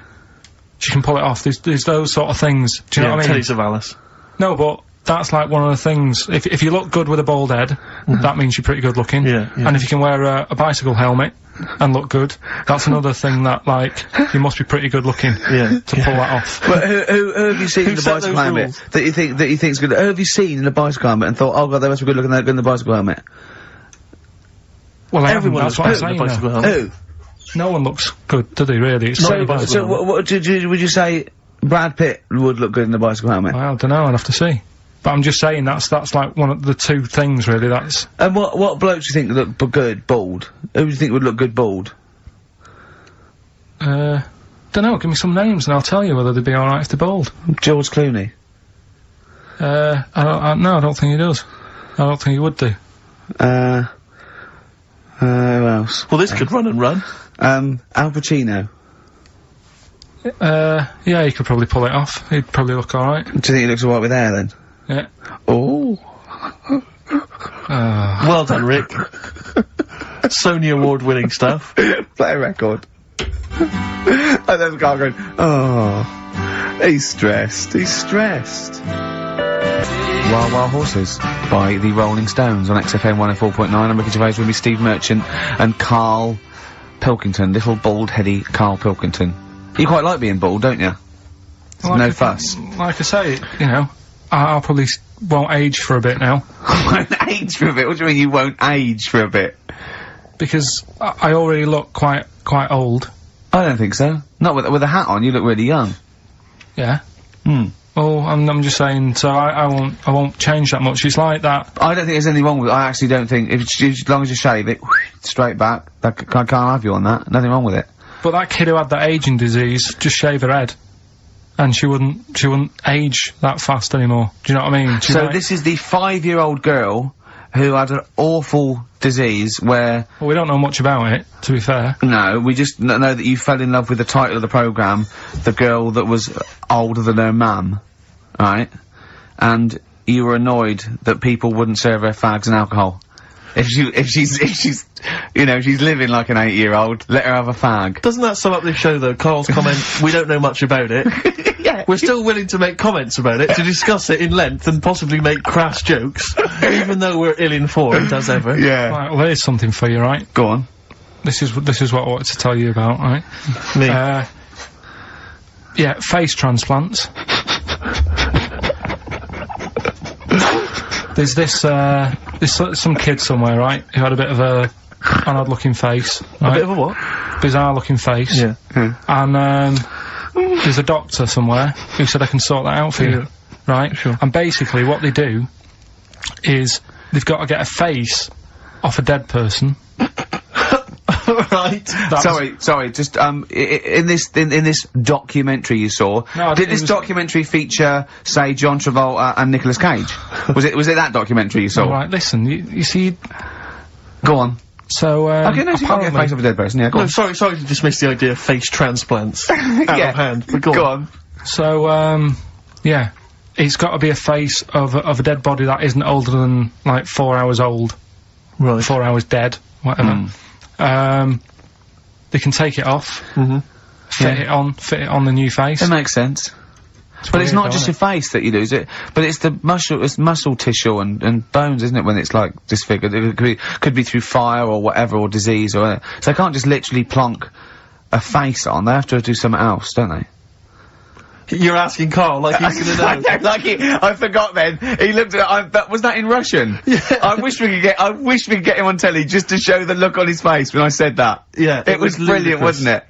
It was, you know when you go to a cat, hey, we want some food then? And he just looks at you and he goes, it's almost like he can understand what we're saying. Go on. It's like if you had been caught holding a mallet over a dead body by the police. What I'm saying is, it would sort of work, yeah. If you peeled your face off and put my face on it, oh my god, why don't you and Steve, for an experiment, swap faces? And the great thing is, I wouldn't age. Yeah. Would you do that if it was safe? I think I'm getting the rough deal here, though. To be honest. Yeah. Well, no, you get some money back. It'd be part exchange. I mean, it would, you know, it's like you'd make up the difference just to wear your brilliant face for a week. But the doctor was saying how, it's not complicated. He said the worst thing is something about, the people who were related to the dead person it's a bit weird for them still seeing the face of someone they know walking about when they're dead. Yeah, I can see that would be odd, yeah. I love you, Carl. You are brilliant. Honestly, you're never a dull moment. It doesn't matter whether you're talking or I'm squeezing your head. I'm never bored. I never go, oh, that's enough, Carl. Do you know what I mean? I had battling tops, I got bored. It's like computer games, you think it's the best game in the world, and someone goes, how are you getting on with Tomb Raider? You go, oh, I don't play it anymore. I go, how's Carl? I go, he's brilliant. He's brilliant. I was squeezed it yesterday, I was squeaking in his face, I got him down to the ground. He said this, he said that. I'm never bored with you. Do you know what I mean? It's brilliant. I'd like to rent you out to people. See me, I'm different. I would happily leave him now in the bottom of the cupboard. Until quiz with the night. Scalextrics. Until the old pub quiz night, when there's no one else who will have you on the team. Sure. And suddenly you want to be your best mate. Done him again. Right? Yeah, where's his mum and dad then, Carl? Yeah? In Bristol. Yeah. Yeah. Can't believe it. I love the fact you can insult me but never insult my parents. Please. Feeder, Butt Rogers. XFM 104.9, Ricky Gervais, Steve Merchant, Karl Pilkington. Carl just said to me, so what face would you have to me? And I went, what do you mean? He went, well, whose face would you have? And I went, I don't know. A boy's, so the skin would be regenerated. He went, oh, no, it'd be a bit weird. He said, oh no, someone famous. And I went, I don't know. I went, whose would you have? He went, Barry Sheen. No, but what I meant was, when I was talking to Suzanne, Suzanne about it, saying this is amazing, she said, well, whose face would you have? Right. Now, it's got to be fairly recent to have the skin fresh, because it can't be too old. Right. So I had a choice of, like, Barry Sheen, or, what's-her-face, off Last of the Summer Wine. Who? Who's the old woman who just passed away? Thora Hird. Thora Hird. So that's what I meant. If I could have any face, because she said, well, you could have had Tom Cruise or something. I said, well, he's not dead. She said, no, but you could have had that. You give yourself restrictions in your fantasy. So like, look down your picture. I love the idea that someone getting you a call. Mr. Pilkington. Hello, it's Dr. Hanrahan. Barry Sheen has just passed away. And you go, oh dear. Yeah, bad news and good news. Do you want his face or... Do you want his face? Does Suzanne go out with you, like, for charitable reasons? Is it like you can adopt a boyfriend? I love the fact that she encourages you.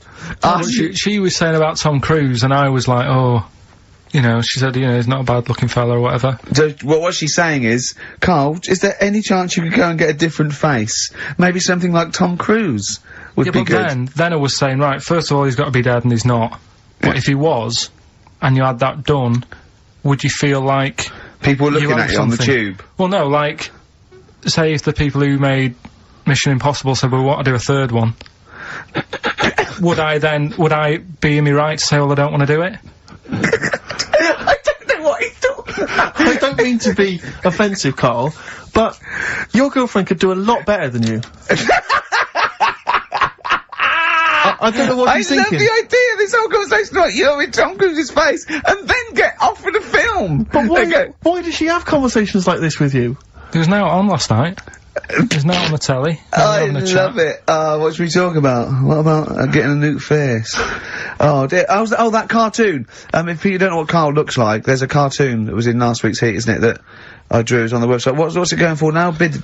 I think it's at about 225 quid at the moment. And what do they have to do to bid for it? Just email in and I'll pass it on to the website people. I know why Heat put it in. It's because the editor, Boyd Hilton, looks a little bit like you, doesn't he? Sort of my ugly brother. He's probably listening, and he says nice things about you. Yeah, he can still say nice things, but I bet he knows deep down. You know if you're good looking or not, don't you? Come on, Steve. I mean, what do you think? This is going crazy now, Carl. I don't know. You're just, the insults are flying left, right and centre. You've got no limits. You've just gone crazy, you've just gone wild. You're swanning around just because you look like Tom Cruise. I think it's because he's been hanging out with Christian O'Connell. Yeah. And they're both thinking, yeah, we're... couple of media players. Yeah. Too big for their boots. Yeah, not scared. Although he's scared of Christian. No, he's terrible. He's scared of Christian in here because he's not allowed to do monkey news. No. Because Christian wants to do it. He's scared of him. I'm not saying that, right? Christian... I do monkey news for Christian wants to do some monkey news. I'm not allowed. Once around the block. Badly drawn boy. I like him. He's funny as well. You know what? I think he looks like if me and you were put in a blender, Carl. Do you know what I mean? He's got my sort of shape. He's got your sort of accent. And...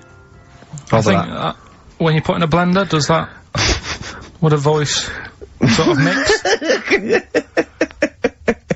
The times I thought of putting the two of you in a blender. Do you remember, I told you that thing about the sponges, didn't I? Yeah.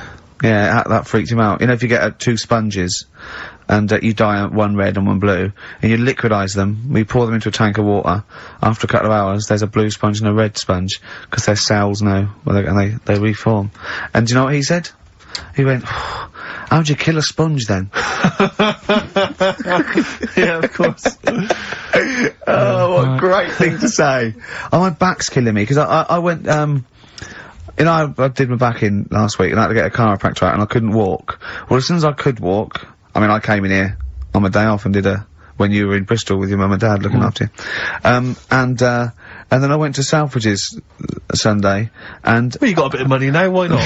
Yeah, and, I went into the sports department, and, there's a golf simulator there, £38,000, and it's just like a shed, and I was looking at it like a kid in a sweet shop, and the two blokes that work there, they recognised me and went, oh, right, I said, yeah, good. I was just looking at that simulator, it's brilliant, isn't it? He went, do you want to have a go? And I went, no, I'm crap, I can't do it. I said, and I got a bad back. And I went, you have a go, and he did it, and cut down, and he went, oh, that's not bad. And he went, do you want to go? I went, yeah, go on then. and I put it all out, and I really tried my hardest. Of course you did. And it took off, and it was really good shot. And he went, good. I went, well, I said, I'm gonna go. And I was thinking, I've got to hit this one as well, I've got to hit this one too. And I hit it again, I had 3 goes. I hurt my back after the first one. Yeah, but you carried on. And it went, right, I said, cheers, thanks very much, and I walked away. And I went to Jane, I went, I've got to get a cab. She went, I've done my back. She went, well, why did you show off? I went, I had to. Of course you did. That sums you up. That just I was in agony. I was all the way back. I had to lay on the floor and put ice on my back again for about 3 hours. What was the best you thought could happen? That they would just say, oh my god, that guy, that's Ricky Gervais. Is there nothing he can't do? That's exactly what I wanted. Yeah. As I was seeing that, I go, cheers, yeah. As I got about a few yards away, I just slowed down, and Jane go, what are you waiting for? I go, listen. And it did go, that man is a god. Yeah. And I go, come on, Jane, let's go home. Yeah. That's just all... have you ever been able to walk through a fairground, past one of those machines, those test your strength machines, and not have a go at it? I don't think I'd be very good at that. I bet you cannot walk past one of those rifle ranges and not have a go. I love rifle ranges. But you've got to be the best, I imagine. Yeah, if someone had just won before me, I'd go, it's not worth it, it's fixed. Sure. Yeah. Oh, dear. Pathetic. Yeah, so that's why my back's... It's ridiculous, isn't it? But I hate not being able to do stuff. It's like I'm punishing the injury. Yeah. I know if I laid in bed for a week, it'd be better, but I go, no, why should I? Yeah. I used to... When I was a kid, I used to hit my head on the banister or something, and I used to go and get a hammer and hit the banister.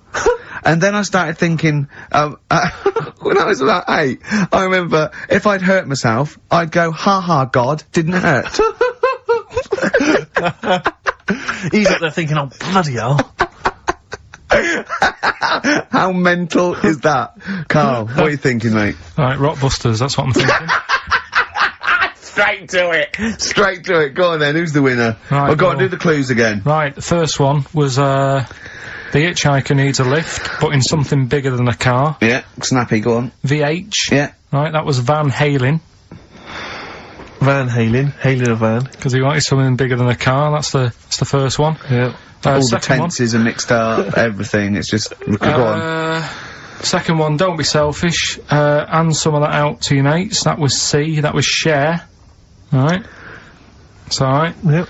And the third one, the Scottish fellas can't get into their emails, the initials there, KL, they, Kenny Loggins. Right. Right, that's the last time we do Blockbusters. That is the last time we do it. No. It is, that's the last time. Give the prize to someone. Kenny Loggins. I'm gonna give that one to... Kenny Loggins. Helen Perrott, she has emailed in, and actually, Helen, I need you to email in your address if you would, so we can send you those goodies, DVDs in the bag and stuff. But who would get Kenny Loggins then? If the clue was good, who would get Kenny Loggins? What did he do? Footloose? Yeah. That famous film about where dancing was banned. Yeah. In that nebulous... yeah. That's an extraordinary film. I saw it once in America. Like you say, Kevin Bacon in a town where dancing has been banned. I was watching it. It was like if aliens had been watching Earth, but only monitoring us through our TV and films. Yeah. And then tried to make a film about humans. That's the film they'd end up with. What do you think, what do they think of, Queen the Musical? Because they're, of course, rock and roll's banned, isn't it? In the future. I'm not looking forward to the future, Rick, where feelings and emotions are going to be banned. I can't believe it. Where's our hoverboards? Yeah. So yeah, well done to Helen Perry. Is that the last time we do Rockbusters? No. Yeah. Do it again. Yeah, after the break, Monkey News. No, we'll play, oh yeah, we'll do a break. Don't know about Monkey News, got some other stuff as well. We'll do Monkey News after the break. Radiohead, they're there. Like everything they ever do, that's grown on me more and more. It's brilliant. XFM 104.9, Ricky Gervais, Steve Merchant, Karl Pilkington. Well, you know what it's time for, don't you? Oh, chimpanzee that Monkey News. It always gets me, that jingle. It's a joy. Once more, please. Well, Karl, do you reckon you could sort out, do other people have real jingles with their name on it and don't have to say who's in the room, what's happening, and do their own jingles? Well, Christian's got one for it. For Monkey News that he does. Why is Christian doing Monkey News? I don't understand this. Because he did it ages ago. So you ripped it off of Christian? I haven't ripped it off. I said to him, I said, there's enough Monkey News to go round. Right? But hold on though, I don't want cast-offs. I thought this was your idea. Well, let's not do it. But what's new? What's new? What? There's Monkey News out there. I mean, if he wants to have a meeting in the week and say, well, this is the news I've got, the way I see it is, he can do it in the week. He's doing like the, you know, the news at 10 type Monkey News. We're on a Saturday. We're like the, you know, Jeremy Paxman Monkey News night. We look at stuff more in depth. Well, you very much get behind the Monkey News, it's true. Yeah. You sort of interpret it. You give it your own spin. You're the man behind the monkey behind the news. I mean, I know that. Yeah. But ours isn't called Monkey News anyway. It's sort of generic term like the news, but ours is called Chimpanzee That, isn't it? Yeah, but he's seen a bit of Monkey News in it. So are we doing it or not? Well, I've got no reason to stop doing Monkey News. He probably played Radiohead as well. Well, should we not do that? I said that David Attenborough did Monkey News before all of us.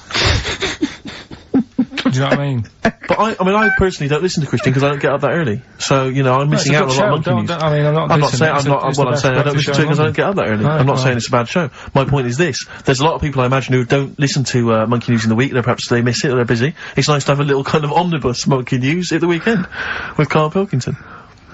So that's what this is. So we're doing it then. Let's play the jingle. Oh, Chimpanzee That Monkey News night. Excellent. Good. So, we'll sort of get some monkey experts on maybe next week to dissect it. Right. You ready? Yeah. Right. There's this monkey. Right? Oh, yeah. It's called Jack. Yeah. Right. I got pally with this bloke who worked in a railway station. How? Pen pals? I don't know, I didn't say all internet, that. I'm just telling you. I'm shortening it. On the internet. So, anyway, he's helping him out all the time. It's this fella's job, right, to, sort of make sure it's safe for the trains to come in, that sort of thing, right? But he's always working on his own, so he's got his mate Jack in with him, right? This little monkey. Yeah. And, you know, they're having a good time. They share lunch together and stuff like that. Anyway, it gets to a point when the fella whose job it is, right, starts getting old. And Jack, the monkey, starts getting more involved. Presumably this is a chimpanzee as opposed to a monkey, you mean? When you say monkey, it's generic term, you mean chimp usually, don't you? Yeah. Go on then. So, you know, he's clocking the fella doing his job and he's thinking, I can do this, right, the monkey. I love it. Yeah. He's helping out, he's, pulling down the levers and stuff, so the train's sort of coming on the right lines. Sure, yeah. He's clocking it, he sticks his head out the little window, see the trains coming and that. I have British Raider listening. Yeah. Right? In the end... Oh, yeah.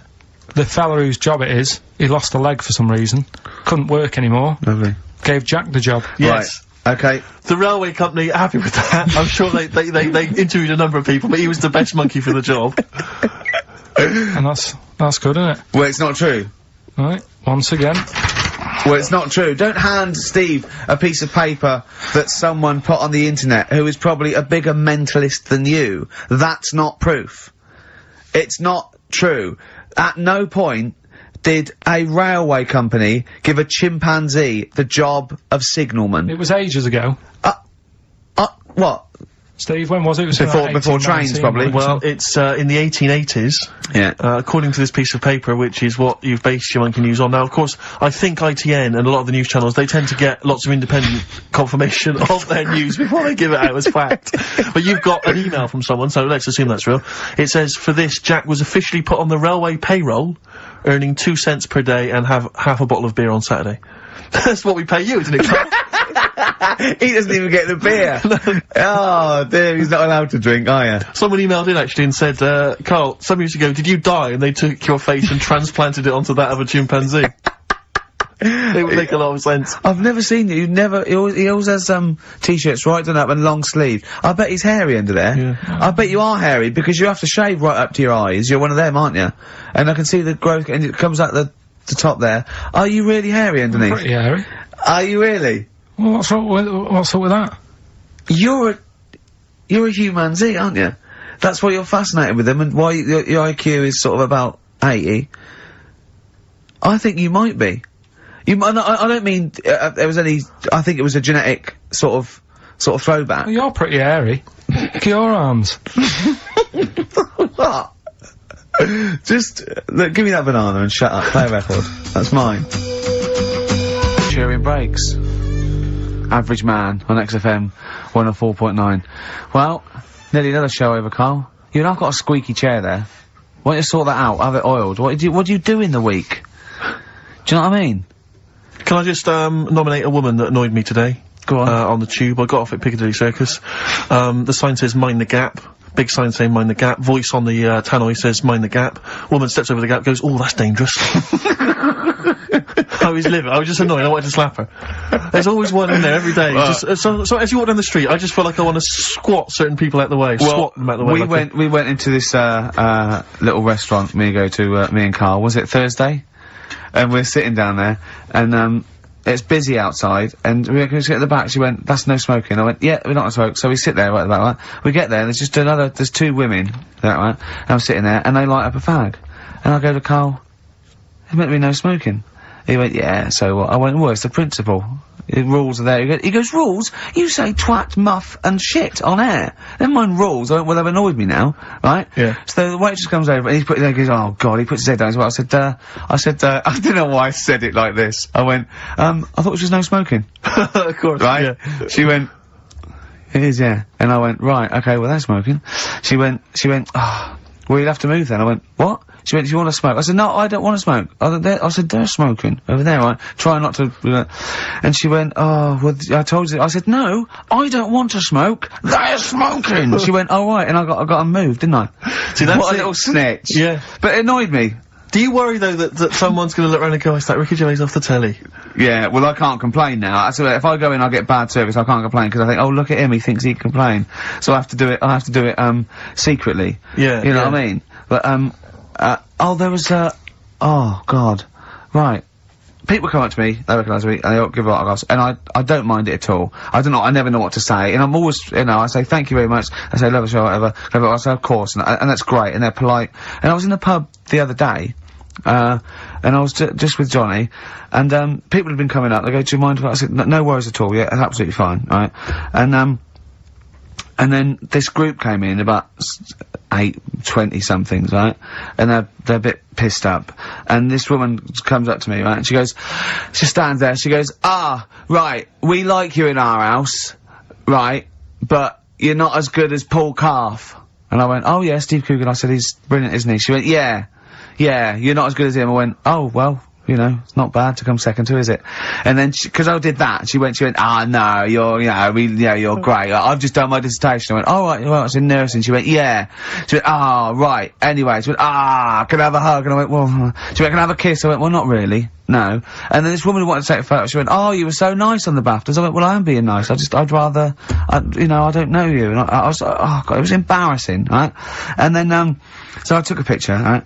And then she goes, anyway, and they sort of dragged her away, the mate sort of dragged her away. And then, I was going, oh, God, I've got to go now, because they're over there. I said, I can't stand it, I don't mind. And, she came over and she went, Ricky, and she sat down, and I went, I'm going. And I had to go. And then I was with Johnny, and Johnny went, "Oh God, I've left my bag there."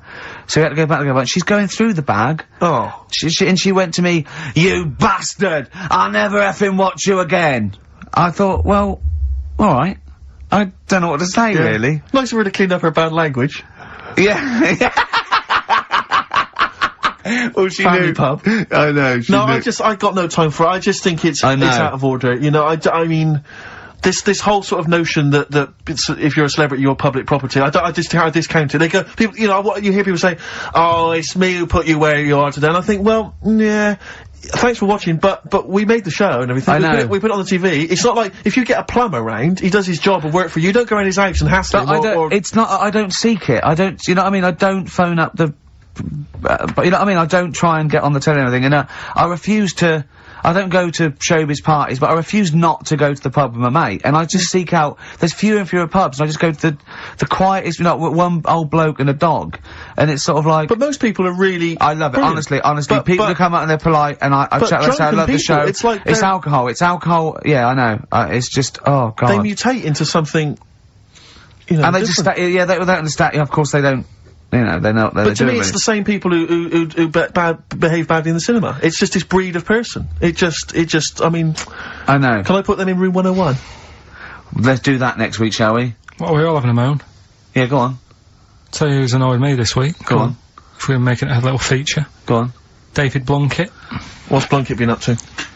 He's reading yesterday. His dog's not been around your house again. No. Causing trouble outside. He's put a stop to people having sex outdoors. What do you mean? What's up with that? If he had sight, would he have stopped it? See you next week. Feeder, come back around on XFM 104.9. You're listening to Ricky Gervais. Yeah, I'm with him as well, Steve Merchant. I was thinking of dropping that. What? Thinking of dropping that, just going, because it's just too, that's all that. I'm Ricky Gervais, with me Stephen Merchant and Karl Pilkington too. I mean, get to the music, so it's, hi, I'm Ricky Gervais, this is XFM. Sure. Here's Radiohead. Yeah. They'll come out, that was Radio on XFM, I'm Ricky Gervais. Tony Blair, what's he all about? Yeah. That sort of, snap, I went fast, because I quite, on a serious note, and you've always been saying it, I listened to an old show, because when Karl was compiling those things, I listened to an old show, and I listened to me, and I'm really concentrating now, because I sounded like the most inarticulate, brain-damaged older drunk I have ever heard given a show. Yeah. I mean, I was shocked. Not finishing sentences, leaving out words, slurring, just doing noises that you understand because you know me. Yeah. So I'm really gonna make an effort for the listener. Yeah, it's not gonna happen, is it? You're gonna give up after about 3 But I records. thought you were joking. And I thought it was like, oh, he's taking it there. Did it then, you see? Again, I don't quite know what that sentence meant. No, but... Well, of course, I've got also your body language and your facial gestures, but obviously the listeners have got nothing else. They've just got the voice. They've just got the voice for it. That's all they've got. That's all they can rely on. Yeah. And when Karl Pilkington is the man holding the show together... When he's the most articulate. Exactly. Exactly. How did I come across? You came across as lovely. I mean, I did an interview yesterday, right?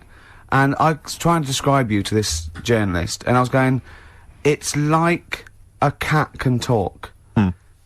Because the things you say, I just want to know what your world is. You know when a cat comes in, you go, where have you been?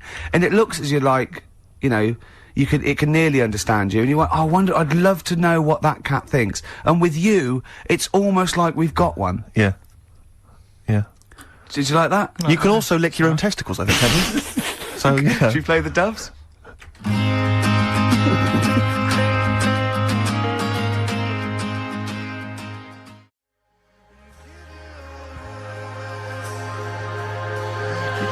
Doves, Caught by the River on XFM 104.9. You're listening to Ricky Gervais. Welcome. I hope you're having a lovely Saturday. Were you asked to appear on Celebrity Fat Club? No, no. Was there any? Was there? Seriously, did an invite come No, in? I don't think they did. I knew about it and I was waiting for the call and I was going to be insulted, but it didn't come. Didn't come. It didn't. How much are you looking forward to it? I'm quite excited about it. I really am am excited to it. Yeah. I don't know if people know. Are you aware of this, Karl? This is this Celebrity Fat Club. It's a new one of those reality shows. It's 10 celebrities, I think. They're all overweight, and they've got to lose weight over the course of the series. And they're celebrities. And they're celebrities. That's why I've called it that. Celebrity Fat Club. So who've they got? Well, I'm very excited because one of them is, you know, that guy who was in Pop Idol but didn't win in the end, that really big fat guy, Rick Waller. Fats Waller, as I call him. And, I was reading about him on the web earlier. It says, he's been told to lose 17 stone. Because they reckon he might be dead by the age of 40 if he doesn't lose weight. Seriously. How old is he now? I don't know how old he is. He's only in his 20s, isn't he? Well, that's still a good But 20 years of cake eating. it says he was shocked to find he weighed 31 stone when he stepped on the scales at the start of the show. 31 stone? 31 stone.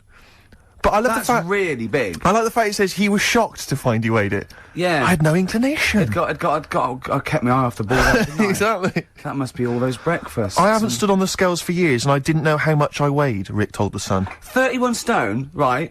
That is having a man on your back and carrying a man in your arm. Just basically two men are going everywhere. It is obscene, because he looks, have you seen him? He looks like one of those people who's wearing one of those inflatable sumo outfits. Yeah. He's just a little head and like a sort of... Oh, we're not having a go at fat people. I'm having a go at him, Rick. No, because it might be glandular. It's not, it's breed. Exactly. Do you know what? This is true. When I did that Room 101, and I did one they cut out completely. I don't think I'd cut it out on taste. I think it was just too long. And one of the ones I put in was fat people who say it's glandular, right? And they'd done the research, and 2% of obese people can claim it's glandular. The rest, they just eat too much. But the thing about Waller is he was going on the telly going, it's good, what a wonderful role model I am for people who don't conform to the usual pop star sort of stereotype. No, you're not a role model for anyone. You are a fat pig of a man. I'm sorry, but you are... No, Rick, but be honest with you, it is obscene. It's not his weight that disturbs me more, it's his gums. Well... They've been through a lot. Yeah. Haven't they? They have been through a lot. The weight does concern me slightly. Do you remember when he did his version of I Will Always Love You? Yeah, but I thought he was just singing about like a buffet or something. yeah, outside the chip shop. Yeah. Go away, Mr. Waller. Yeah. Just let me watch the kebab rotate once more. No. Can I lick the fat off the floor? No, you can't. I just imagine those people who run all-you-can-eat buffets, when they hear him coming, they shut the door. It's like it's one of those 1920s speakeasy. The front changes into like a laundrette. Just move on, fats. It's not...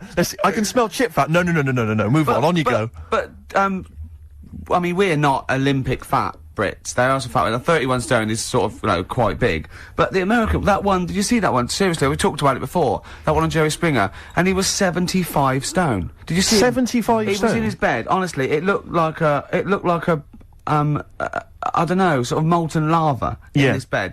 And it was actually sad, and I was really sad, because he was, he was in tears, and he was going, this is it, I'm gonna do it, and Jerry Springer took the wall down, and they had to get him in a special ambulance and everything. But my point is this, right? When he got to say 50 stones, didn't he go, that's a lot, isn't it? I gotta be careful. For a human. Exactly.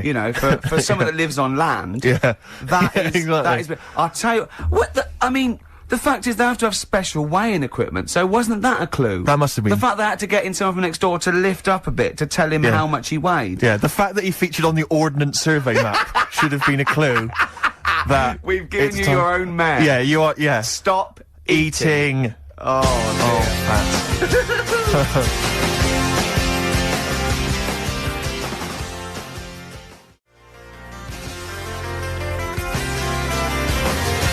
Always amazing to hear that, isn't it, Rick? It's Sugar. fantastic. It's such a great tune. I was listening to Copper Blue, the album from which I was taken again. It's just fantastic. Old Mouldy. Old Mouldy. Mouldy old dough, as I call him. Exactly. Bob. You've got a real problem with Rick Waller, haven't you?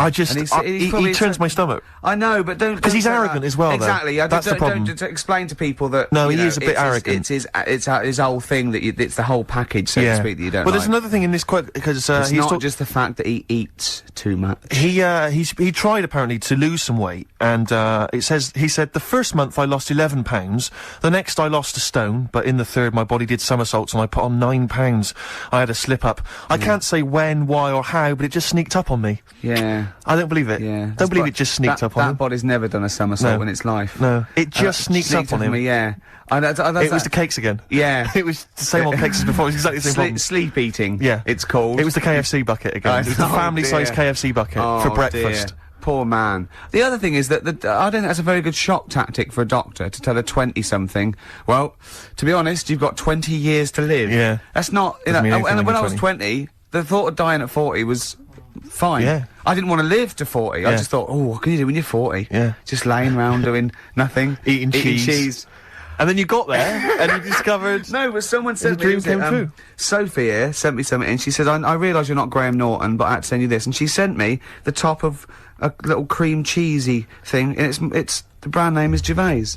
How odd that is. Have you been... They've named a cheese after you. I think it's a big French company, and this is from the Czech Republic. It's all over Europe, and so that would be a dream come true, wouldn't it? If they named a cheese after you? No, I think it's probably ancestors, and so cheese is in my blood. Sure, quite literally. It literally is. Yeah. Another heavy Friday night, was it? It comes out of pores like those Play-Doh things. Yeah. I can squeeze out different shapes. Jane, bring the Stilton in. It's Friday night. Oh, this isn't fried. Exactly. But yeah, so we can't really have a go at Rick Waller. I eat too much, but you're not big. I mean, one of the other contestants on the Fat Club, Celebrity Fat Club, is another one is Jono Coleman. Oh, we love Jono. Now Jono, I don't know, you know Jono. He's that guy who does. He used to be on TV, and I think he does a breakfast show on a rival station, doesn't he? He's happy, isn't he? He's so trivial, and he's a really nice bloke, Jono. But it's funny because he does a breakfast show on Heart, which is wrecking his own. There's a bit of irony. Oh, I love Carl. Thanks, Carl. Do you know what I mean? Yeah, I love you. I can see where you're coming from. Yeah, that's good. But we've met Jono a couple of times. We saw him at a couple of, not wishing to say not to show off, but a couple of awards dues. Yeah, like that's showing off. But like people would have seen dead there. Well, yeah, but we went to one where everyone was in like tuxedos or suits and ties. Not Jono. Jono was wearing a pair of Bermuda shorts, big Bermuda and a shorts, Hawaiian knee-length Bermuda shorts with just these little. But I saw him again another time, and he had shorts on at a similar event, and I've seen him since in the street, and he's all. I'm wondering if he can wear trousers. I don't think he can actually wear trousers. I don't know if there's a medical reason for that, whether he's just his legs are too fat. I think the material is a waste of money. I think it's just that you can get shorts that big and they're comfortable, and you know, I mean, to be quite honest, I don't want to squeeze into a tuxedo anyway. So if you can go, I'd love to turn up those things in Bermuda shorts. Well, of course, flip flops.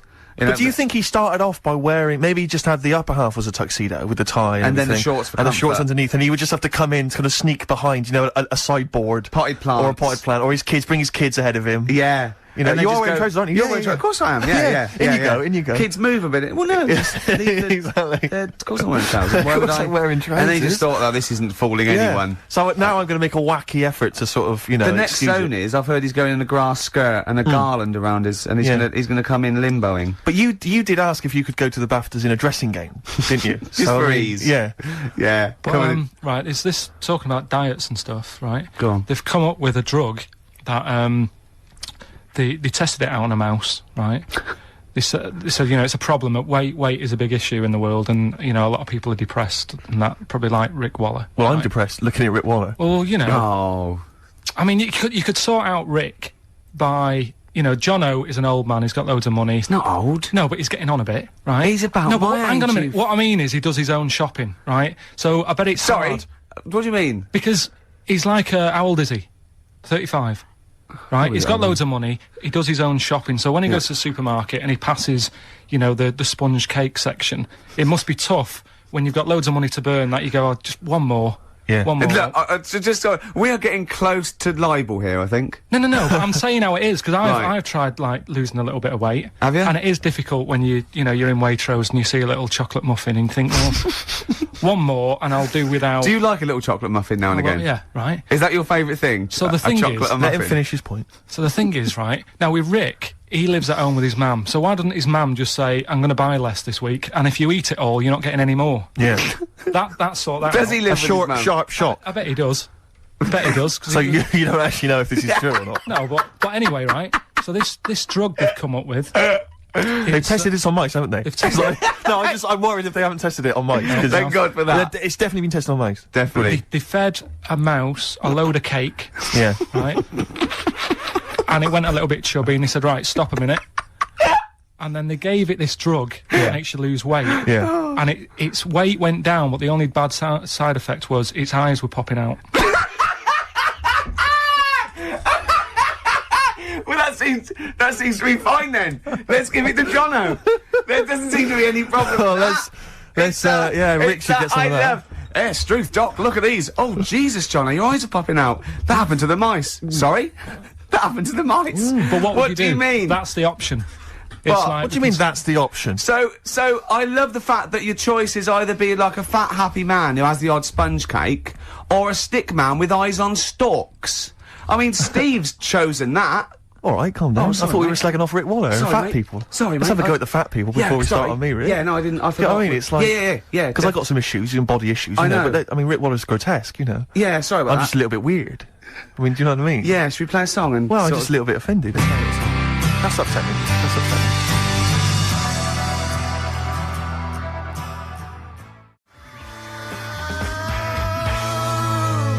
Vines out of the way on XFM 104.9. You're listening to the Ricky Gervais Show. With Steve Merchant and we've Karl got Pilkington. to try and get on though. got Because there's time not for enough. No, not enough time. Let's bang on. Let's do some observations. Some maybe some Yeah. satirical. Take a sideways look at the week's news. Yeah. Sure, yeah. Who's the fattest person you know, Carl? Is it an issue for you?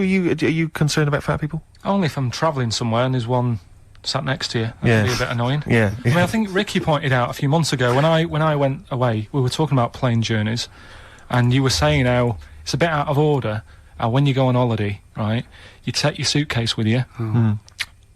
This is all Was right. I saying it's a this good- on air though? Is this my question? Because there's a reason I don't say things. on air No. sometimes. But I think you've got a good point. It made me think. Oh no, I know what it was. Yeah. Yeah. Go on. It's sort of like if you're not allowed to carry hand baggage on because you're a few pounds overweight, but there's a bloke behind you who weighs 10 stone more than you. Yeah. Surely the whole package should be weighed. Yeah. Like you and your baggage. Absolutely. Can He be should have- he 30 should have a carrier stone. bag, and so that's- I can take on a Labrador and a wheelbarrow. Yeah. He can take on a towelette Yeah. to wipe Absolutely. his brow. Yeah. His sweaty, fatty brow. Yeah. No, I absolutely right. So And that does yeah. wind you up, does it? But I don't. That's the only time. I mean, people can't help it. We don't want to like come across as if we're just having a go at people who've got. But they can help it. This is what we're saying.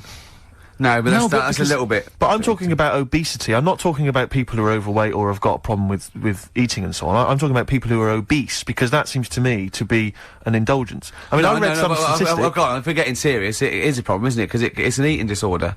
So what's terrible is laziness and kidding yourself. But the people who have genuinely got a problem. But it's a as big genuine problem as concern for apparently anorexia or- for the future of our children. Apparently, it genuinely is. Yeah. Apparently, it costs. I was reading some statistic that it costs something like America. It costs them like $119 billion a year or But something. that's not why because of people are obesity. starving, because fat people are eating all the food. I'm not There's still saying enough people are left. starving because of fat people. Oh, you mean? I'm saying that it's a no. I'm saying it's a concern. Oh, I don't we mean that- meant we'll soon have kids and they're hungry because next door's out all the food. No, I just mean Sorry. that apparently because exercise now, people aren't taking up exercise, kids aren't Right. taking up exercise, that we will all be obese in years to come. Not all obese, but Yeah. there'll be a big obesity Well, I problem. suppose the natural state for the mammals, we crave fat. We literally crave fat for hard times. But now there are no. Well, you're all hard sat in times. offices But typing you're- away. But our body hasn't evolved Yeah. to take our social input in. So we still act like mammals, and we eat and we crave it, and we like to store fat. Yeah. That's why we have to go jogging, because we don't hunt, we don't do anything. So it's not really their fault. I mean, it is about willpower and sort of like,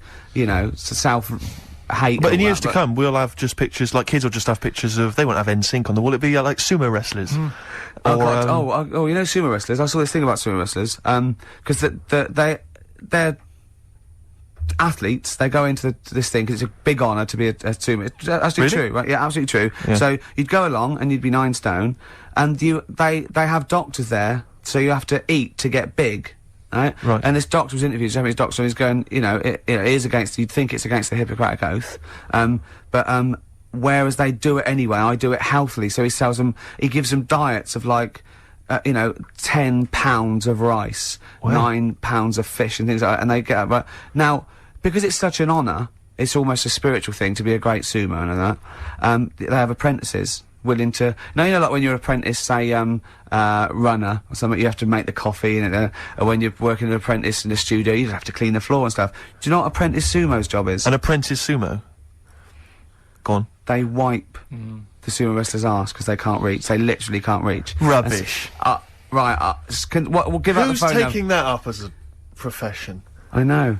I imagine that. I'd love to be a sumo wrestler. It's a great honour, and I'd love to work under you. Sure. Sure. So, what will I do? Start press ups first? There'll be some press-ups, yeah. Okay, There yeah. will be What, some shall I get press-ups. into the gym now and, No, don't before you rush Go off. on. You I'm will- starving. No, I can understand that. Go on. Would you mind wiping my arse? Because Right. I've just... Can't reach? No, I can't get the arms back there.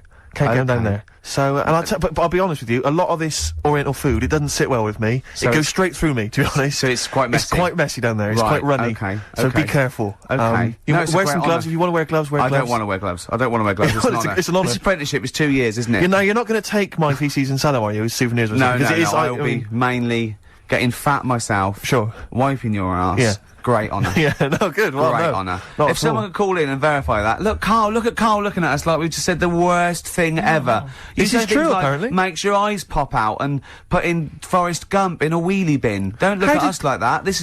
We're talking cultural science here and wiping arses. Yeah. So, play a record. Yeah, it's lowbrow and it's highbrow at the same time, Carl. That's an incredible picture. Oh, yeah, this is for all you people who like the odd cake. This is Bowie and Sweet Thing. Do you like that? Nice.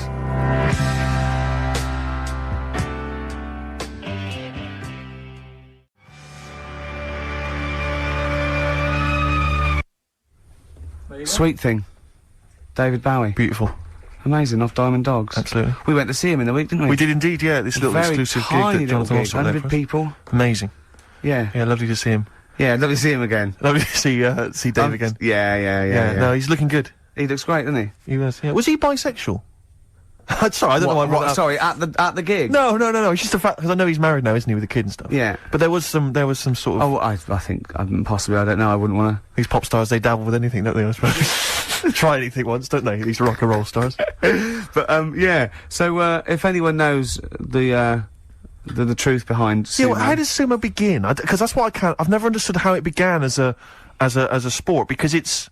Do you know what I mean? Because they are so huge. Well, so I reckon it was a fat bloke who was picking on a little skinny bloke, and the skinny bloke knew kung fu and so he goes, right, let's fight. And the fat bloke, no punching. Yeah. And what do you mean? He went, it's just leaning against each other. Yeah. And they went, well, you're bound to win. And he went, right, I've won. He went, bloke, okay. Yeah. And that's how it started. And the fat bloke he grabbed him. Are you wearing a nappy? Well, I'm pretty big, I'm having problems now. I can't wipe my I ass. can't wear a tuxedo. I just can't. Exactly. I just, that's the next step for... Jono's been banned wearing a thong in public. So... But seriously, if anyone knows how sumo began, I'm genuinely interested. Email maybe, ricky.gervais@xfm.co.uk. Just, because Carl, what are your thoughts? Where do you think it began? Because don't you think it's an odd sport? I mean, it is a weird... They've always got nice hair. They seem to care about the hair a bit. Sure. So he's sort of nicely pinned back. Yeah. Are you ever asked when people are doing like Sharma's Britain, or people are doing like big historical programs. They say, well, we'll ask Carl about this. He might have an opinion. Yeah. They've got. I'd like to see you as a pundit, definitely on those kind of on Newsnight. It's just that I think it's a funny one because the whole idea of sport is to keep fit. Yeah. And that's sort of. It's a bit of an odd one, isn't it? Well, it's the same as sort of like weightlifting. You have to go through all that all year to see if you can push up, something heavier than someone else. But you have to walk round in a golf buggy to for that one. Yeah. And take steroids and. But I mean, the other day, I don't do much sport. I think living in London, there's not that many areas you can go and. Actually, I'm probably wrong there. Well, there's all the gyms and sports clubs and I'm stuff. probably wrong and the on parks that bit. and the roads. But look how excited I was going round to your place, Ricky, and you had a little garden. Yeah. I haven't got a garden. We played football, didn't we? And we had a little. Well, I did. No, you were rubbish. I beat you in penalties, 5-2, and then I beat you on knockout. I think 10-4, and he always makes an excuse. He goes, "No, start again. We didn't say that." I'm cracking up. So, have you seen Ricky play football? No, I've not really seen either. Right, play football. It's not football. You sort of do it like it's like when you get a cat and you chuck it some wool. You sort of jump on it and lie on top of it so you can't get it, and then sort of kick it with his feet, lying on the floor. Really? No, what I mean is, he fouled me, and I was on one hand... Are you sure he didn't just collapse? Because of all the stress and the exercise? That's the other thing. He just tumbled on the floor, Stilton poured out of his mouth. I was too strong for him. No. I was too strong for you. Yeah, but you didn't last long, did you? It was like, if football matches went... They just bring me on for the first 10 minutes. Who suggested that you two play football? Did you suggest this, Rick? Yeah, we went round there, we had to go and football in the garden, yeah. What else do we do? I just had a look at your salamander. Right, is that euphemism or? Because I know that when I first went to your house, you used to show your genitals to people a lot more than you do now. You definitely used to do that. You used to think that was hilarious. Yeah. I don't know what it is that you get to a certain age, men of a certain ilk get to a certain age and just start. Out, didn't he? Yeah. Yeah, when Ross came in, he did the same. Yeah. It's that weird. Yeah, I suppose. I thought. Oh, you've seen it now. I thought you've seen it. You know, you weren't impressed the first time, to be quite honest, Steve. So, yeah. No, it's it's but, nice. Always a treat to see. Yeah, yeah. What do you make of Ricky's place? What do you make of it? Again, that's not a euphemism. It doesn't mean that it's like a flat fish. Yeah. Do you want to see my place? Yeah, there it is. It's all right. I mean, You've seen better. The pictures you've got on the wall. I'm not keen on the same sort of art as you are. Right. What sort of art? Because yours is quite sort of modern art. He's got this big bit of abstract canvas with just loads of dark colours on it. Yeah. It looks really miserable. Yeah. I'll be honest with you, it sort of brings the place down. if you're going to sell it, that woman on Channel 5, the house doctor, if she came round, she'd say, take that down, and you'll get double for it. It's just, I thought it was like a wall he was Take that testing. down, get that salamander out, and just pop those back in your trousers. yeah. It was like he didn't know what sort of colour to use on the wall, so he's like been putting a little bit on. No, that's not good. I'll use like a bit of a darker colour. Yeah. And it's just loads of different. Are you Brian Sewell? Because you're just saying. So what kind of art do you like? I'm intrigued. Yeah, I like Athena. I like Lowry. Right. Larry, the worst painter in the world. The most overrated. You see, it depends. You're getting excited about your stuff you've got on. Lowry, right? Yeah. You can look at. He really is the Brian and Michael. No. But it's real, isn't it? Right? What do you mean it's real? It's real. You look at his picture and you see like little disabled people walking about. You see kids That's not real, then. playing with like footballs. You've got your dad coming home from work, working in the factory. Got a little dog barking. It's life, right? And you can look at it for like 10 minutes, go away, go and watch telly or something for a bit, go back to it, and you'll see different things in it. Really? What is it like? One of those magic eyes? You sure that's not a telly? Yeah, you've been looking out the window, Carl. You sure you weren't watching When the Boat Comes In? People will agree with me. It's better than your stuff that you buy. This show started off slick. Yeah. We had something to say. No, what are you talking about? We're now discussing art. We were taking the big out of fat people, and now it's and now you've taken it all highbrow, Carl. Play a record. We'll come back to fatties.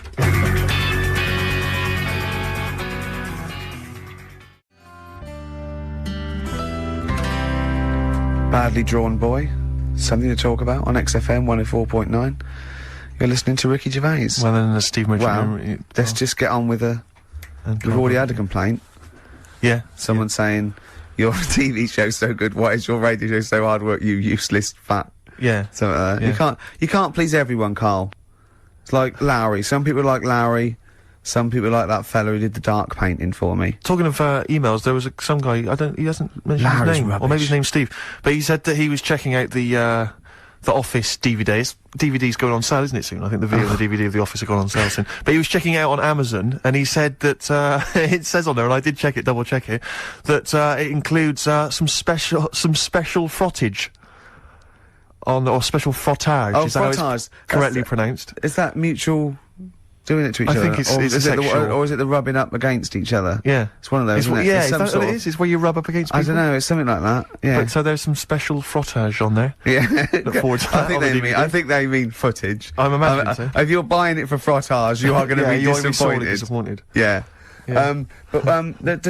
We're gonna. That first hour then was about eating too much, wasn't it? I think we can. That's essentially what we talked about. Yeah. That's probably. I read something interesting. You know, they've banned. I used to get the Guinness Book of Records every year from about the age of 10 onwards, and I went to the section like the biggest, fattest, all that, right? And there used to be gluttony records, and it was like these ridiculously looking Texans, and how many hamburgers they can eat, and of course they would. It's just so dangerous. They've put it down to how many hamburgers you can eat in a minute now. Yeah. And so they've brought it down to things like 17. Yeah. They still burst their stomach glass ball. But I remember I was watching the Big Brother when they had to break that record. Like eating sweet corn and balancing. I was thinking, who wants to beat that record? Yeah.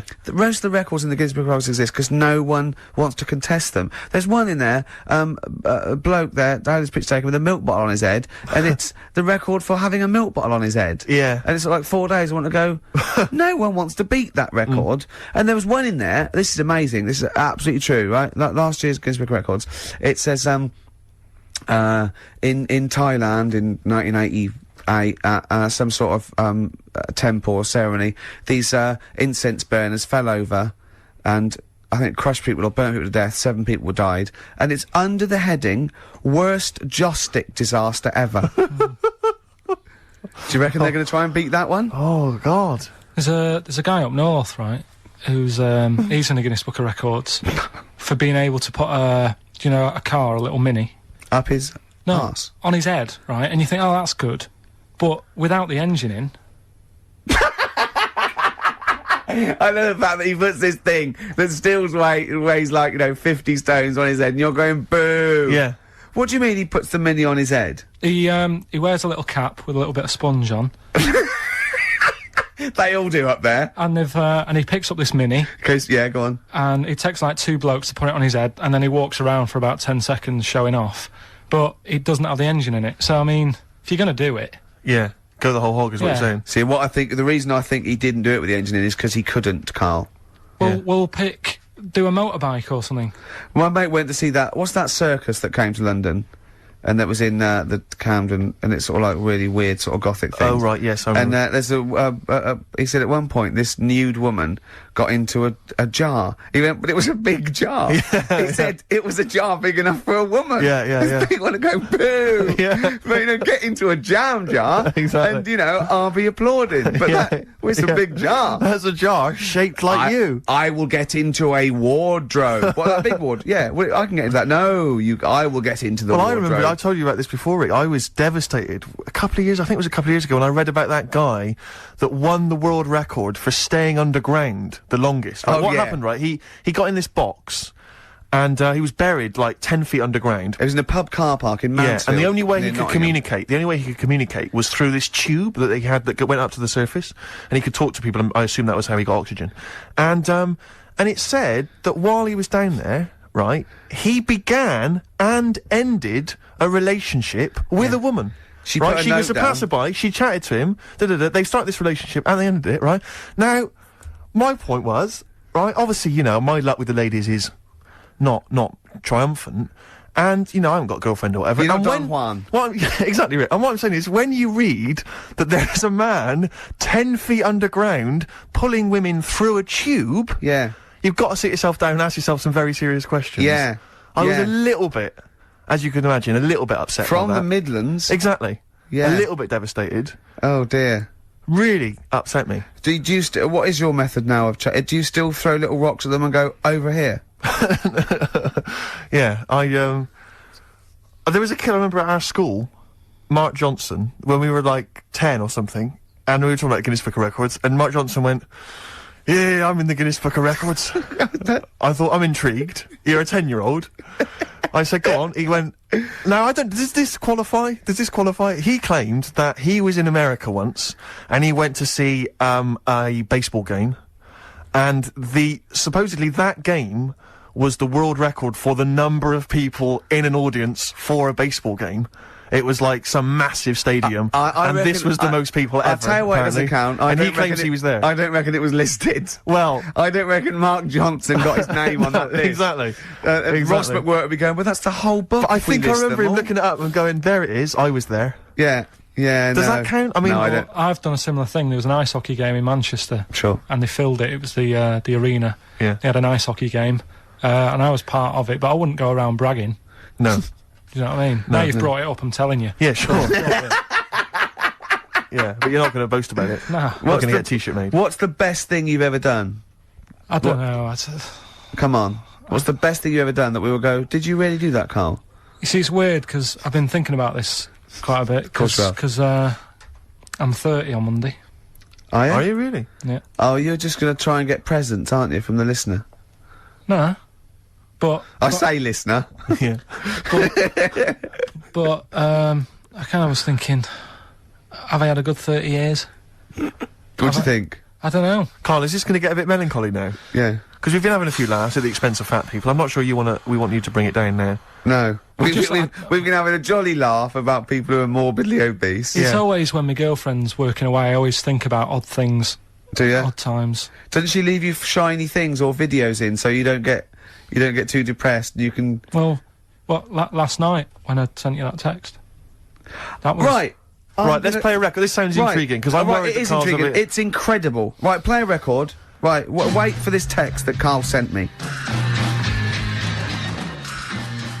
Sumo wrestling. Yeah. But they've sort of cut and pasted a huge ream of information from the web. Thanks very much, but we need bullet points, or not, don't bother. You're wasting our time, frankly, with any too many sentences, proper grammar. We're talking about Ricky Gervais here. Yeah. So not that I'd read the bullet points either, you'd read them too. Exactly, but your concentration would lapse so quickly that it just needs to be keywords, you know, arse, sumo, things like that. Yes, arse wipe. Yes, arse wipe sumo, correct. Yeah, or maybe even a picture of someone wiping an arse with a tick next to it. If you could get words out. If you could send through the origins of sumo wrestling in sort of diagram or sketch form, or in a kind of comic book, or one of those flick books. That you just maybe draw a quick flick book, send that in.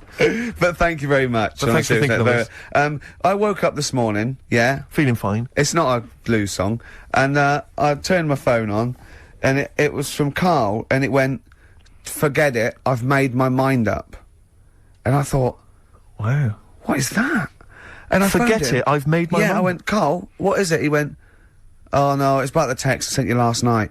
I went, "Well, what was it? I just got this text." He went, I was just wondering, I was thinking last night." He said, "Supposing you had to have your hands removed." Sure. Right? And the doctor said, "Well, you can either have them stay like that with stumps, or I can sew feet there. What would you have?" And I was bleary-eyed, and I went, "The stumps." He went, "Yeah." I went, "All right?" He went, "Yeah." And then what was his follow-up text to that? And then I got the text, it was obviously before it, and it went, and it was like quite serious. What would you do if surgery not doing your hands? Would you have stumps or the feet? Right? Now the way, when I said he's made his mind up, and I went the stumps, he went, "Yeah." I think secretly he decided on the feet, but was too embarrassed to tell me. There's a little bit of what would you do? Because But why did you think of this? Why did you think of this? Girlfriend's away, right? Yeah, no, that's not why you start thinking bizarre surgery devices. Right? I'll let you into my little mind, right? Last night, I had some beans on toast, right? She was away. It's good already. She was away, she had some beans on toast, she went wild. Yeah. Right? Now, I was stood up, I live on like on a high street, right? So I'm washing up, I'm looking out the window. First thing that had my attention is, I can look into other people's flats, right? Yeah. And it was weird how all these different lives were going on, I was watching them, and everybody had the telly on and was watching Volcano, right? Which was on last night. Right. And I thought, oh, that's weird, right? I can see them all watching it. And it was like a little Chinese lad who was dancing around in some underpants. Yeah. And then there's a little old woman who lives downstairs who was reading a book, and she's always reading a book every night, and it's like, I have a better life than her. And then there's like some sort of bouncer who's always getting ready to go out late at night with all the black on. He looks like a bouncer. So I was watching all this life going on, I thought... Did you witness a murder while you were doing this? Yeah. It was like that sort of Sliver film where that bloke had loads of tellies watching people's lives. So that was going on in my mind. And then I was washing up, and I picked up the plate, and I thought, oh, it's amazing, isn't it? The human body. The way you can just sort of, you know, I want to pick that up, and you do. Yes. And the way your hands work, right? You've got 5 little digits, but it's just the right amount to do what to do what you've got to do, right? So I'm cleaning the plate. Sorry, Karl, stop. It's just the right amount. Might be one of the most genius things I've ever heard said. I would love David Attenborough to phone you up and say, "Karl, how do I word this about the evolution of the mammalian front limb?" Just go, we'll just say it's the right amount. Isn't it? But it is. One of course extra it would is. get in the way. Yeah. And one less would just make it that little bit more tricky when picking up a bit of a slippery dish. Sure, or buying gloves. Yeah. A slippery dish. So then I was thinking, right, imagine like going to the doctors and he's saying, yeah, everything's all right, your art's good and everything, but your art's good. What, your Larry's or? Yeah. Your heart, you're in good form and whatever. Sure. Yeah, it's good news. You know, I had Jono in earlier. He's not looking good. Yeah. I had Fat Swallow. But you're all right. But your hands need to come off. Right. Blimey. But That's bad. Like, I'd get a second opinion initially. But a bit of good news, I've got a nice pair of feet I can sort you out with. Yeah. And he puts them on, and then I was thinking, right, first of all, washing up, what would that be like? I thought, Steve, that'd be tricky. Right. Yeah. And then the second thing was, it'd probably ruin the sort of the shape of your jumper. Because you have to keep putting the feet through there. Yeah. And then I thought, but I could still cycle in Okay. to work. You could run in. Well, that's the thing. You'd be really fast. Well, that's what I was thinking. I thought I could still cycle because I could balance, and then I thought, but the only thing is I probably couldn't pull the brakes. Because of the little short things. Yeah. And then, like you, I thought, but then again, you'd run in half the time. So that's what was going on in last night. Right. That's what I was thinking about. Did you How ever... long did this take? Well, how long does it take to wash up? Right. Because I imagine you just being there for, like, all night. Probably 25 minutes. How long did the little Chinese fella dance for in his pants? He's always doing it. Last night he was at it for like 10 minutes. Just, yeah. And his girlfriend never sits in the same room as him. She's always sat in the bedroom. She's going, you dance in pants again, I go in next door. Well, she was in the bedroom. She's always in the bedroom, sat on the floor, on the mobile phone. Right. All Really? the time, yeah. It's weird how people's lives are just like, it is like that Groundhog Day thing. It's like, you know, he's jumping about in his underpants. The old woman's sat there reading a book. Yeah. And that's what got me thinking about my life. Do you think she ever Are goes... you sure she's not dead? Every time you look down there, she's just flicking through she's just reading this book. The pages never turn. She never seems to finish it. She never moves from her chair. Are you sure the Chinese Her girl's cats going... are dead around her. I'm going into next door again. That little Yeah, round-headed the fella's smell. looking in. He's looking in at me. The bouncer goes, "Don't worry, love, I'll go and beat him up." But That's he's always true. getting ready. That's true. They're They probably... see you staring at and washing up, going, "I could have feet here," and they get Yeah. scared. The old woman's dead. Oh, Carl, dear. can you tell us roughly which neighbourhood you live in, so that we know? It's central. Central, is it? Yeah. Yeah. Wow, imagine if that little... Was he a Chinese fella, did you say? Yeah. Imagine if he was listening now. I'd love him to call in and explain his actions. Well, he might be on some other radio station talking about a lad who's always washing up and looking at his hands in a mysterious way. Yeah. But do we know this doctor that would go, "Well, all right, Carl, you can either leave them as stumps or I've got a lovely little pair of feet." Why? I mean, I told Jane this, and Jane went, "Is that the only choice?" You could say, "Could I have some dead man's hands?" Have you got any? Where'd you get the feet from? Where'd you get the feet from? Can I have? What would you rather have then? Human feet or monkey paws? Well, I mean, that wasn't an option last night. That if the doctors said... No, it this wasn't is- an option last night. But don't forget, it's in your head, Carl. This didn't happen. No, This but I'm is- just saying at the time, that's all the doctor had to offer. But you know, it's your head. You can go anywhere. No. It wasn't a real doctor to offer. It's in your head. You can go anywhere. You're not trapped. Yeah, but if you can do anything, then you'd say, we'll sort us out some other hands. Fair point. Let's play record. We gotta come back to this.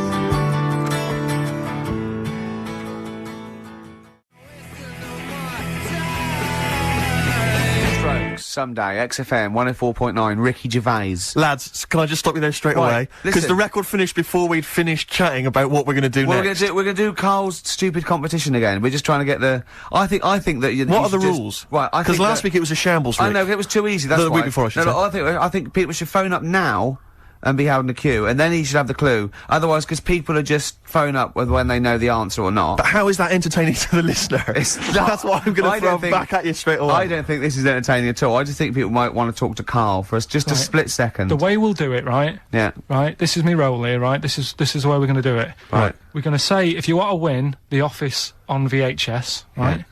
you can call Don't it now. say it like that. Like Yeah, it's a don't say it rubbish like- prize. There is some... If you get the DVD, there's some special frottage. Alright, so... It's impressive. Right, so they call up now on 08 700 800 1234, right? Yeah. We, like, bung on a bit of Elton John in a bit, right? We line up two callers. Look forward to that. It's a beautiful track. Yeah? We line up two callers, Yeah. right? And then we have them on the air and we say, right, I'm going to tell you the little story. You've got to tell me what song it is. and they're playing against each other. Well, could they be up at the same time then, so they can speak at the same time? Yeah, of course, yeah. But how can they play against each other? Because they haven't got buzzers or anything. It's the first one, they can say the name, they can shout out the name, and it's organised. And they got as many goes as they want? No, I think they should have one go at a time, and then the other person can have a go, and then they can have another go. Yeah. It's like duelling. It's like duelling. And if they don't win, no one wins this week. We're not giving away prizes willy-nilly. Sure. You know, we can give one away next week again. Because you know, like, Maybe The Office is not costing us anything. Because we were, like, involved. I know, we can get as many copies as you want of that. I like Seriously. it. I like it when, like... We got them coming out of our... Do you think the listeners are usually in on sort of board meetings like this? Or do you know... I said this before, guys. I said before. We should do this off air, but you refused to chat. Imagine Chris Tarrant going, hold on, what, they can, what do they do? They can phone a friend. They just phone a friend. Look, come down to... Right, okay, look, we haven't got this... We haven't got this sorted. Phone up now. We'll play some adverts. Phone up now. Yeah. Right, so that's the plan then. Okay, right. We're going to have a beautiful track here. Continuing our... Wait, whoa, hold on, wait. Steve. Go on. Right, I've said your name 5 times now. I don't need to mention you at all next week. Right? We're going to play, Elton John, continuing our sort of thing of don't diss them just because they're old and bald now. Yeah. They used to be good. This is a beautiful track. I dissed him, didn't I? Yeah. Called Tiny Dancer. We're going to enjoy that. Yeah. Enjoy that. Enjoy that. And then, if not the now, show. Steve, what were you going to say? Thanks for asking. I was just going to say, what should the audience be doing now? If they're listening at home, they want to play the game, what should they be doing, Carl? Should they be phoning Say you the now? phone number again. They should be ringing 08700 800 1234. Right. 08700 800 1234. And 2 lucky contestants get to play your game. Yeah, what's the song? What's the song that Carl's thinking? Could I give you a clue when you call up? You've got more chance of playing if you don't sound like a mentalist. Exactly. Most of the people that phone sound a bit like Carl. We're not interested. We don't want those No. sort of people. Yeah. We want people who can, you know, who are maybe eloquent. Why you watch me in my pants?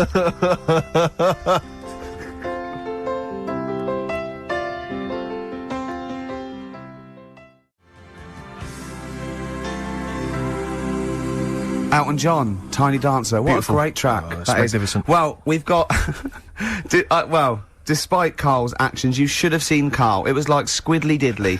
His arms and legs there. He'd have been better with feet, I'll tell you. He didn't know what he was doing. We were getting angry. At one point, he went, oh, we get a man and a woman. And the bloke phones up. He goes, are you a bloke? Bloke goes, yeah. He goes, hold on. And then another bloke goes, oh, you're a bloke. We wanted a woman. And the bloke said, I've got what? He goes, put the woman on. She came on, he went, are you the woman? It's the way he speaks he's to people. magnificent. So who have we got on the line? Here's the woman. It's the woman. Hello. Hello, Hi, what's your name? Sarah. Sarah. Okay, right. Steve, you want to be rooting for this? Well, I think we should. It seems to me because you may need some help because obviously Carl's mind is a viper's nest. Yeah. It's a jungle in there. Yeah. So you know, if you want to call on anyone at any point, maybe you've got some questions you want to just consult or confer, then I'll be on I your have side. to. You're Then like, I- she's like, you're like her phone a friend. Exactly. I'm the phone a friend. I'm And the who's- ask the audience. Who's and the bloke? Here's the bloke. It's Owen. Owen. Okay, I'll be helping you out should you need any help or clues as as an insight into Carl's mind. I must tell you though, we don't know what Carl's going to come up with now either. No. we I keep it real like this. I Go should on. just say for people who've not heard the show before, this is where Carl now will tell us a cryptic story. And basically, hidden within that will be a clue to the title of a song. I say cryptic. It's Gobbledygook. Yeah. Nonsense. So okay then, just to find out who goes first, my lad or your girl. I'm going to toss a coin in my head. Okay. So who can guess? Well, first? ladies first. Ladies first. Okay, What was your so- name again? Sorry. Sarah. Sarah. So Sarah. Okay. So Sarah, heads or tails? Heads or tails? Tails. No. Right, my lad will go first. Okay. So, then. so what this means is when he's finished the cryptic clue, you, Owen, will get to guess first. But if you get it wrong, it goes over to Sarah, and then back and forth until hopefully one of you gets it right. Okay. We could be here for some time. Yeah. Right, and what are we playing for here? Of DVD or video of The Office? Whatever we can Whatever find you've on got, there. whatever format you've got. Yeah. Okay Yeah, then. brilliant. Okay, Carl, go. Right, so here we go. So then, it's the right? name of a song we're looking for. Brilliant. Right, this bloke, he's had a good night out at the Yeah. pub. Right. This is probably all irrelevant. Remember that, Owen. This could all be irrelevant. Yeah. Okay. Right, so he's had a good night out with his mates and that, and he's really enjoyed himself. And he's on his way home, and it's just like any ordinary night, right? Everything's just normal. He's seen the same people leaving the pub, going home, and he's like, see you tomorrow night. I'll be out tomorrow, 7:30 and what have you. And they're on the way home, and it's a nice night. everything's nice, and he's walking home, and he sees this sort of smoke coming out of a grid. Right? Some smoke coming out of a grid. Yeah, a bit of like smoke, and he thinks, what's that? Right? And this is what's weird, because it's like any other normal night, but this time the smoke coming out of the grid, and he goes over to it, and he can hear some moaning. Right? It's like, ooh. So he thinks this isn't right. So he stands over the grid, and he's looking down it, and he can't see anything. So he lifts the grid up. Right? Do you mean a grill? No, a grid. A you know, grid? like a grid in the street. What? Yeah, he Not means really. a grill. A grill. He means a grill, yeah. Okay. Okay. And he lifts it off, and he's looking in, and like more smoke's coming out, and he can hear the moaning getting louder, and then this little demon pops his head out. Oh. Right? Bloody demons. And he goes, are you alright? Yeah. And the little demon goes, oh, I'm hurting. And he goes, what do you mean you're hurting? He said, oh, it's dead hot down there, you know. and it's weird, because he works it out that it's, like, come from hell. Right? Yes. And he's going, oh, I'm all hot and burning, and all his skin's sort of really red raw because of all the flames in hell and stuff. So he goes, oh, he said, I tell you what, I'll take you to the doctors. And the little demon's like, what, you'll do that for me? And he goes, yeah, I'll do that. And he takes him to the doctors. What's the song? That was Ricky Gervais, Next FM. It's 3 o'clock now. We're going over to Natasha. Thanks very much. See you next week. Bye. Man, that was quite a long story. Ooh. Is Owen and Sarah still there? Yeah. Have you dozed off? You still with us? Okay, Owen. Any clues? No, not yet. I You gotta haven't make got a guess. clue. I haven't got a clue. I have no idea. Can I think out loud with Owen, do you think? No, To I help think him? Owen needs to at least have a guess before Go on, we have a can- guess, Owen. Smoke on the water. No. Well, it's not, is it? So, not gonna be that. okay, over Sarah, to you. what do you think? Bat out of hell. It's a good guess. No, not. It's not right. Not right. Right, Carl, you'll have to give him a little clue. Well, think about the little fella. Think about the little demon. Yeah, Okay. there's the clue. Brilliant. Thanks for that. Where did I say he came from? Highway to hell. On the right, along the right lines, but not the right song. Back Sarah? to Sarah. Stairway to heaven. Oh. Carl, if this is rubbish, I'm never working with you again. If this doesn't work... What do you mean, if this is Right. rubbish? Right, right. Okay, take the main bit of the story. What's happened? We don't know what What's the main bit of the is! story? It took 30 minutes! The grid. There's the grid. We got the grid, the yeah. smoke. What's It's he got- done? How did the story end? He He's went to the taken doctor. He went to the doctor. That's He the went to clue. the He went to the doctor. doctor. Who did he take to the doctor? He took The little demon fella. Why did he do that? he was- Sarah, 'cause come he- on, that's a big clue. Right, why did... Sarah, come on, let's think about this. Why would he take a little burnt demon to... Was he burnt?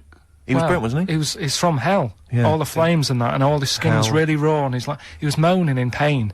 And the little fella goes, yeah, I am on the way home. My tea's going to be in the oven and everything, but do you know what? I'm going to take you to the doctors and sort you out. Sick.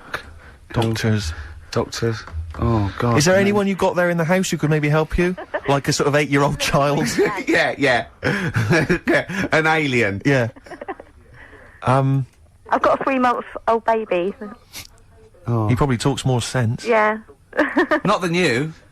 Than Carl, we mean. Right. Right, I'll tell you what, let's play a record. But these let's all poor- have a chat. These poor people have got lives. Sure. They've Oh got yeah, like things we that- haven't. No, but I know Carl, this is... There's so many things I could be doing instead of this, Rick. I know, but Carl, We'll play some ads, right? and they come can't back. stay on the line They've for... got 3 minutes. They're playing for a video here. They've got 3 minutes to think about it. Is that all right with you? Okay. Yeah, and is that all right, Owen? Yep. Sorted. XFM. Right. Please try and guess this, because Carl's threatening to roll it over to next week. Oh. I know, I don't want to live a week trying to think of a little burnt devil in a grid, as he calls it. Burnt Right. devil in a grid. that Devil must in be a, it. devil in a grid Devil in by a in grid. excess. Smoky, smoky devil. Oh, God. Oh, burnt devil grid. Sarah, any Grid? What's a grid? any He means a idea? grill, he A grill. means the little thing in the smoke.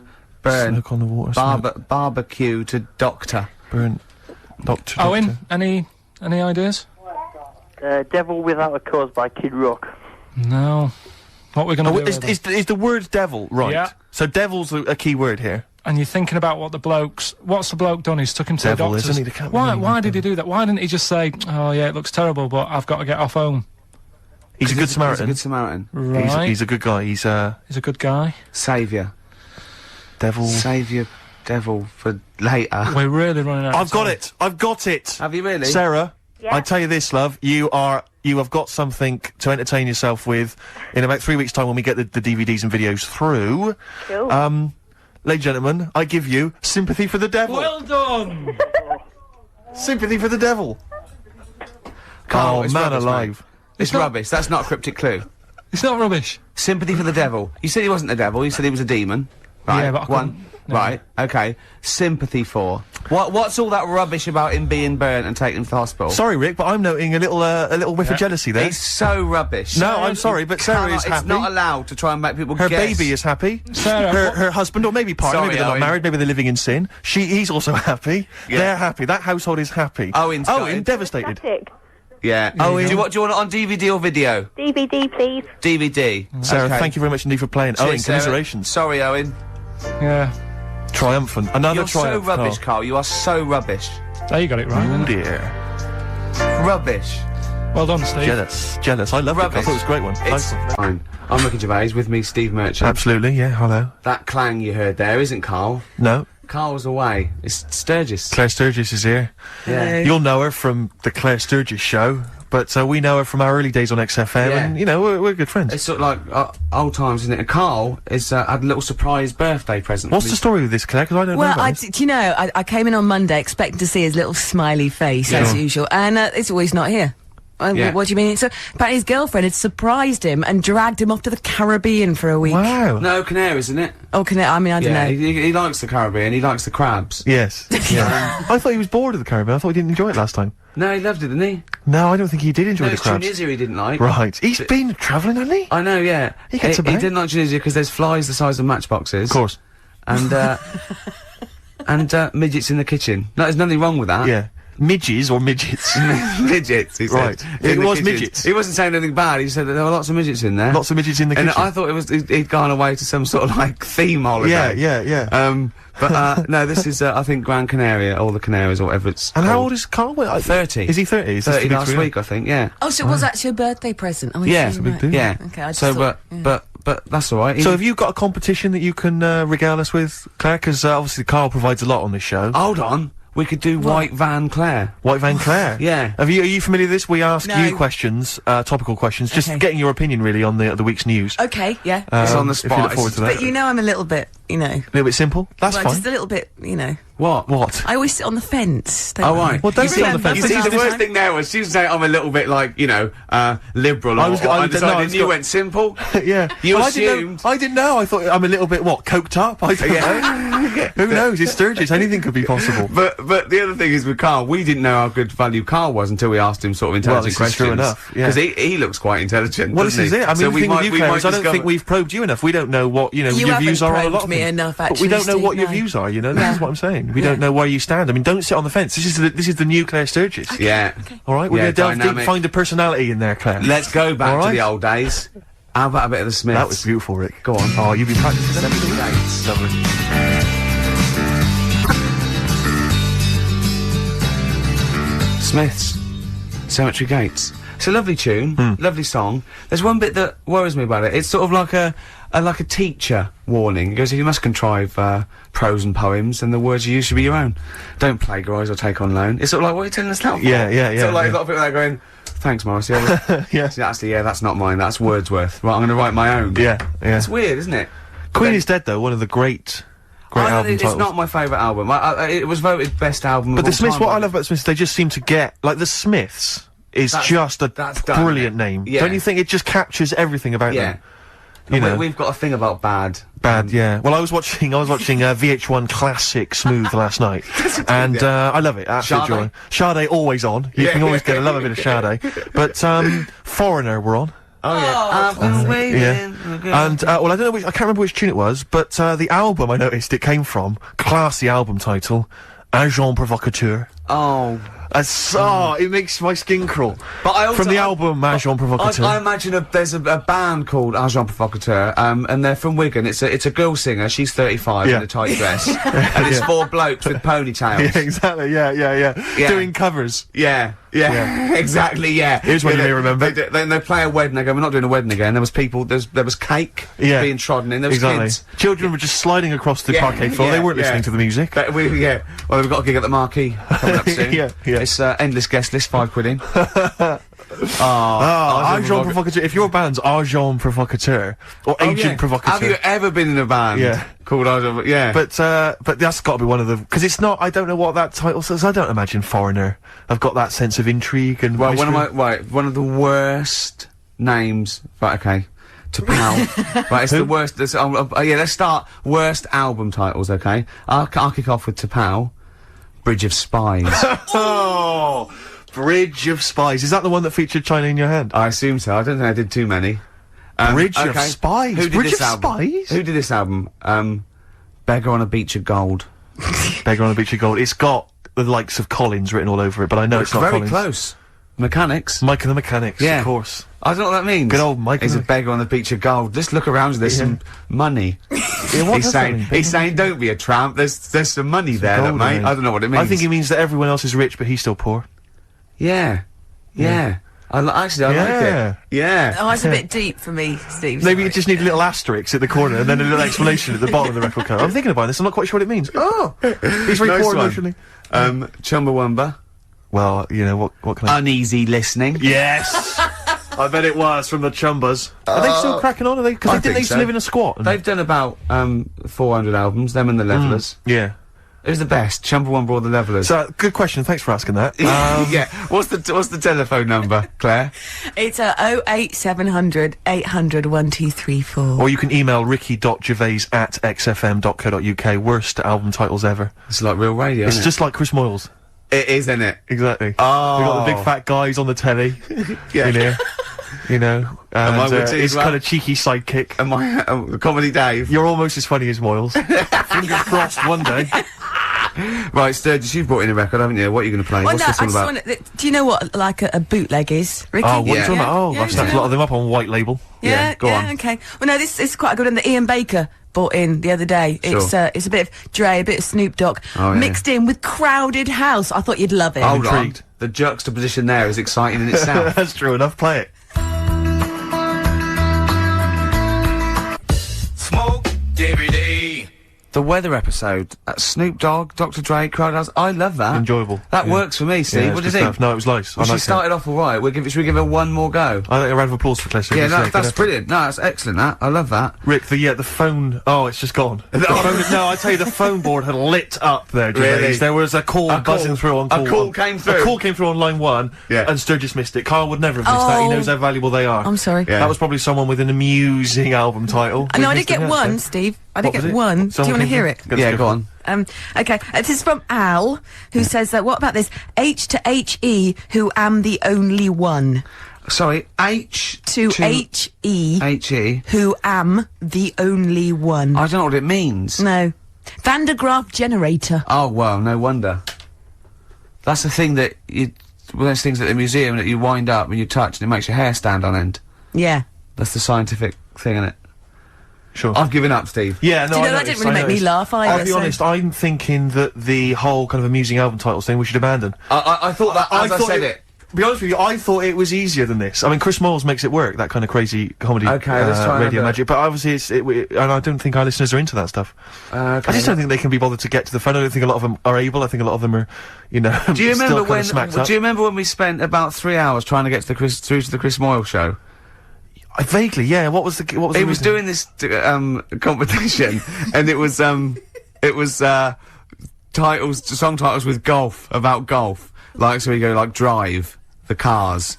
And at that, and I was getting so excited, I wanted to phone up and go, Duran, golfy, golf.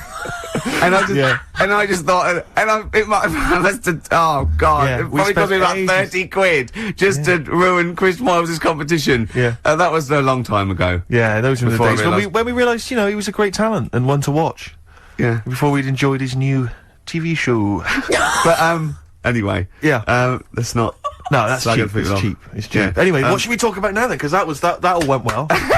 No, I mean that's 20 minutes. That's 20 minutes done, and we've nailed amusing album titles. We've done that. That's fine. So we need a new gimmick now. I'll tell you what. In it, you know, You've got something, you've got something, wait. You know when you go out, you take an umbrella out. You leave the right? house. You've got an You go to bed, right? Yeah. And it's a really sunny day. Yeah. And then you come out and you go, I wish I hadn't bothered with that because it's in the way. But then, right, imagine when you go out, right? It's raining. It's raining. No. You go out without an umbrella. Okay. And then it rains. Oh, What's going on there? Oh, no. Isn't that weird, isn't it? We've all been there. So We've all been if there. you've got like funny, weird observations of things that happen like that. Yeah, stuff like that about umbrellas or any kind of sort of accessory or hats. Give the number out again, Claire. This is going to be brilliant. This is going to be great. Take this one. Take this one. 700 800 1234. Just comedy observations. Yeah, and stuff things you that thought of. Wacky stuff you thought of. Just tell us what stuff you come up with. Get the Sony people on the phone. This is dynamite. Suede. Positivity. Absolutely. They could always do a good chorus, couldn't they? They could indeed. I think we could play Pink. Is that really way out? You're saying that it'd Pink? be wrong? You can't play Pink. I like that new one. Yeah, but whether or not it's in the building. Up, so No, you not that better one. Get the Not that party one, started. Do you know who that's written by? Do you know who that's I'm written trying by? to call the nurse, but she's being a little bitch. This is a little bit interesting. You know, on. let's get the party started. I'm coming up. Yeah. You know who that's written by? Well, the way you say it sounds a bit like is it Radiohead? Tom York, you're thinking? No. No. Let's get the party started. I'm coming up. I'm coming up. Is it- Careful, I'm hold coming up. Let's get a party started. I'll have one more please. guess. Is it Johnny Rotten? Is it John It's not Lydon? written, but Go on. this is the truth. It's written by that woman with the goggles and the big hat that used to be in Four Non-Blondes. Is it? It's written by her. You're not thinking of Snork, are you? No, From no. Banana Splits. No, I oft got the two confused. Yeah. But, no. Sorry, Goggle and the big hat. She had a big hat, didn't I she? know- And a I pair know of goggles exactly and the one kind you of mean. sort of What a do you sort mean of Jippo goggles? look about her. What do you mean goggles? You can't say Jippo. What do you mean goggles? What's the Those correct word to flying say? goggles. Gypsy. Oh, Jippo is, gypsy. yeah, it's a terrible derogatory term. It's like... Well, she looked like some kind of scrounger, and she sort of had like matted dreadlocks, and selling clothes pegs? yeah. Right. Now listen. Lucky Heather. Yeah. She had a big leather Do you hat. remember when you got stopped with Lucky Heather and you I didn't don't wanna buy talk it? about And then you I had some don't bad wanna talk- I luck? had some bad luck about 10 minutes later. Yeah. So I always stop and buy some now. yeah. So hold I've on, got so... shed loads of it at home. So- Because I don't know when you've got to throw it away. They don't tell you how long you've got to keep it for the good luck. 6th of January. Is that what it is? Yeah, keeping it after that's bad luck. I'm Yeah. getting confused again, aren't I? No, what it was... I don't know which myth to believe in. Right, stop it. Let's go back Go on. to, I've got a party started So going on when are you upstairs. coming up? Yeah. That is, as I So say... Fleagle, she's Is the that lead- her name? No, that's one of the Banana Splits. Now you've confused me.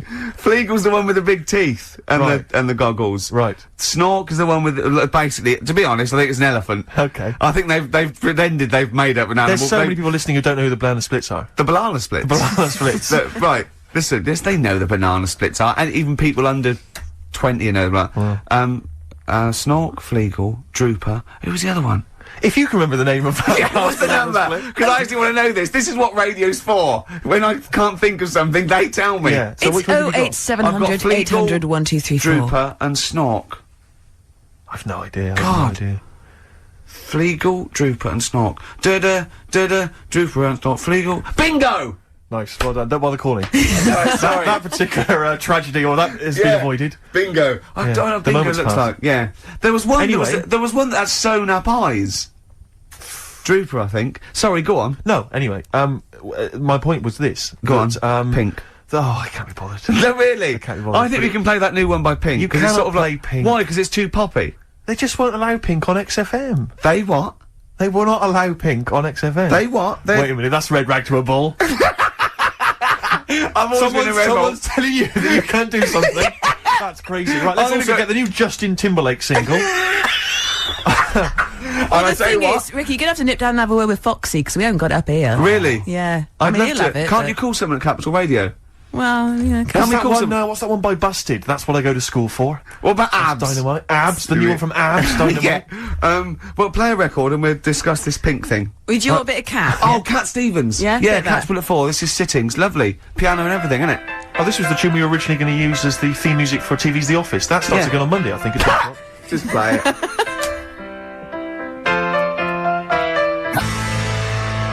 Cat Stevens and Sitting. I couldn't find Pink, Rick, but I've got the S Club Juniors. What do you think? Pink is all right. Magic Just Carpet because it hasn't got the credibility of like new punk and new metal. It's a good tune. It's all right. We've never been snobby. We've never worried about credibility, have we? Hearsay? They're all down there. I can go and get them. I'll tell you what. If you're going to do that, I'm just going to play adverts from now on. Can we play some adverts?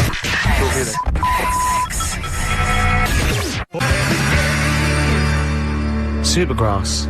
Grace on XFM 104.9. I've been forgetting to say that. Yes. It's all gone to pot, hasn't it? I'm Ricky Gervais with me, Steve Merchant. Hello there. Little Carl's not here. Claire Sturgis is here. Absolutely. Hello. Yeah. Cracking. Yeah. Now, I think we can play Pink, you know.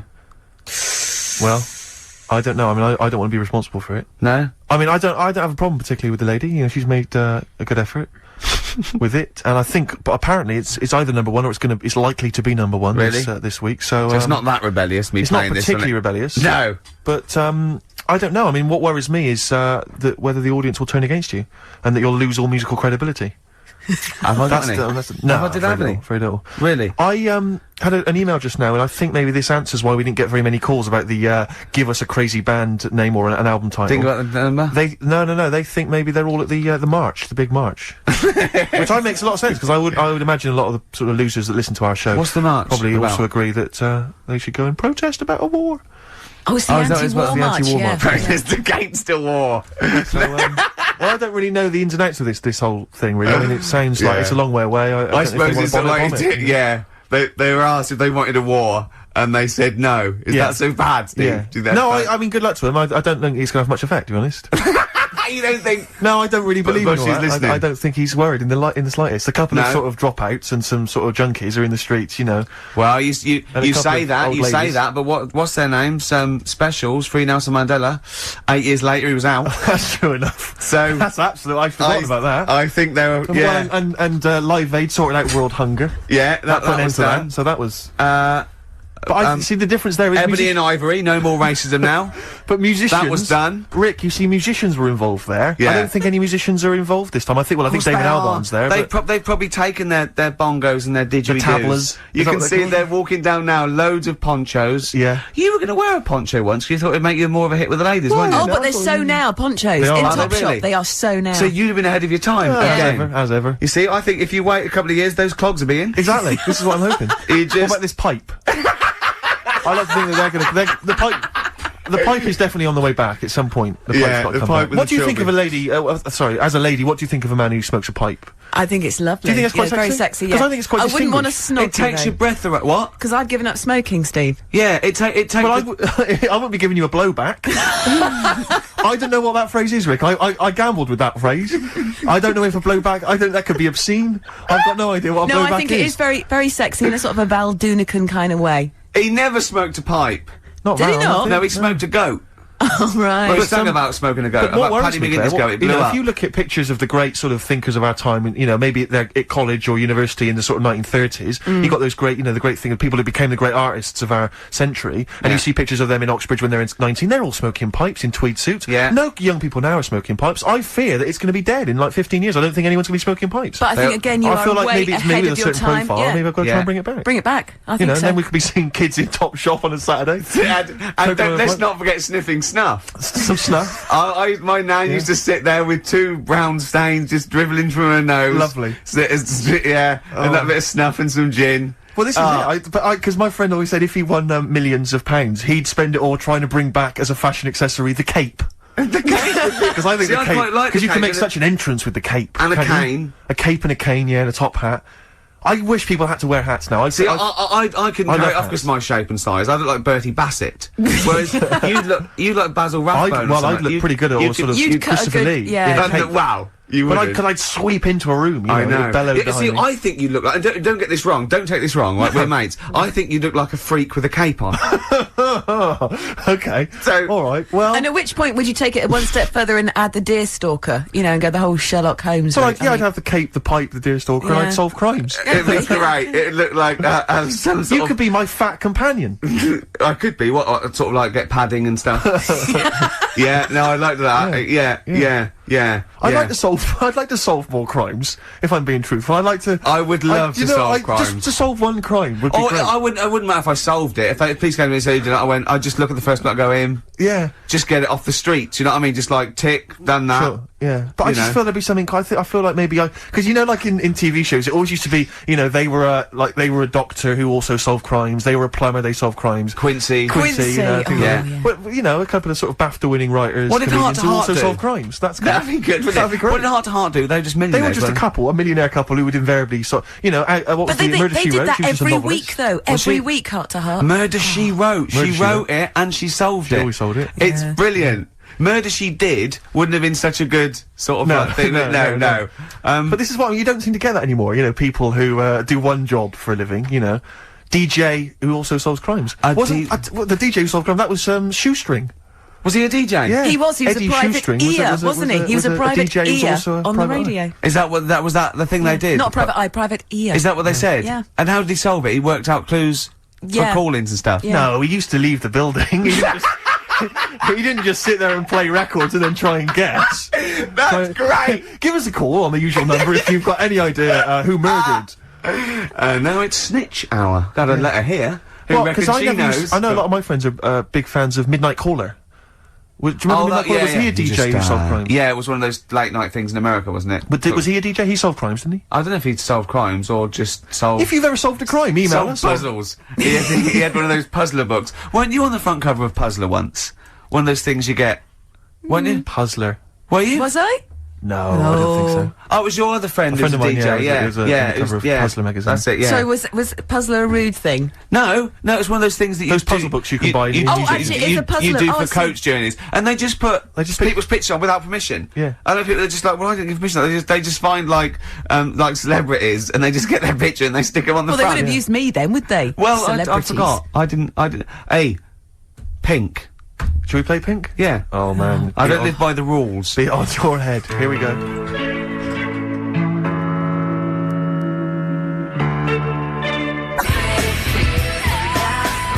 That was the Strokes and kids are mental. Yeah.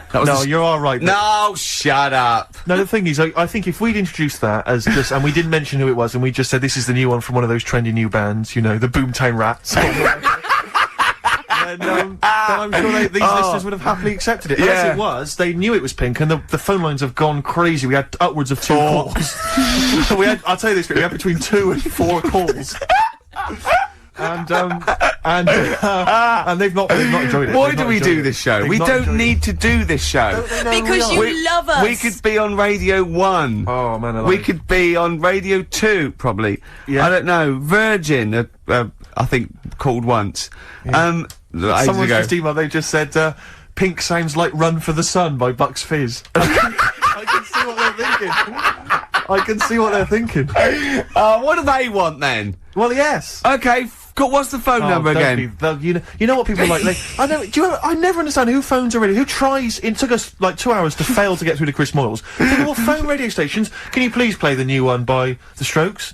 You just buy it, or you'll have the album. Why have you got to hear it on the radio? What difference does that make? Some guy talks at the end and the beginning of it. Yeah. Partially ruins the song. I can't understand who phones up for a request. We're really alienating our listeners now, aren't we? Nice We're going, we don't care what you think, go and buy it. We're going to play what we want and we don't care. Yeah. I mean, we're not being particularly funny or interesting. We haven't even got that to fall back on. I'll tell you what it is, Rick, arrogance.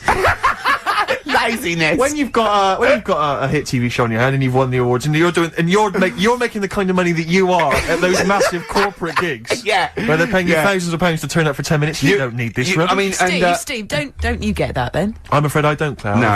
We carved it up early on that Steve would not be making the sort of money that I would. Yes. And he shook on that. That was written contractually. Yeah. So I think. So you did shake on that. Oh yeah. Yes. It would be horrible to go back. I don't think he realised quite the difference. Yeah. But the huge success. I don't think he'd want me to Welsh on it.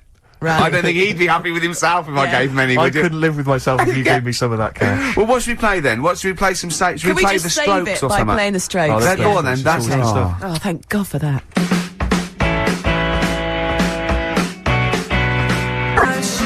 Electric Soft Parade. Same way every day. Is that what you want? Is that what you want? Do you mean me or the listener? The listener. Sure. Is it, what? So they didn't like, so they want good music, they see? Apparently, Rick, they would prefer, good music to They Pink. want good music, do they? Are you sure they want good music? They appear to want good music, Rick. Why, hang on, wait a minute, what are you thinking? I was thinking of playing a really good record next. Oh, wait a minute, whoa, wait, they've wound me up now. They want good music. They don't want, right, so I will do a little deal with them. Okay. I will play them a fantastic piece of music, as long as they promise to turn the stereo up to number 10. Wee. What about the neighbours, Rick? Think about the neighbours. What, you think they'll annoy the neighbours? They may annoy the Steve, maybe neighbours. I want them to annoy the neighbours. Wait a minute. What? Rick, you know what that was? What? It's the sound of the rule book being torn up. Yes! Yeah. Rick. Yeah, you think I'm playing with fire? It sounds like it. Maybe I like getting burned. Oh, careful, Rick, careful. Because you could scold your hands, but what about your elbows? I wish I knew what that meant. I wish I knew what that meant. I didn't really think that through. This is a great piece of music by one of the greatest bands ever. Okay, it's one of their best songs. Yeah, that's true okay. enough. It is long. It's a long tune. Well, you know what? What, you can't handle that? You can't. You don't want 8 minutes Ooh, of you the don't want Who. 8 minutes of cracking music? Yeah, Then listen to this. Please switch off your radio. No, seriously, turn the radio up. Crank it up. Go. Rock it up.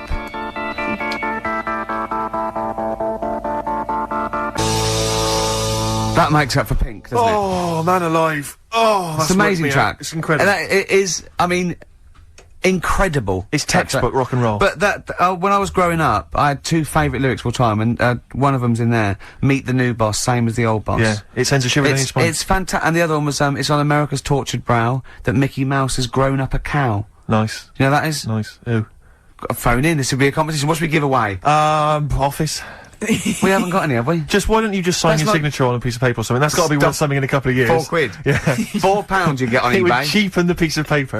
Yeah, not if it's a rubbish bit of paper. I've had an which email here- I probably would sign. There's an email here from Davey Look, Monroe. it's lit up. No, wait a minute. Look at that. Oh my god! They've gone mad. They answer it. Put them live. Oh. They might know the answer. Hang on. We'll give them some. We'll give them some CDs. How do you put it Oh, live? While you figure that out, let me just read this email. Go on. If you're having to play, it says here, if you're having to play extra ad breaks and 8-minute long songs, it just goes to show who provides all the material for that radio show of yours. Did Karl secretly write The Office as well? And I think to myself, it's like, what do you want from us? We'll just see if someone's on One the of the phone. most incredible rock and roll tunes ever laid down on vinyl, and you're whinging? I know. Because you'd rather have our inane banter. What kind of a person are No, you? they'd rather have Carl's inane Well, banter. clearly. Don't big your I roll just- up. no, They don't no. want us at all, Steve. I've just had a phone call from a very nice girl saying, "Where's Karl?" I said, "Well, you know, he's back next week. What's wrong with me?" She went, "No, you're lovely, Claire." She said, "But Karl calms the other two down." Sure. Really? Sure. Can we just see if someone's on the phone? Is Yeah, go anyone on then. there? Right, what are we going to give them? We're going to give them some got nothing. CDs. We're running on Well, empty. take the name. Right. Anyone there? Hello? Hello? Oh, God, there's someone there. Oh, I've got to put my headphones on. Oh, hang on. Oh, what can't was you the see? what was the lyric again? Stay Rick? there, please. Alright. It's on America's tortured brow that Mickey Mouse has grown up a cow. Life on Mars. David. Life on Mars, David Bowie. It's easy as that. He. What's your name? It's John Ball. John Ball. John, I'll be honest with you, we got nothing. We got nothing to give you. It's not good enough. No, we'll get him some. We'll give him an office CD. He doesn't. and some. We can't keep doing that, Rick. It's We've got pathetic. nothing Yes, else. They you don't can. They don't give us anything, do they? It's a wonder we get into the building. No one's know, I around know. on Saturdays. No one cares. Office DVD. Yeah, What okay. would you really like, though, if you could have anything? Yeah, Office DVD. See? There you Fair go. enough, fair Brilliant. Okay. Stay on the line, mate, and I'll get you details, okay? Excellent. That was a competition. We did. That was like real radio. Well done. It was like real radio. Now we've got to play David Bowie, haven't we? That's what they Calm do. down, Rick, you are- I can see what you no, mean. but Foxy would have it Well, you're lined gonna have, up. Rick, you're gonna have a heart attack. Am I? Live on air. I mean, Yeah. it'll be dramatic radio, and that's Sony Award winning. I know that. Any kind of. I seem to remember when Tony Blackburn had his breakdown on there. I think did he win awards for that? I mean, it was pretty impressive Probably. stuff. It was pretty intense. Yeah. What breakdown award? Have a breakdown. Yeah. Excellent. This year's best breakdown on radio. Totally Blackburn. Yeah, but Or Tessa, marry me. yeah, it was something like that, wasn't it? Yeah. Did he play the same song again and again and again? Must Did be he? fascinating radio. Uh, That sounds like Capital Now. oh, it's that satire. High five. Is that nice We've one? done there. Oh, well done. Well Oh, done. Are we owned by Capital? You've We are, got, aren't we? yeah. Remember what happened last time? Sure. And now Richard Park, who owned Capital, is the Grandmaster. What? The Grandmaster? He's the grandfather. No, he's a Headmaster. headmaster of Fame Academy. Oh, is he? Yeah. Okay, let's play a record now, because you have to lie down, because you're just getting so worked up and now. I can tell when there's an excitement and enthusiasm, and sweat, beads of sweat run down Well, your it brow. started off so badly, we had nothing, but then I did a competition, gave away some things. You've got an email that really annoyed you, haven't you? Well, we can talk about that later. Yeah. But yeah, whenever I see beads of sweat, I know, because that's not the Jeez. Ricky Gervais I know. Okay. It worries me. You never work yourself up into any kind of sweat. Okay, so you let's need to just chill out, calm down. we're going so well now, aren't we? What about a bit of Beck? With Let's that? have a lovely bit of Beck, just to chill everything out, just calm everything down. Yeah. Alright. Yeah. Alright. Beck. Beautiful, that. Good tune. Brilliant. Good tune. Yeah, I enjoyed it. Lost Cause, XFM 104.9. It's going well, isn't it? Oh, I'm loving it. Right, let's do something else then. Adverts. Yeah. Adverts, I'd love to hear some adverts. Yeah. Oh, please.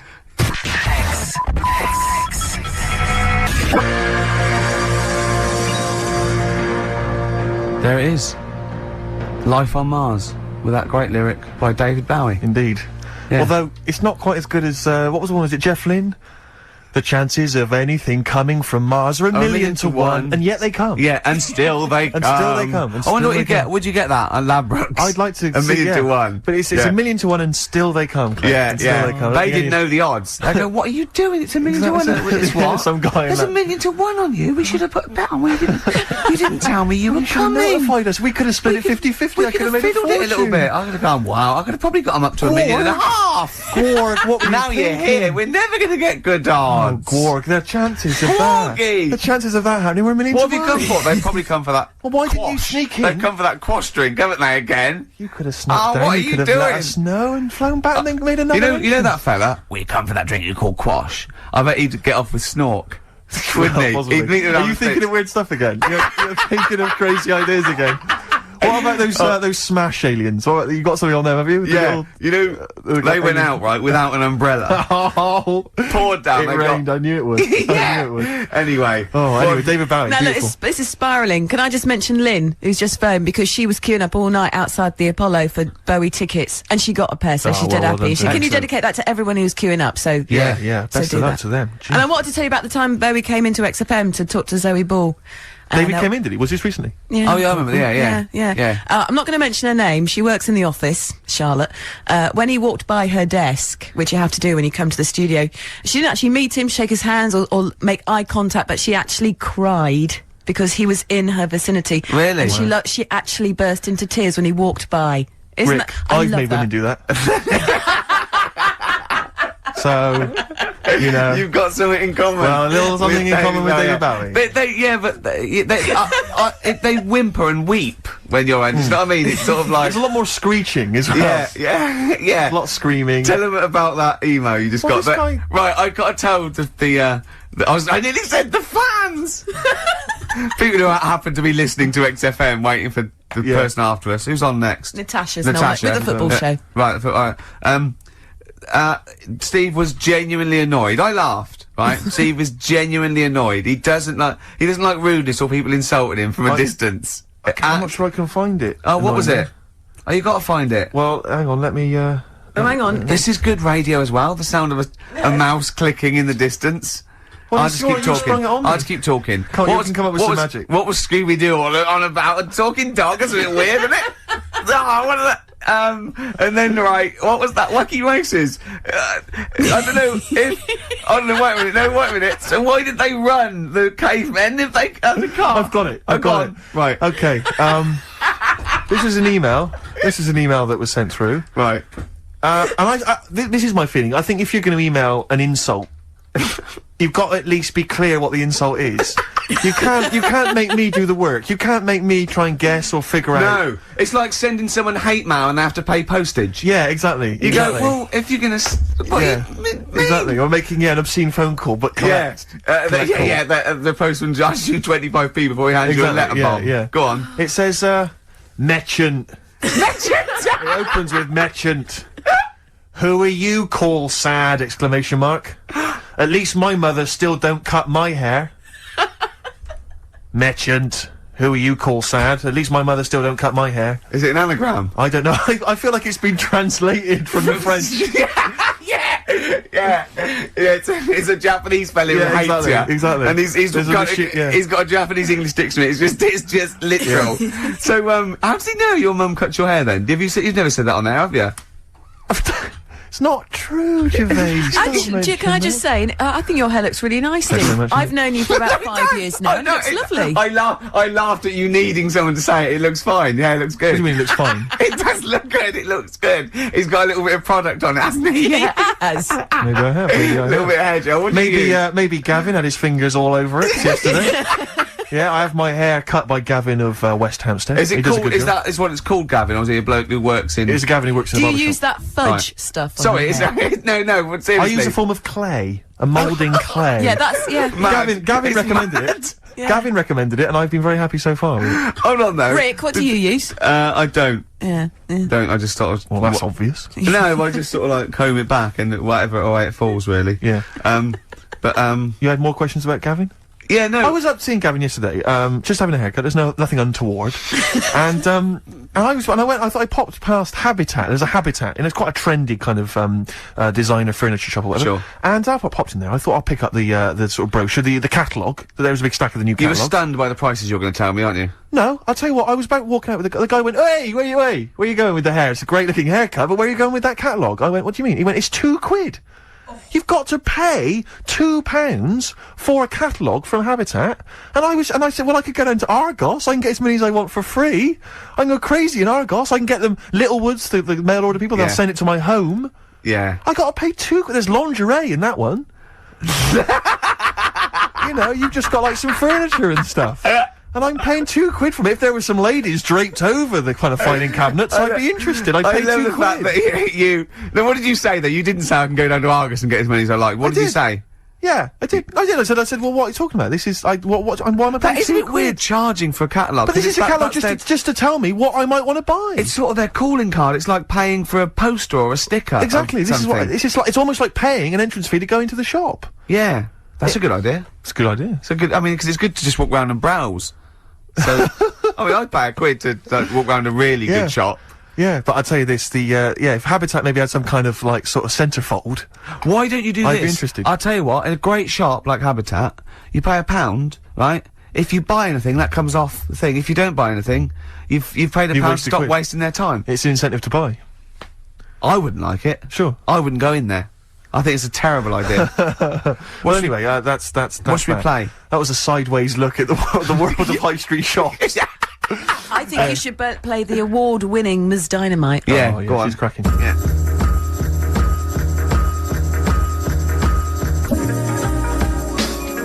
Ms. Dynamite. Good, that, innit? It's cracking. Yeah, it's very good. Yeah. Mercury Award winning. Absolutely. Well done. Yeah, good luck to her. Good luck to her. I must admit, I wanted the Streets, but I love the Streets. she did a very good second choice, and you know, wish you all the luck in the All world. the luck in the world. I'm looking at your hair. It's not right? bad, is it? And you have bigged it up, so you're quite. So I assume you didn't go to a barber. You've gone. This This actually is a proper- hairdresser's. This is Right. Gavin of West Okay, Hampstead. I'm going to ask you now, Yeah. right? And I'm not going to take the mickey, even if it's £100. I think you're a fool, and I know you wouldn't pay that much. But it's obviously more than the £5 then, isn't Yes. it? How much do you pay? Ricky Gervais, for this haircut, I paid the princely sum, and I was proud of it, 22 notes.